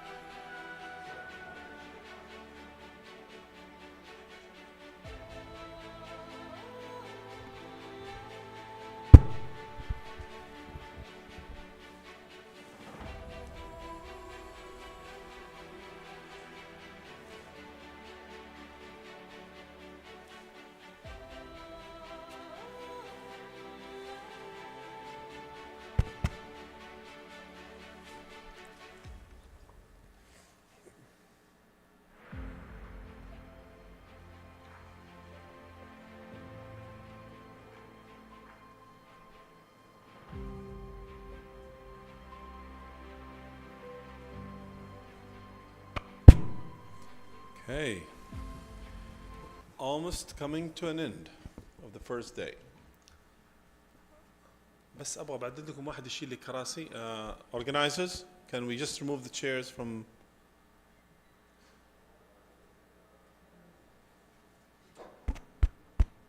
Organizers, we just need someone to move the chairs from the stage.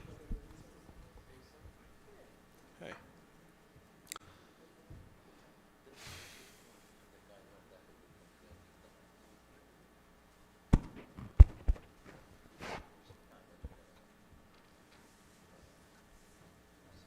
Thank you so much. انتبه شوي شوي.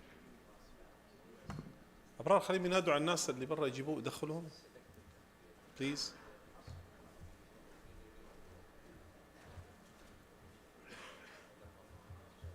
الله يعطيك العافية. شكرا جزيلا. تسلم.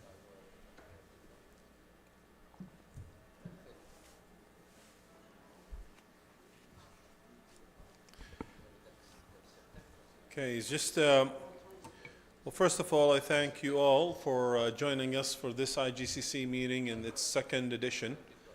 And I would like to thank all faculty members, all colleagues, our supportive staff, organizers, and the IT team who actually put up with the challenges that we face today. And as we are approaching the last session of the first day, which is going to be video cases, I just would like to highlight 2 points. Number one, for those who never made it to register their info so we can add the CME hours, we are providing a barcode that you can use and scan in order to get the CMEs. So the barcode, is it on display? If we could play it all the time, that would be great. And the second thing is I just would like to introduce our first speaker on this session with the first video case.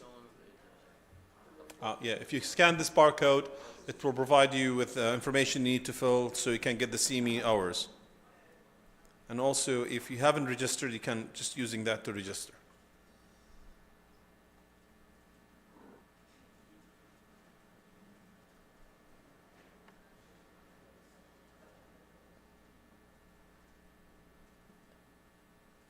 Okay, so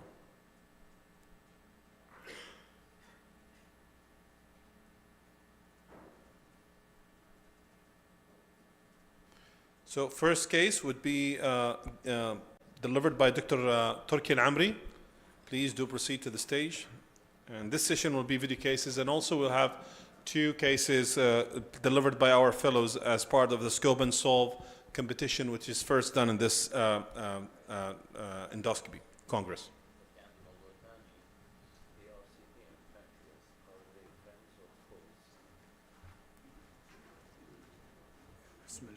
Thank you, Dr. Ahmad, and the organizing committee for this kind invitation. So our talk today, it will be case presentation. To be honest, it's a very interesting case. This case has been done yesterday, the last minute, and it's about the therapeutic EOS doing radiofrequency ablation for neuroendocrine tumor. Okay, so we'll have a couple of practical information, then we'll go directly to the video. So our objectives is about the role of the therapeutic EOS, particularly in the neuroendocrine tumor insulinoma, and also some technical aspects of using RFA and sharing a live video case. The EOS, it's RFA, it's minimally invasive in form of diagnostic and therapeutic, and it's give us opportunity to do a target ablation under real-time ultrasound visualizations. Usually the role of the RFA, the radiofrequency ablation in neuroendocrine tumor, especially in functioning small in non-operable patients or the patient refusing the surgery.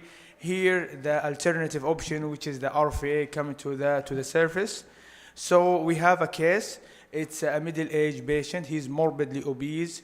He had recurrent fasting, hypoglycemia, sweating, tremor, confusion. He is morbid obese to the degree we are unable to do for him cross-sectional images like a CT and MRI. So he had EOS showing that he had hypoechoic lesion. I will show you now in the pancreatic body. It's a very small lesion, about 8 by 8 millimeter, and there was no vascular invasions. And upon assessment, there is no any lymph nodes or any sign that indicate of metastasis. We took FMB, and it's turned to be a well-differentiated neuroendocrine tumor, grade 1, and also with a biochemical profile, it was compatible to be insulinoma. So here we'll share a couple of the things related to the RFA. So usually we use the EOS RA. It's a 19 gauge called RFA needles. There is a 3 type of active tip, 5, 7, 10 millimeter, and the setting ranging between 10 to 15, depending on the ablation zone and also the cycles. From you can start from 10 seconds.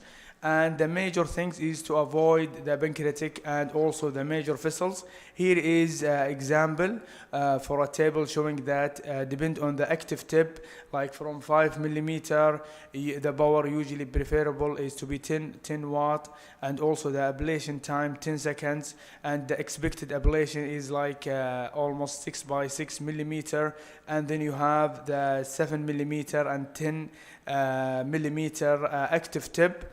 And also as you go higher with the tip, the power by the watts is usually increased, and that it will reflect on the ablation time and also the expected zone of coverage.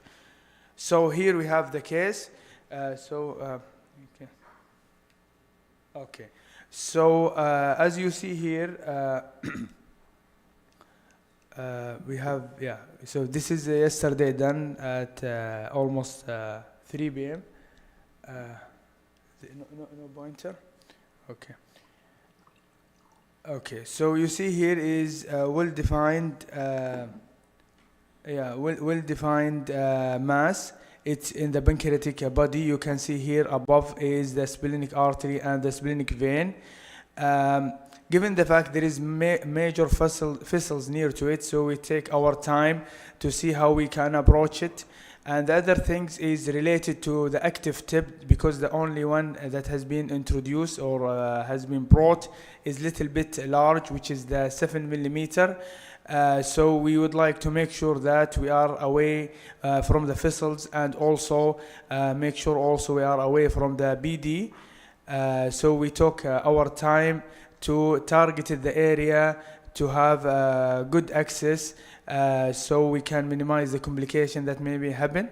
You can see here the tip of the RFA. It's a 7 millimeter. You can see it is a little bit large, and usually because this lesion is about 8 by 8 millimeter, small lesion. Sorry.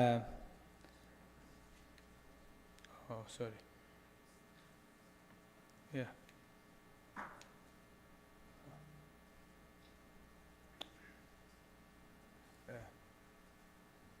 Get them 2 minutes.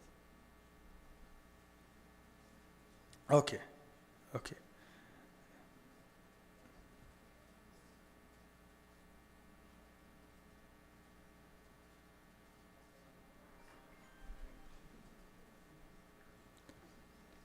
Give them an additional 1 minute.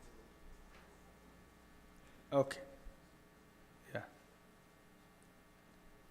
So we can see here the tip is going in, but we take our time to localize it, and also to make sure that we are in the safe point.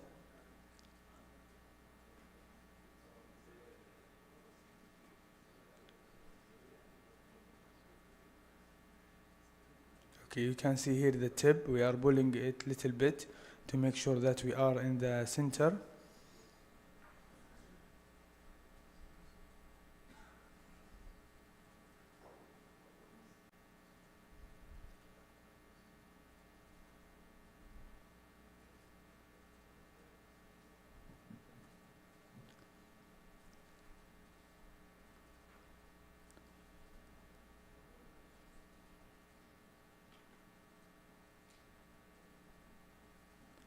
And here we are applying the RFA. You can see here, you can see it's showing some form of bubbles, like there is hyperechoic till it's obliterated. Because it's very small, has been obliterated only with one applicant.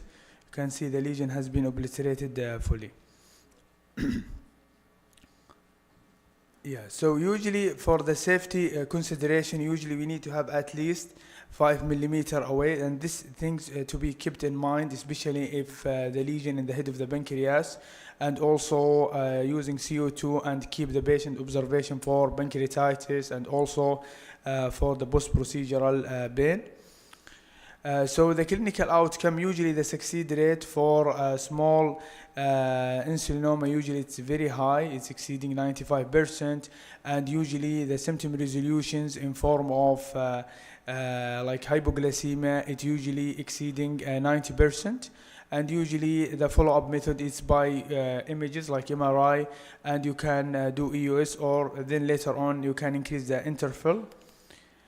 So here is the home message. The RFA is usually effective and safe, especially for the small and localized neuroendocrine tumor insulinoma in non-operable patient or patient refusing surgery. And also, usually like such a case, usually we need to have MTD meeting, and we have the green light from the oncology, from the surgeon. Everybody will be on the board, and usually we start with the lowest. With the lowest watts. Once then we can increase it gradually as needed, or the obliteration not has been achieved. And as we showed in the video, usually we need to observe echogenic cloud as the end point, and also we need to keep a good distance from the BD, and also you need to be careful if you have a critical structure, like in this case. Like you have splenic artery near to the mass. Yeah, thank you so much. Thank you, Dr. Turki. So, do we have any questions before we get ready for the next case? Yes. Go Noah.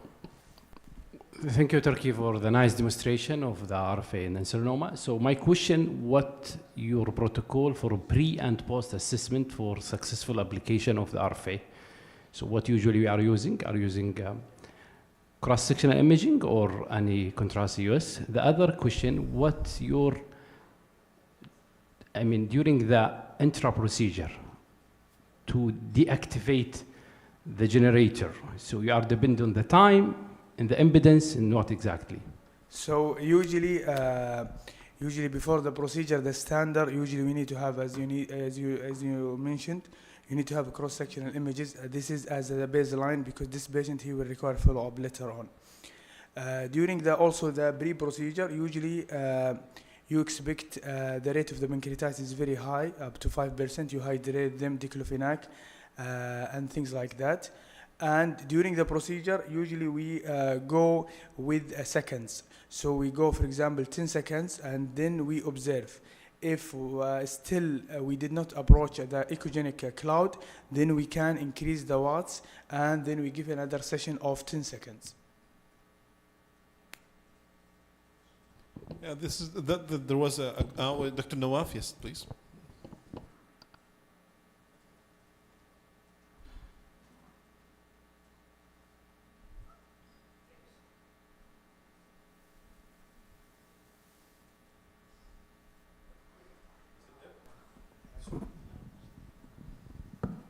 Thank you so much for the presentation. My question to you is that for this case, you only had to zap it once. Let's say you've dealt with a bigger lesion, or you had to conduct multiple shocks to the lesion. What kind of complication would you expect? In my mind, I would say probably like gastric ulcers or ulcerations, and how would you prevent such complications for bigger lesions? I think this is the second RFA in our institute. The first RFA we had it, I think, 4 weeks back with Prof. Haddad. The lesion was large, almost 2.5 centimeter. We applied 8 applicants, okay, and So usually we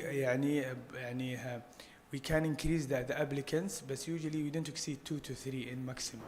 Okay. Usually the major concern that we concern about is the pancreatitis. Okay. And also the bleeding and also the damage of the nerve structure, like in major vessels. This is the major concern that we keep it in our mind. But regarding the gastric ulcers or things, I think usually because of the probe of the catheter is a little bit away from the gastric mucosa or from the luminal area. So I don't have experience on the long-term complication. Maybe the audience who had a good number of the RFA, he can answer it. But Okay, so now we have a question from Dr. Prof. Abed Al-Haybi. So, Turkey, just maybe comments regarding RFA. So maybe Dr. Nawaf, you have a good experience of those cases. So if you go back to the literature, I think the evidence now it's selecting the patient for the RFA. So insulinoma is the strong indications for RFA. And number two, those patients who cannot perform surgery. So they cannot offer the surgery, so or the surgical is a contraindication to perform any surgical interventions. This is the only indication. There are a lot of debates now for, are you sure you're ablating all the cells? Or this is something you have to maybe need to have a follow-up of the CT scan, which CT scan is the most important, with contrast, the most tool to make sure about the resolution or maybe disappearing of the nets, because nets still can metastasize even if you perform RFA or maybe you burn or ablate the lesion. So we have to go with the guideline. Still, the guidelines not give a strong indication about the implementations of the RFA for our clinical practice. Yeah, I agree with you.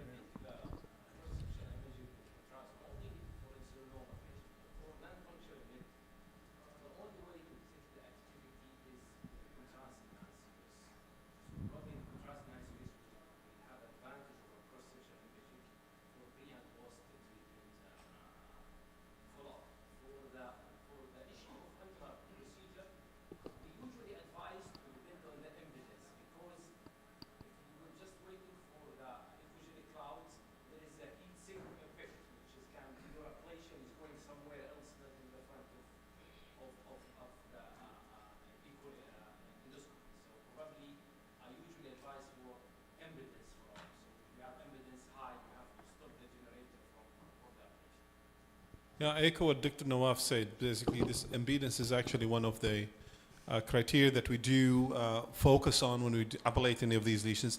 NET can be a lengthy discussion and big debate.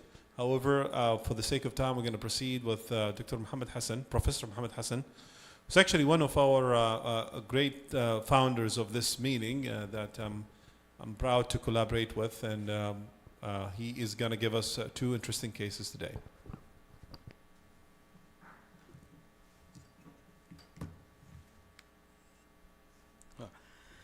Thank you, Imad. It's really a privilege to be here. And I see the audience and look back 3 years ago when we were talking about it. And this is the second conference, and I already see tremendous growth in it. Like, this is a perfect example, really, of collaboration, what we call in medicine, collaboration towards patient-centered care. And that is collaboration between different disciplines, not only focus on prevention, but also advanced imaging, treatment options available, be it radiological, endoscopic, or surgical. So really congratulations to you, and congratulations to the whole team. And I feel privileged to be here, privileged to be a part of the organizing board. And there's always an extra added advantage beside your hospitality. You get to go to Umrah and visit City of Prophet. So thank you so much for all that. Okay. So I will I will go with the first case, and then if time permits, I can go with the second as well. This is a 75 years old male, unresectable pancreatic cancer, obstructive jaundice, failed ERCP due to inaccessibility to the papilla. So basically has dual obstruction. One is the gastric outlet obstruction, and other is the biliary obstruction, needs a treatment for those. So just for some interactive session, I would ask some questions like, would we send it to radiology or surgery? I will answer that question. Right now, we're being endoscopist. We don't even think about that until we are really in trouble and need help from those specialties. So who would perform EUS biliary and EUS GJ on two separate occasions? Patient is not really cholangitis, just jaundice. Would you do in the same session, or would you try to separate those apart? How many? Hands on. You all are very brave. I like that. So, who will perform both in the same session? Good. And if same session, what would be the order? Would you do EUS GJ or biliary drainage? And if you do a biliary drainage EUS guided, would you, if you have access to the duodenal bulb, would you go to the bile duct, or you would go to the left lobe of the liver, transgastric, do a hepatogastrostomy?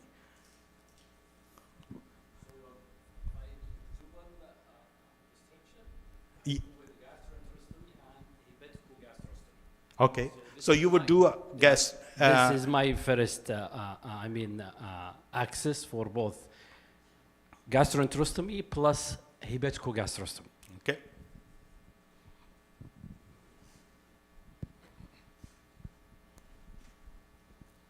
See, this is the way to keep everybody awake, asking questions. Not only awake, I think you're going to keep us here until the evening with that. But my answer will be it depends. Yeah. So if I can do, I prefer EUS guided choledochal duodenostomy in these cases. And if the bile duct is dilated enough that I can just do it with a hot axius, I would definitely start with that. It's very straightforward, it's quick, it's like one and done. But if it's gonna require, if it's not dilated, and by dilated, to clarify, we mean about 2 centimeters or above. Typically that's my cutoff, to allow enough space to deploy the distal phalange of the axius and not have the axius push the bile duct away. And now we will be calling the surgeon if that happens. Okay. So if that's the case, I would start with EUS guided choledochal, deploy the stent there, and you might say I'm old school, but actually if the stricture and the malignant obstruction is in D2, I might even think of putting a duodenal stent next to the axius stent and have both be proximally located into the duodenal bulb.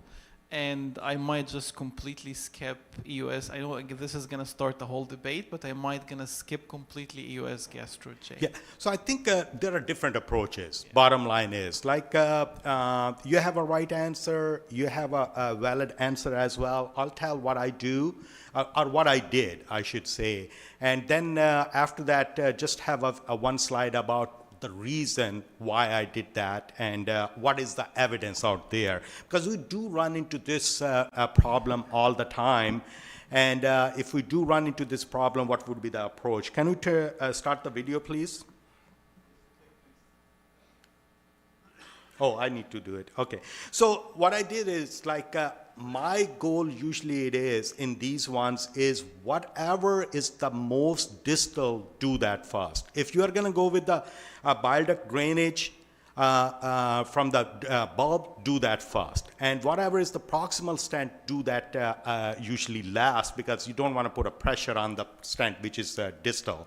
So in this case, what I did is even though it looks like I'm doing a USGJ first, but that's not what I'm doing. I'm just putting a tube into the jejunum so I don't have to manipulate the bile duct stent, which I'm going to put from the duodenum. Okay, so I put that, you can see that, put that tube there, then did a choledochal duodenostomy with the lumen opposing metal stent.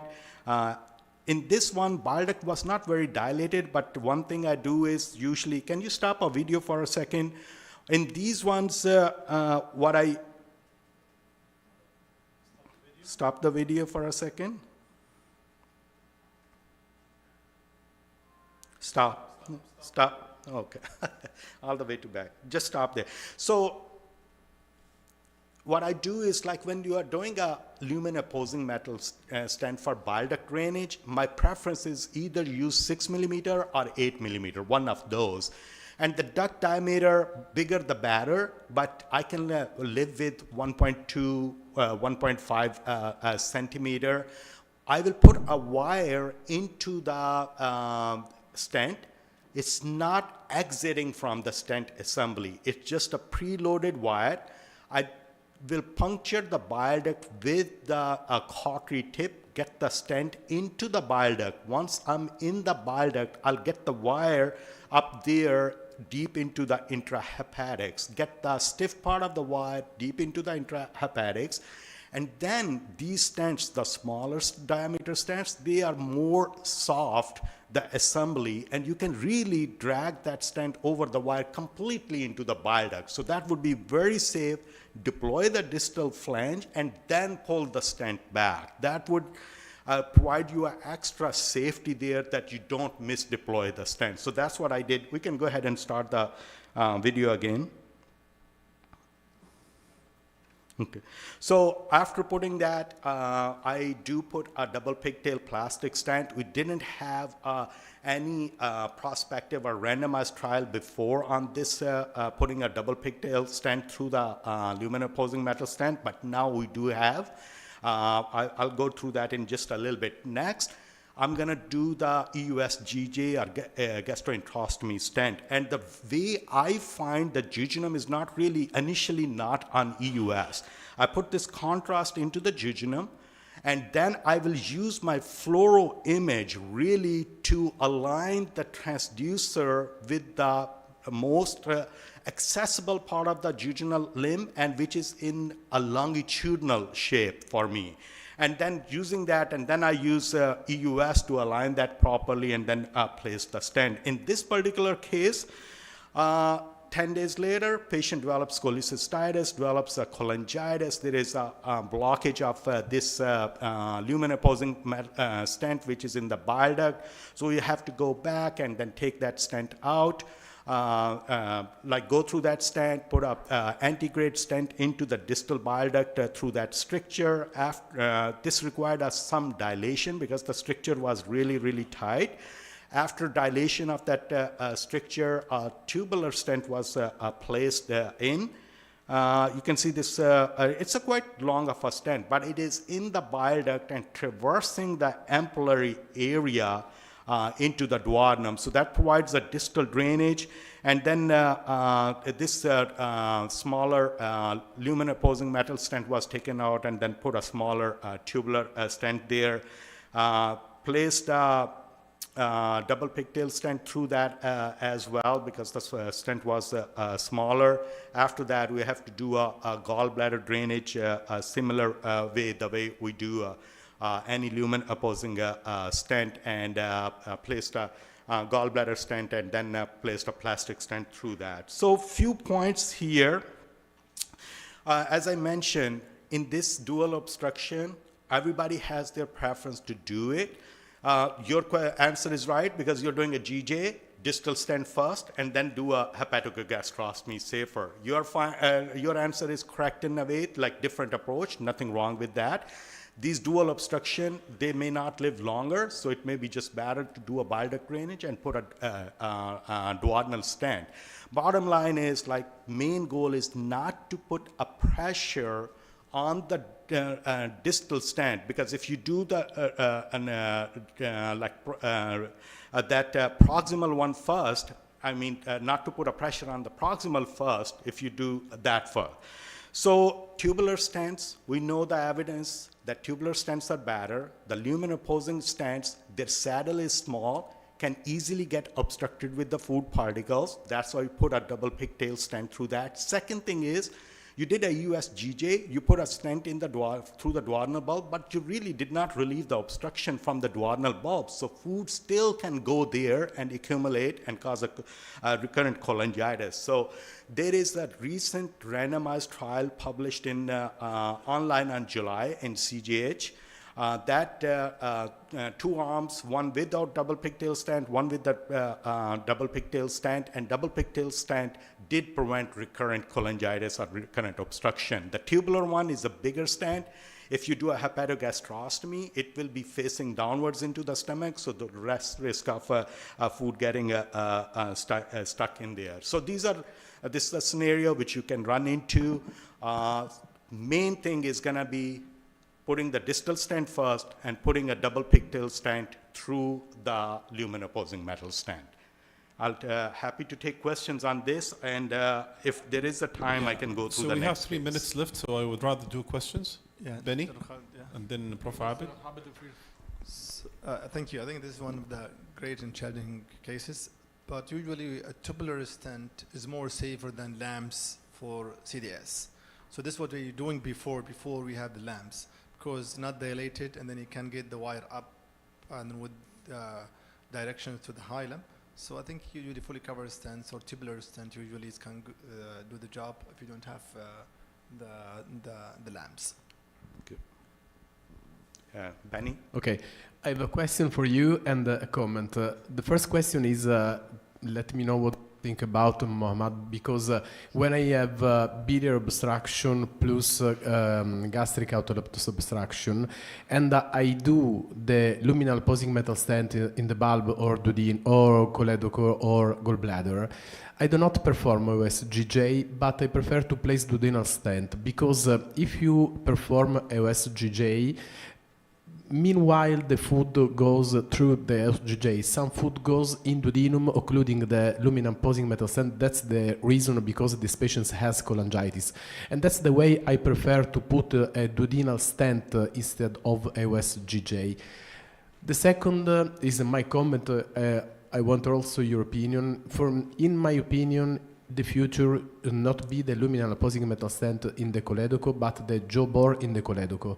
Because I'm totally agree with you that the tubular stent works well than the luminal opposing metal stent, because they are very straight and there is not open in the lumen. Okay. So I will go to the second comment as well. So lumen opposing metal stent was never meant to be placed into the bile duct. That's not what it was made for. It was made for two bigger cavities to be connected. Within the bile duct, when we put that in, bile duct may be 3 centimeter. You put the stent in there, it's gonna get compressed. When it decompresses, the distal flange, which is inside the bile duct, because it's going to stay straight like that, and that's going to hit the opposite wall, and it's going to cause a blockage of that. That's why either you put a double pigtail stent or put a tubular stent. That would work better to overcome that problem. So I agree totally.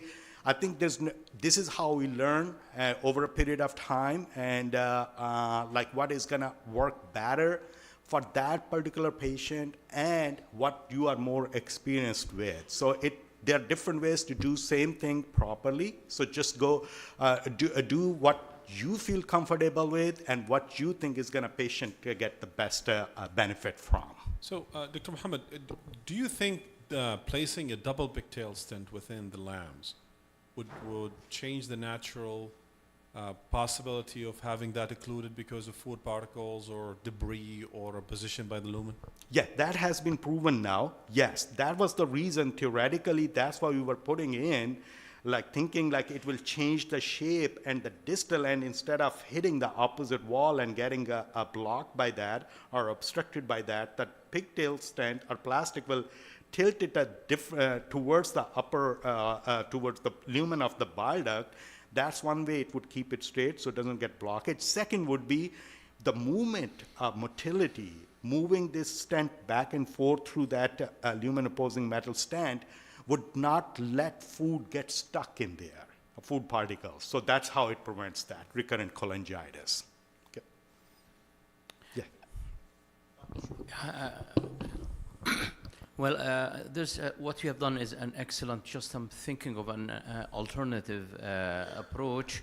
After the biliary drainage is performed with the placement of Lamb's stent, since your catheter with the guide wire passed into the jejunum, passing the stricture, I'm thinking of one of the options is just to dilate a little bit the stricture and then perform, put a duodenal self-expandable stent rather than performing gastro-jejunal Lamb stent. Yeah, so that is a very valid option. The problem we're running with the duodenal stents is these patients may not have a long lifespan, but they're living 6 months, 8 months, 10 months, something like that. They still, maybe even up to a year. Duodenal stents start blocking because of the tissue ingrowth much quicker, 3 months, 4 months. So if you do, a lot of these patients don't want to get a repeated procedure. So if you do a gastrojejunostomy, that would live longer as compared to the duodenal stents. It depends on the longevity of the longevity, patient. Yes. Because I had a case which before the era of the EUS performance in advanced therapeutic approach, this kind of patient, what we managed is we dilated the duodenal stricture, managed to pass the ERCP scope. Then we put self-expandable metal stent into the biliary tree, and then we put a self-expandable duodenal stent. Yeah, we do that all the time. Yeah. In this particular, it was a tumor all around there. So you couldn't even see where the papilla is. Again, depending on the depending on the patient. situation. Okay, thank you. Want me to stop? I think I next one. Yeah, we can. So I think we should move to the next case speaker. and maybe save your other interesting case for tomorrow. Okay, sounds good. Therefore, I'm gonna present my dearest friend, Prof. Abd Al-Lahabi, who's my model that I'm following, and my champion, and of course he's the king of live endoscopy course conducted in Riyadh. Something that we are all proud of, and it's really a true pleasure to have him joining us today with his interesting cases. Assalamu alaikum. Thank you, Ahmed. Actually, it's a pleasure to be here today for the second time. We see big changes from last year. So we are proud to have our colleagues, locals, and also the international attending one of the important conference covering all the aspects of the intervention endoscopy. So I think I have to go a little bit different from the videos. So it's going to be something to face in our daily practice. So I will show you some of this is my disclosure. So as you know, the EUS has been one of the tools to drain our pancreatic fluid collections. And this is already proven, and no doubt about that, as what the type of the management, and then most of the treatment can be taken by the endoscopy. So we have a patient as presented to a young patient to an emergency with history of pancreatitis, proven that to have pancreatic fluid collections. I'm not sure, so me and Dr. Nawaf was managing the case, and mainly it was seen in the emergencies, and one of the doctors referred the patient to the intervention radiologist for drainage. Okay. As I remember, since 2010, we managing those cases. So this is what happened. So this is the CT scan. So then she underwent percutaneous drainage.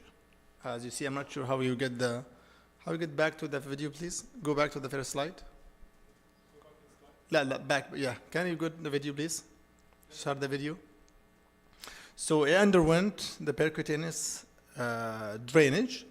Then you see some collection there, and his stomach is there. Sorry to give you not good imaging by CT scan. We try to get some of the imaging.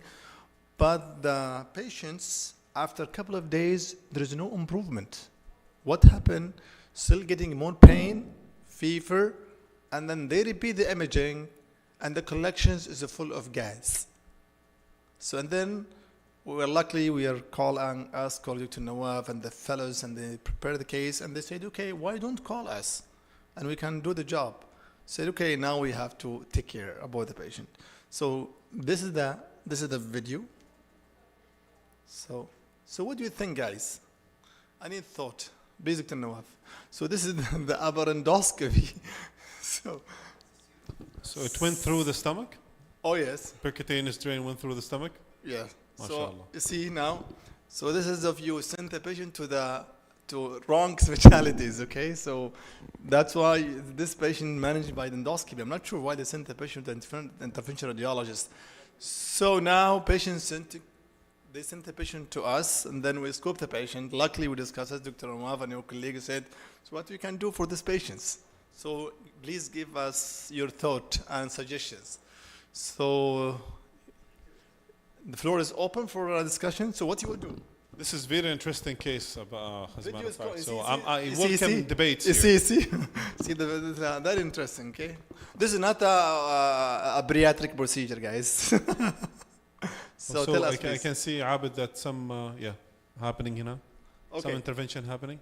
Yeah, so what we discussed, so we have to remove it, and then we have to close both ends of the plastic stent. So from the anterior stomach and or posterior stomach. So was removed completely, and then luckily we tried to control it from outside, and then this is the second one, and then the clips will do the job, and think is hemostatic, the through-the-scope clips can do the job because the opening is very small, so you don't need to do it. The other part of the plastic stent there is already closed by clips, and this is the second one. So no need to think about any fancy things to close by a visco. So, yes, Dr. Was there any chance to put a wire and use that So it was opening? already puncture the stomach from two directions. So close one and open keep the other one open. No, he doesn't want to do it the old-fashioned. So we want to prove to the radiologist we are better than him. So that's why I have to remove the plastic one. So managing to remove completely the percutaneous drainage, then was completely closed by the many clips, and we make sure everything is okay. Then the next, so we shift to do the lamps. So as I remember, so there's a lot of debates about the management of pancreatic fluid collections, which type of stent you can use. But the message of our colleagues, so endoscopy is the first, endoscopy is the second, endoscopy is the third. So endoscopic drainage and management of pancreatic fluid collections already taken by endoscopy and taken from the radiologist and the surgeon. So we have to make sure about the best tool and then choose plastic or metallic. And then I will show you a couple of slides. Everybody aware about the Atlanta classification. So either you choose plastic or metallic. No need to go big debates, but there is a minor difference. I will show you through a slide about it, and then you can listen to the discussion.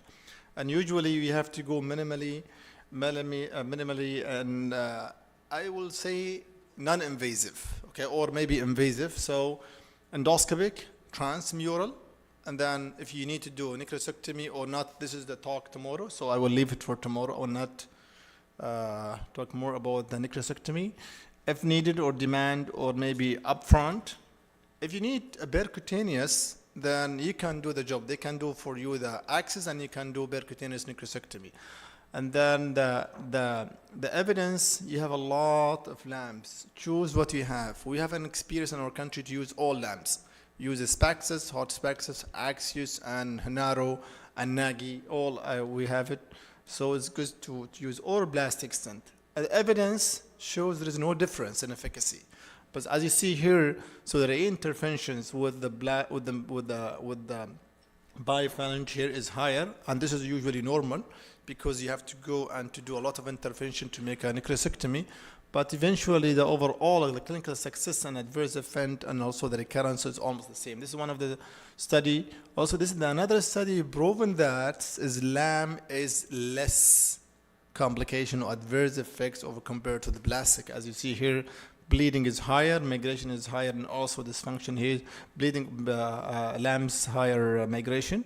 But as you see here, clinical success is greater with the LAMs for hospital stay and re-intervention And also the issue with the cost, I think this depends on the country. So no need to concern about the cost if you have something to be covered. Then this is almost the same, give you the same studies showing that they are equal, and they are almost number of the procedures also is different, and usually the duration of the procedure with the lamps is better than plastic. So as you see, this one of the important to in our daily practice now. Of course, everybody now, I think, managing those kind of cases. So what we have to educate your emergency doctors or internal medicine. So better to be referred to the endoscopist or gastroenterologist to manage the patients. And then if you need to do a percutaneous, you have to arrange by yourself, planning to do a percutaneous necrostectomy. So at this, maybe I have to end. I will say thank you, Ahmed. So 2 events will be invited you for that. This is after a couple of weeks. So this is under the umbrella of Arab Society of Gastroendoscopy and Intestinal Endoscopy. One of them in the MAMS is Banketo Pillary. This is led by Dr. Muhammad Al-Bishir. He's the director of the course. And also the third space in Egypt. This is in October. Banketability in November. The directors will be Dr. Ahmed Madkour. And then don't forget our live endoscopy. This will be in January, 29 and 31st of January next year. I know Dr. Khalid Hassan, you will miss it this year, but we'll give you a credit next year. We'll give you double talk, double cases, and we'll give you more credit. Thank you. You're welcome. So now we can take maybe 1 or 2 questions before we move to our first of its kind scope and solve competition. For the first time having our fellows on board being criticized and being nailed to the stage and in preparation for the future. So 1, 2 questions while we're preparing the presentations.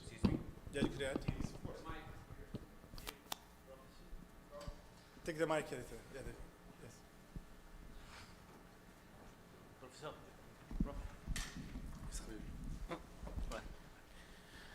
Thank you, Dr. Abid. Excellent. And after you put the lamps and you see the pus came and just to prevent delayed bleeding, what about putting inside the lamps double pigtail plastic stent to protect from delayed bleeding later on? Good. So coaxial plastic stent through the lamps been studied for the last maybe let's say maybe 6 or 7 years now.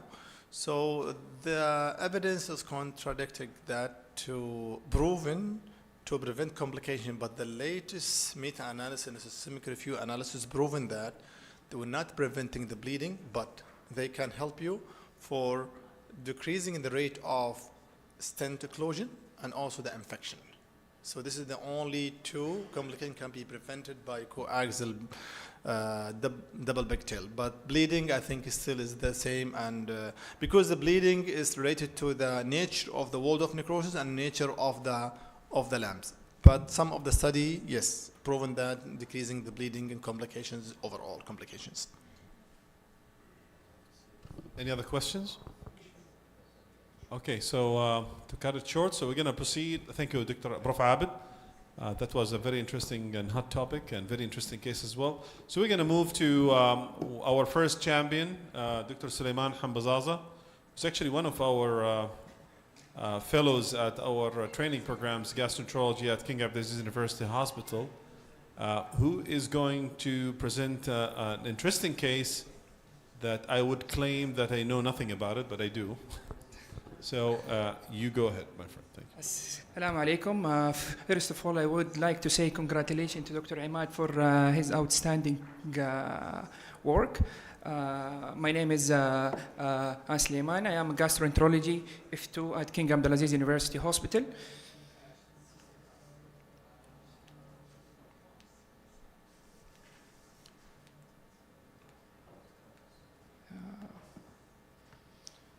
Okay.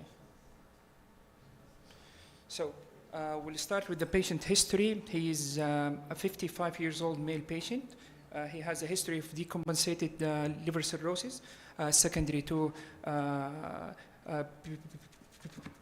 filariasis, who had a history of recurrent upper GI bleeding, treated with multiple esophageal banding and sclerotherapy, with history of of a splenectomy.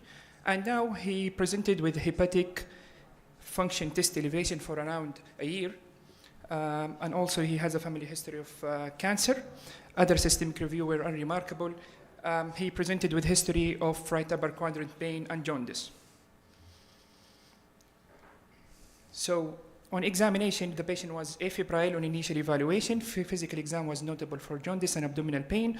No ascites, no peripheral stigmata of chronic liver disease. Otherwise was unremarkable.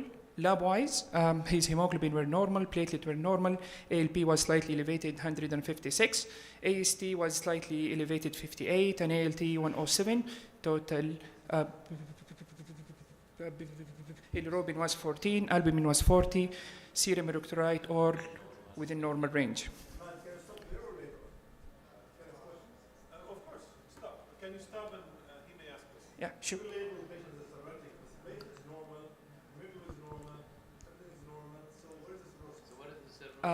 The patient was recurrent upper GI bleeding, and the scope was at time showing a portal.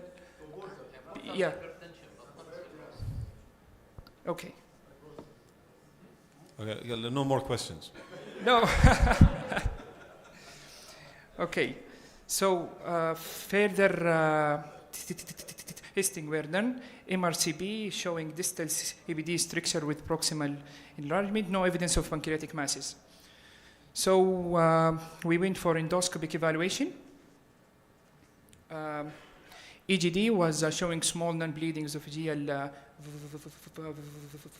irises, GOF2 and duodenal irises also. After that, this is the image of the esophageal varices. After that, we went for endoscopic ultrasound. We are using a linear EOS probe. Common bile duct was enlarged up to 12 millimeter. The distal CBD was normal. Two hypoechoic shadowing stone observed in the CBD. Stone measure up to 5 millimeter. Stone were round in shape. So after that, we went for ERCP. So ERCP showing dilated proximal biliary tract with the small filling defect, extraction of 2 stone after biliary sphincterotomy. And thank you. No, we are not done yet. So just for a second, Suleiman, thank you. This is a very nice presentation. So basically, we have an obstructive jaundice patient, dilated duct. EOS proved that there are stones, and we went for ERCP drainage. The cholangiogram showed we have a dilated duct, stones, and distal CBD structure. What would be your next step? Keep in mind, this patient has a portal hypertension and varices. So ERCP is legit, so you're gonna go ahead and we did the ERCP. But we found 2 stones and distal CBD structure. So what, go ahead, Suleiman. Okay, so after the ERCP, our next step was cholangioscope. Can we play a video, please? Just before playing the video, would you concur or support that move?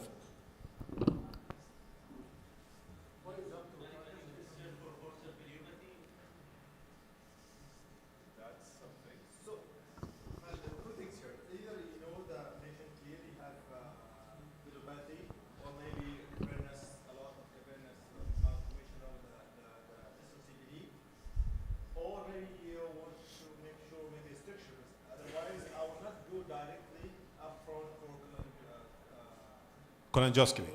So, absolutely. There's a missing slide here. So we did actually sweep the duct and we removed the stones. However, on the occlusion cholangiogram, the structure persisted. So that's what's concerning. It wasn't really difficult to pull through.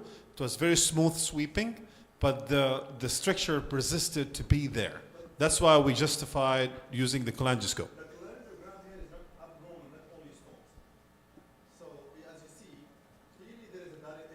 Yeah. Right.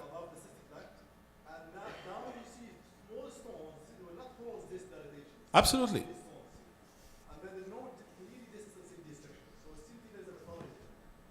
Well, so if there is a dilation and there is stricture, you can always blame the stricture until proven otherwise. So that's why we went through the cholangioscope to understand what's happening there. Nawaf?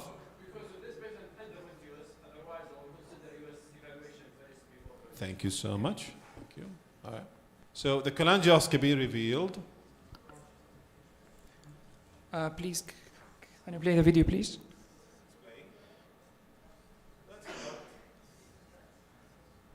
And as we are pulling down,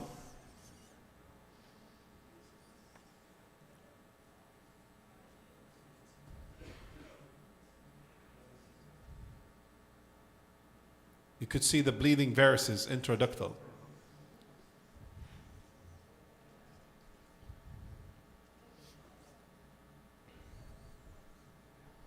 So basically that stricture was caused by ductal varices.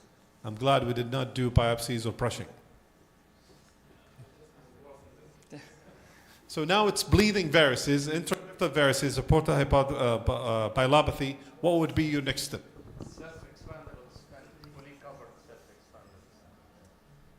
أنا ما بغيتك تتكلم يا بروف يعني الحكمة والعلم يعني ما نقدر صراحة كذا يعني إيش أقول حركت علينا المؤتمر. That's exactly what we did. A fully covered metallic stent was placed, and you could see beautifully here how the intraductal varices are actually demonstrated. And we basically shaped this patient and prepared him for TIPS. And then we kind of prepared him for a liver transplant, refer him to a liver transplant. Suleiman, sorry, I burned the... No problem. So, as we said, the biliary stenting was carried out first to control bleeding and the biliary tree drainage, and then stents were replaced by fully covered self-expandable metallic stent. After that, patient was referred to IR for TIPS as a temporary step before evaluation of the transplant. So let's talk shortly about the portal hilopathy.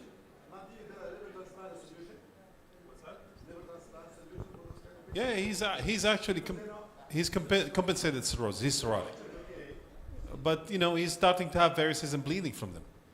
I mean, TIPS is actually a way to go, but because we don't carry transplant service here, we thought TIPS is a temporary measure, and this patient may benefit from transplant eventually.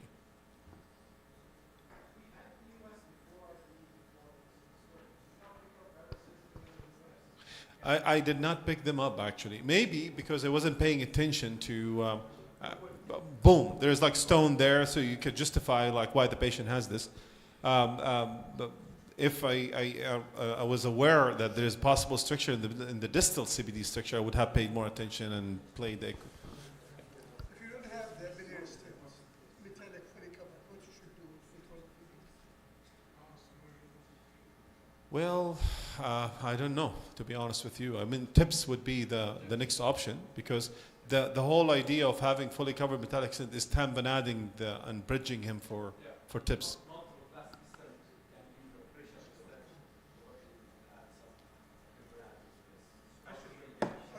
The 110 French stent, actually 8.5, did the trick, but we thought like he may need it for a longer time. Can you use the CRE just for like few minutes, or like a minute or two, just to keep the pressure?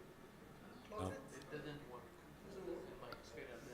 I do believe the pressure would be higher than just temporary tamponading this thing.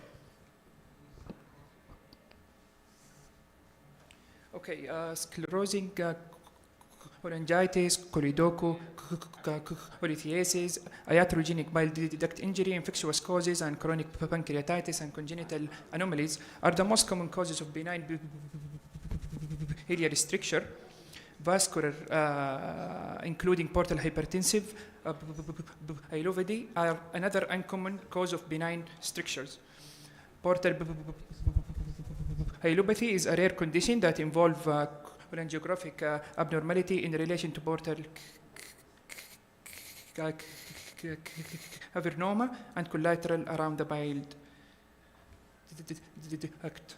So the concurrent ischemic injury and structural change of the bile duct wall may result in biliary stricture, colidoco,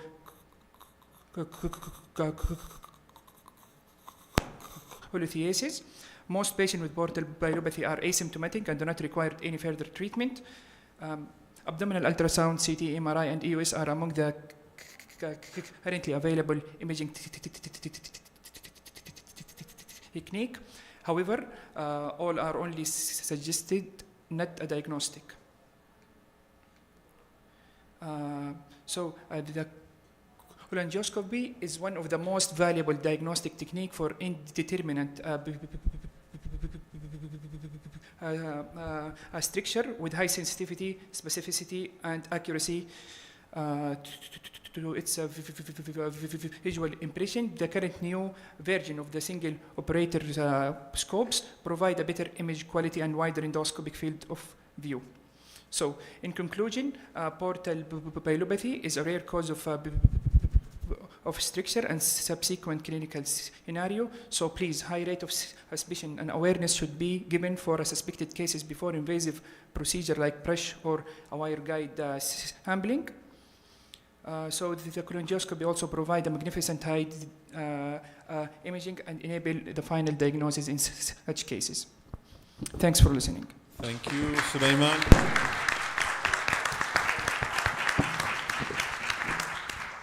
We crushed it. Okay, so our next champion would be Dr. Ja'far Al-Salman from the Eastern Providence, and he is going to give us another interesting case, and we will see how it goes. Okay, from King Fahad Specialist Hospital in Dammam. Welcome. Of course, they all both won. Assalamu alaikum wa rahmatullahi wa barakatuh. I would like to thank the organizing committee for accepting this case for presentation, and it is really my honor to present in front of my senior colleagues and teachers. So these are my outlines. Our case is a 61 years old male who is a known case of ulcerative colitis for the last 7 years in remission. He presented with 3 days history of abdominal pain, jaundice, and dark urine with no fever. His laboratory investigation showed a bilirubin of 129 and a direct bilirubin of 92. So bearing in mind that this patient has a background of ulcerative colitis and is presenting with cholestatic jaundice, our top differential diagnosis was to rule out biliary obstruction caused by primary sclerosing cholangitis. Thus, we proceeded with MRCB. MRCB showed a distal common bile duct structure with significantly dilated intra and extra hepatic ducts with beaded appearance, keeping with a diagnosis of primary sclerosing cholangitis. So this patient initial presentation was in July 2025. He underwent his first ERCB, during which a 7 French plastic stent was inserted. However, in August, he presented again with an episode of cholangitis, which prompted us to repeat ERCB and exchange the stent with a 10 French plastic stent. Initially, he did well. However, mid-September, he presented again with another episode of cholangitis. At that time, we did an EUS to evaluate the distal common bile duct. It was unremarkable with no signs of wall thickening or mass or pancreatic parenchymal disease. So 2 ERCBs with a plastic stent insertion, and still we are getting recurrent cholangitis.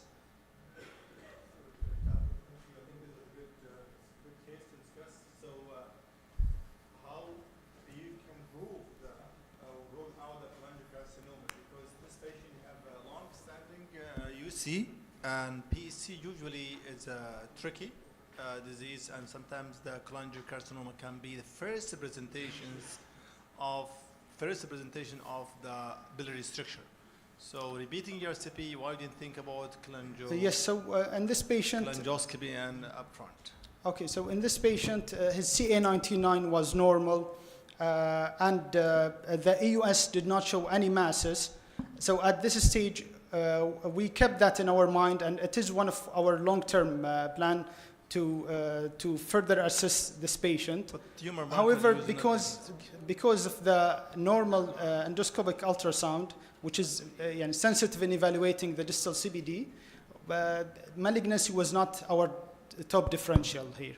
So is one thing I would like to highlight here in patients who have PSC-UC disease, I would rather call it rather than PSC or UC, they are being treated as a different entity, as being of a higher risk of developing colon cancer and cholangiocarcinoma. Therefore, what Prof. Abed Al-Hayb is referring to, that we do have a lower threshold in suspecting and trying to confirm that they don't have an existing tumor dominant structure that would be concerning for cholangiocarcinoma. The tumor markers that you referred to, the CA19-9, is very important, but it can be also chronically elevated in patients with BSC.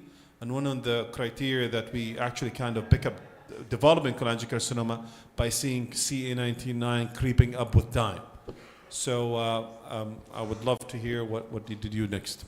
Instead, I would exactly echo what Dr. Abed said. Repeating ERCP is not just enough. We should just move on and do something with visualization. Okay, sure. So at this stage, we needed something with a higher radial force in order to maintain patency. And we thought about inserting a covered self-expandable metal stent.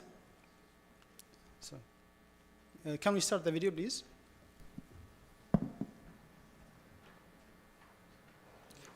So we removed the previous plastic stent, and now we're doing a cholangiogram.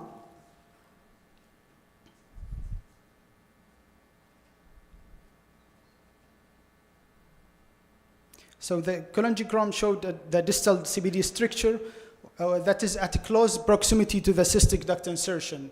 So that's why we avoided inserting a covered self-expandable stent, and instead we went with a biodegradable stent.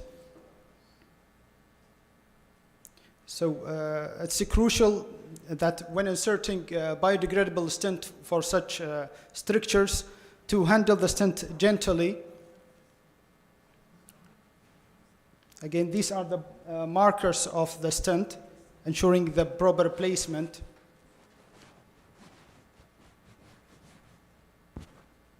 Now we are expanding the balloon in order to expand and place the stent.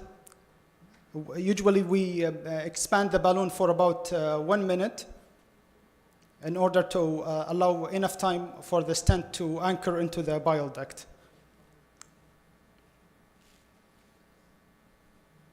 This is the now, after the stent placement, we are carefully withdrawing the balloon.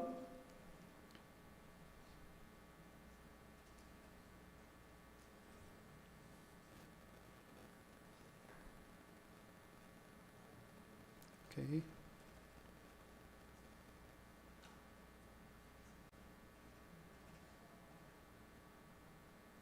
We inserted the stent fully intraductally in order to utilize its length as it is 57 millimeter in length. So this is the stent after placement, and now occlusive cholangiogram.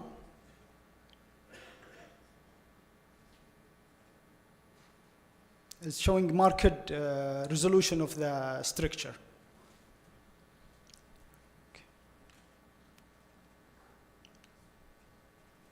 Okay, can we move to, okay, so this is the cholangiogram before and after the stent insertion, and you can notice that there is marked resolution of the structure post-stent placement. After that, the patient did very well clinically. He did not have any recurrent cholangitis and no abdominal pain or jaundice. His liver panel normalized with time. Again, his tumor markers were negative. And we repeated MRCP for the patient, which showed marked resolution in the structure, as well as improvement in the extrahepatic and intrahepatic biliary duct dilatation. So a few words on biodegradable balloon expanded stents. These stents are formed to mimic the musculoskeletal system with its muscle or its skeleton made up of magnesium alloy and its more flexible muscle made out of a flexible polymer. In our patient, we went with a medium degradation speed in order to allow sufficient time for remodeling of the structure, but not too long to expose the patient to a risk of cholangitis. Intermediate result of the current trials on this Unity B stent showed a very promising result in terms of technical and clinical success with minimal adverse events. So our take-home message here is that endoscopic therapy for BSC should be individualized. A plastic stent remain available for short-term drainage, but should be removed or exchanged within 4 weeks, and that biodegradable stent over sustained drainage without the need for re-intervention. Thank you. A very nice case, Dr. Jafar, and Abid, you took many questions today. Abid, I did not okay. So that's why you give me the lead. Jafar, thank you. Very good case. Two questions, please. First, do you need to biopsy to rule out, to make sure there's no cholangio? This is number one, because you didn't take biopsy. Number two, what's the difference between the plastic bio and metallic bio? Because we know we have a lot of company producing the biodegradable biliary system in pancreatic, different from the biliary, from the metallic or plastic. So why you choose metallic, not plastic? Okay, so in our case, first, in terms of ensuring that the patient does not have cholangiocarcinoma from a histological point of view by doing a brushing or biopsy, it is critical in patients with BSC. However, because EUS has a good sensitivity in assessing the distal CBD structure and the CA19 now was normal, we thought that this can be a next step rather than first step. In regard to the choice of... The US is just helping to roll out, to evaluate biliary stricture in a mass-like lesion. So just a smooth tippering or infiltrative part phenotype of cholangiocarcinoma, US is not helping at all in those matters. So just only I would like to comment in that particular point. So US can be, has a benefit only in a mass-like lesions.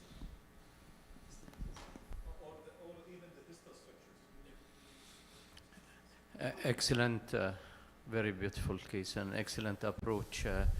Just as an alternative in case the biodegradable is not available, with this dilation of the structure and then placement of multiple stent, plastic stent, 3 or 4 stents has been proven to be very effective in long-term treatment of benign strictures that can be exchanged in the future in case the biodegradable.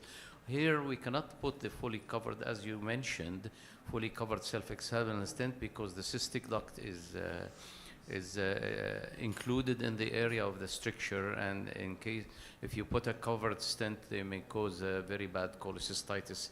I had a patient had a stent placed at another hospital and came to me with a cholecystitis. Luckily, I managed to penetrate the self-expandable stent and enter through the cystic duct into the gallbladder and then put a plastic stent in the cystic duct. Thank you, excellent, Dr. Jafar. Just a comment with regard to the CA99, don't rely on it at all. In early disease or even in advanced disease, it can be false negative, and if it's too high, this is too advanced to go and biopsy it and to look for malignancy. That's Dr. Mohammed? Yes. Yeah, excellent talk, as usual. I'm not surprised, Jafar. Just back to the point of, I agree with all of you guys that we should have a lower threshold of ensuring that this is not a malignant. That I have to defend my fellow. That we have an excellent radiologist, and we trust him very well in assessing whether this can be of a concerning stricture or not. As well as if you look at the cholangiogram, it's really a very smooth, nice stricture. There is nothing worrying for malignant stricture. We had, I think, did intraductal biopsy and you did cytology. I know these are not the ideal things, but definitely cholangioscope is the next most appropriate step. But we presented to just address a new way of having a more durable endoscopic management for such a stricture to prevent recurrent cholangitis in those patients. As you know, PSC patients, when we put a regular plastic stent, they tend to have more recurrent cholangitis and stent obstruction and bad cholangitis post-treatment. So we wanted to test this biodegradable stent, and it seems so far that it has a good effect.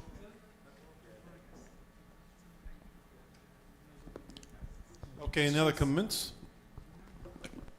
Thank you, Dr. Okay, Jafar. thank you very much.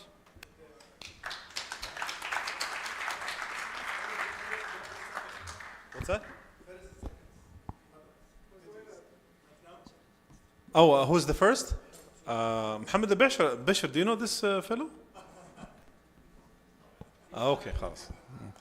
You are our guest, but no kidding. Actually, the case is very interesting, and I congratulate Dr. Jafar for winning the first prize, and Dr. Sulaiman's the second. And inshallah tomorrow we'll receive the certificates. So we get to the conclusion of the first day. Thank you so much for your support and staying that late and watching all lectures and presentations. I hope that's because they were interesting, not because you were just supporting the IGCC. With no further ado, we are done for the day. But for the faculty, please join us at the gala dinner. We will be meeting at the lobby at 8:30 p.m. at the main lobby. Then we'll be going to a nice place at 8 p.m. at the main lobby, and then we go to a nice place where we can have a socialization and a nice chat. Thank you so much again. See you tomorrow. Oh, there is a video. I don't know. There's a video. Let's watch it. حضوركم اليوم ومشاركتكم معنا في مؤتمرنا في دورة الثانية IGCC 2025. Hope that we'll have a wonderful 2 days.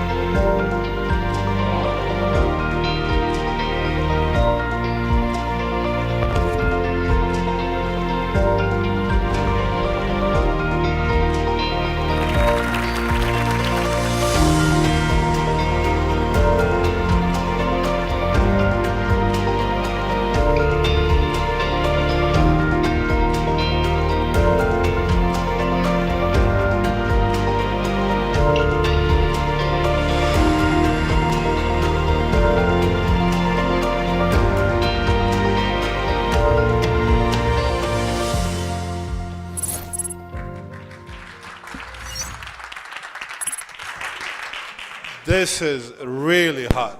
What's that? يا جماعة سووا فيديو ثاني دكتور عبد العليم. والله العظيم ما حنخلص.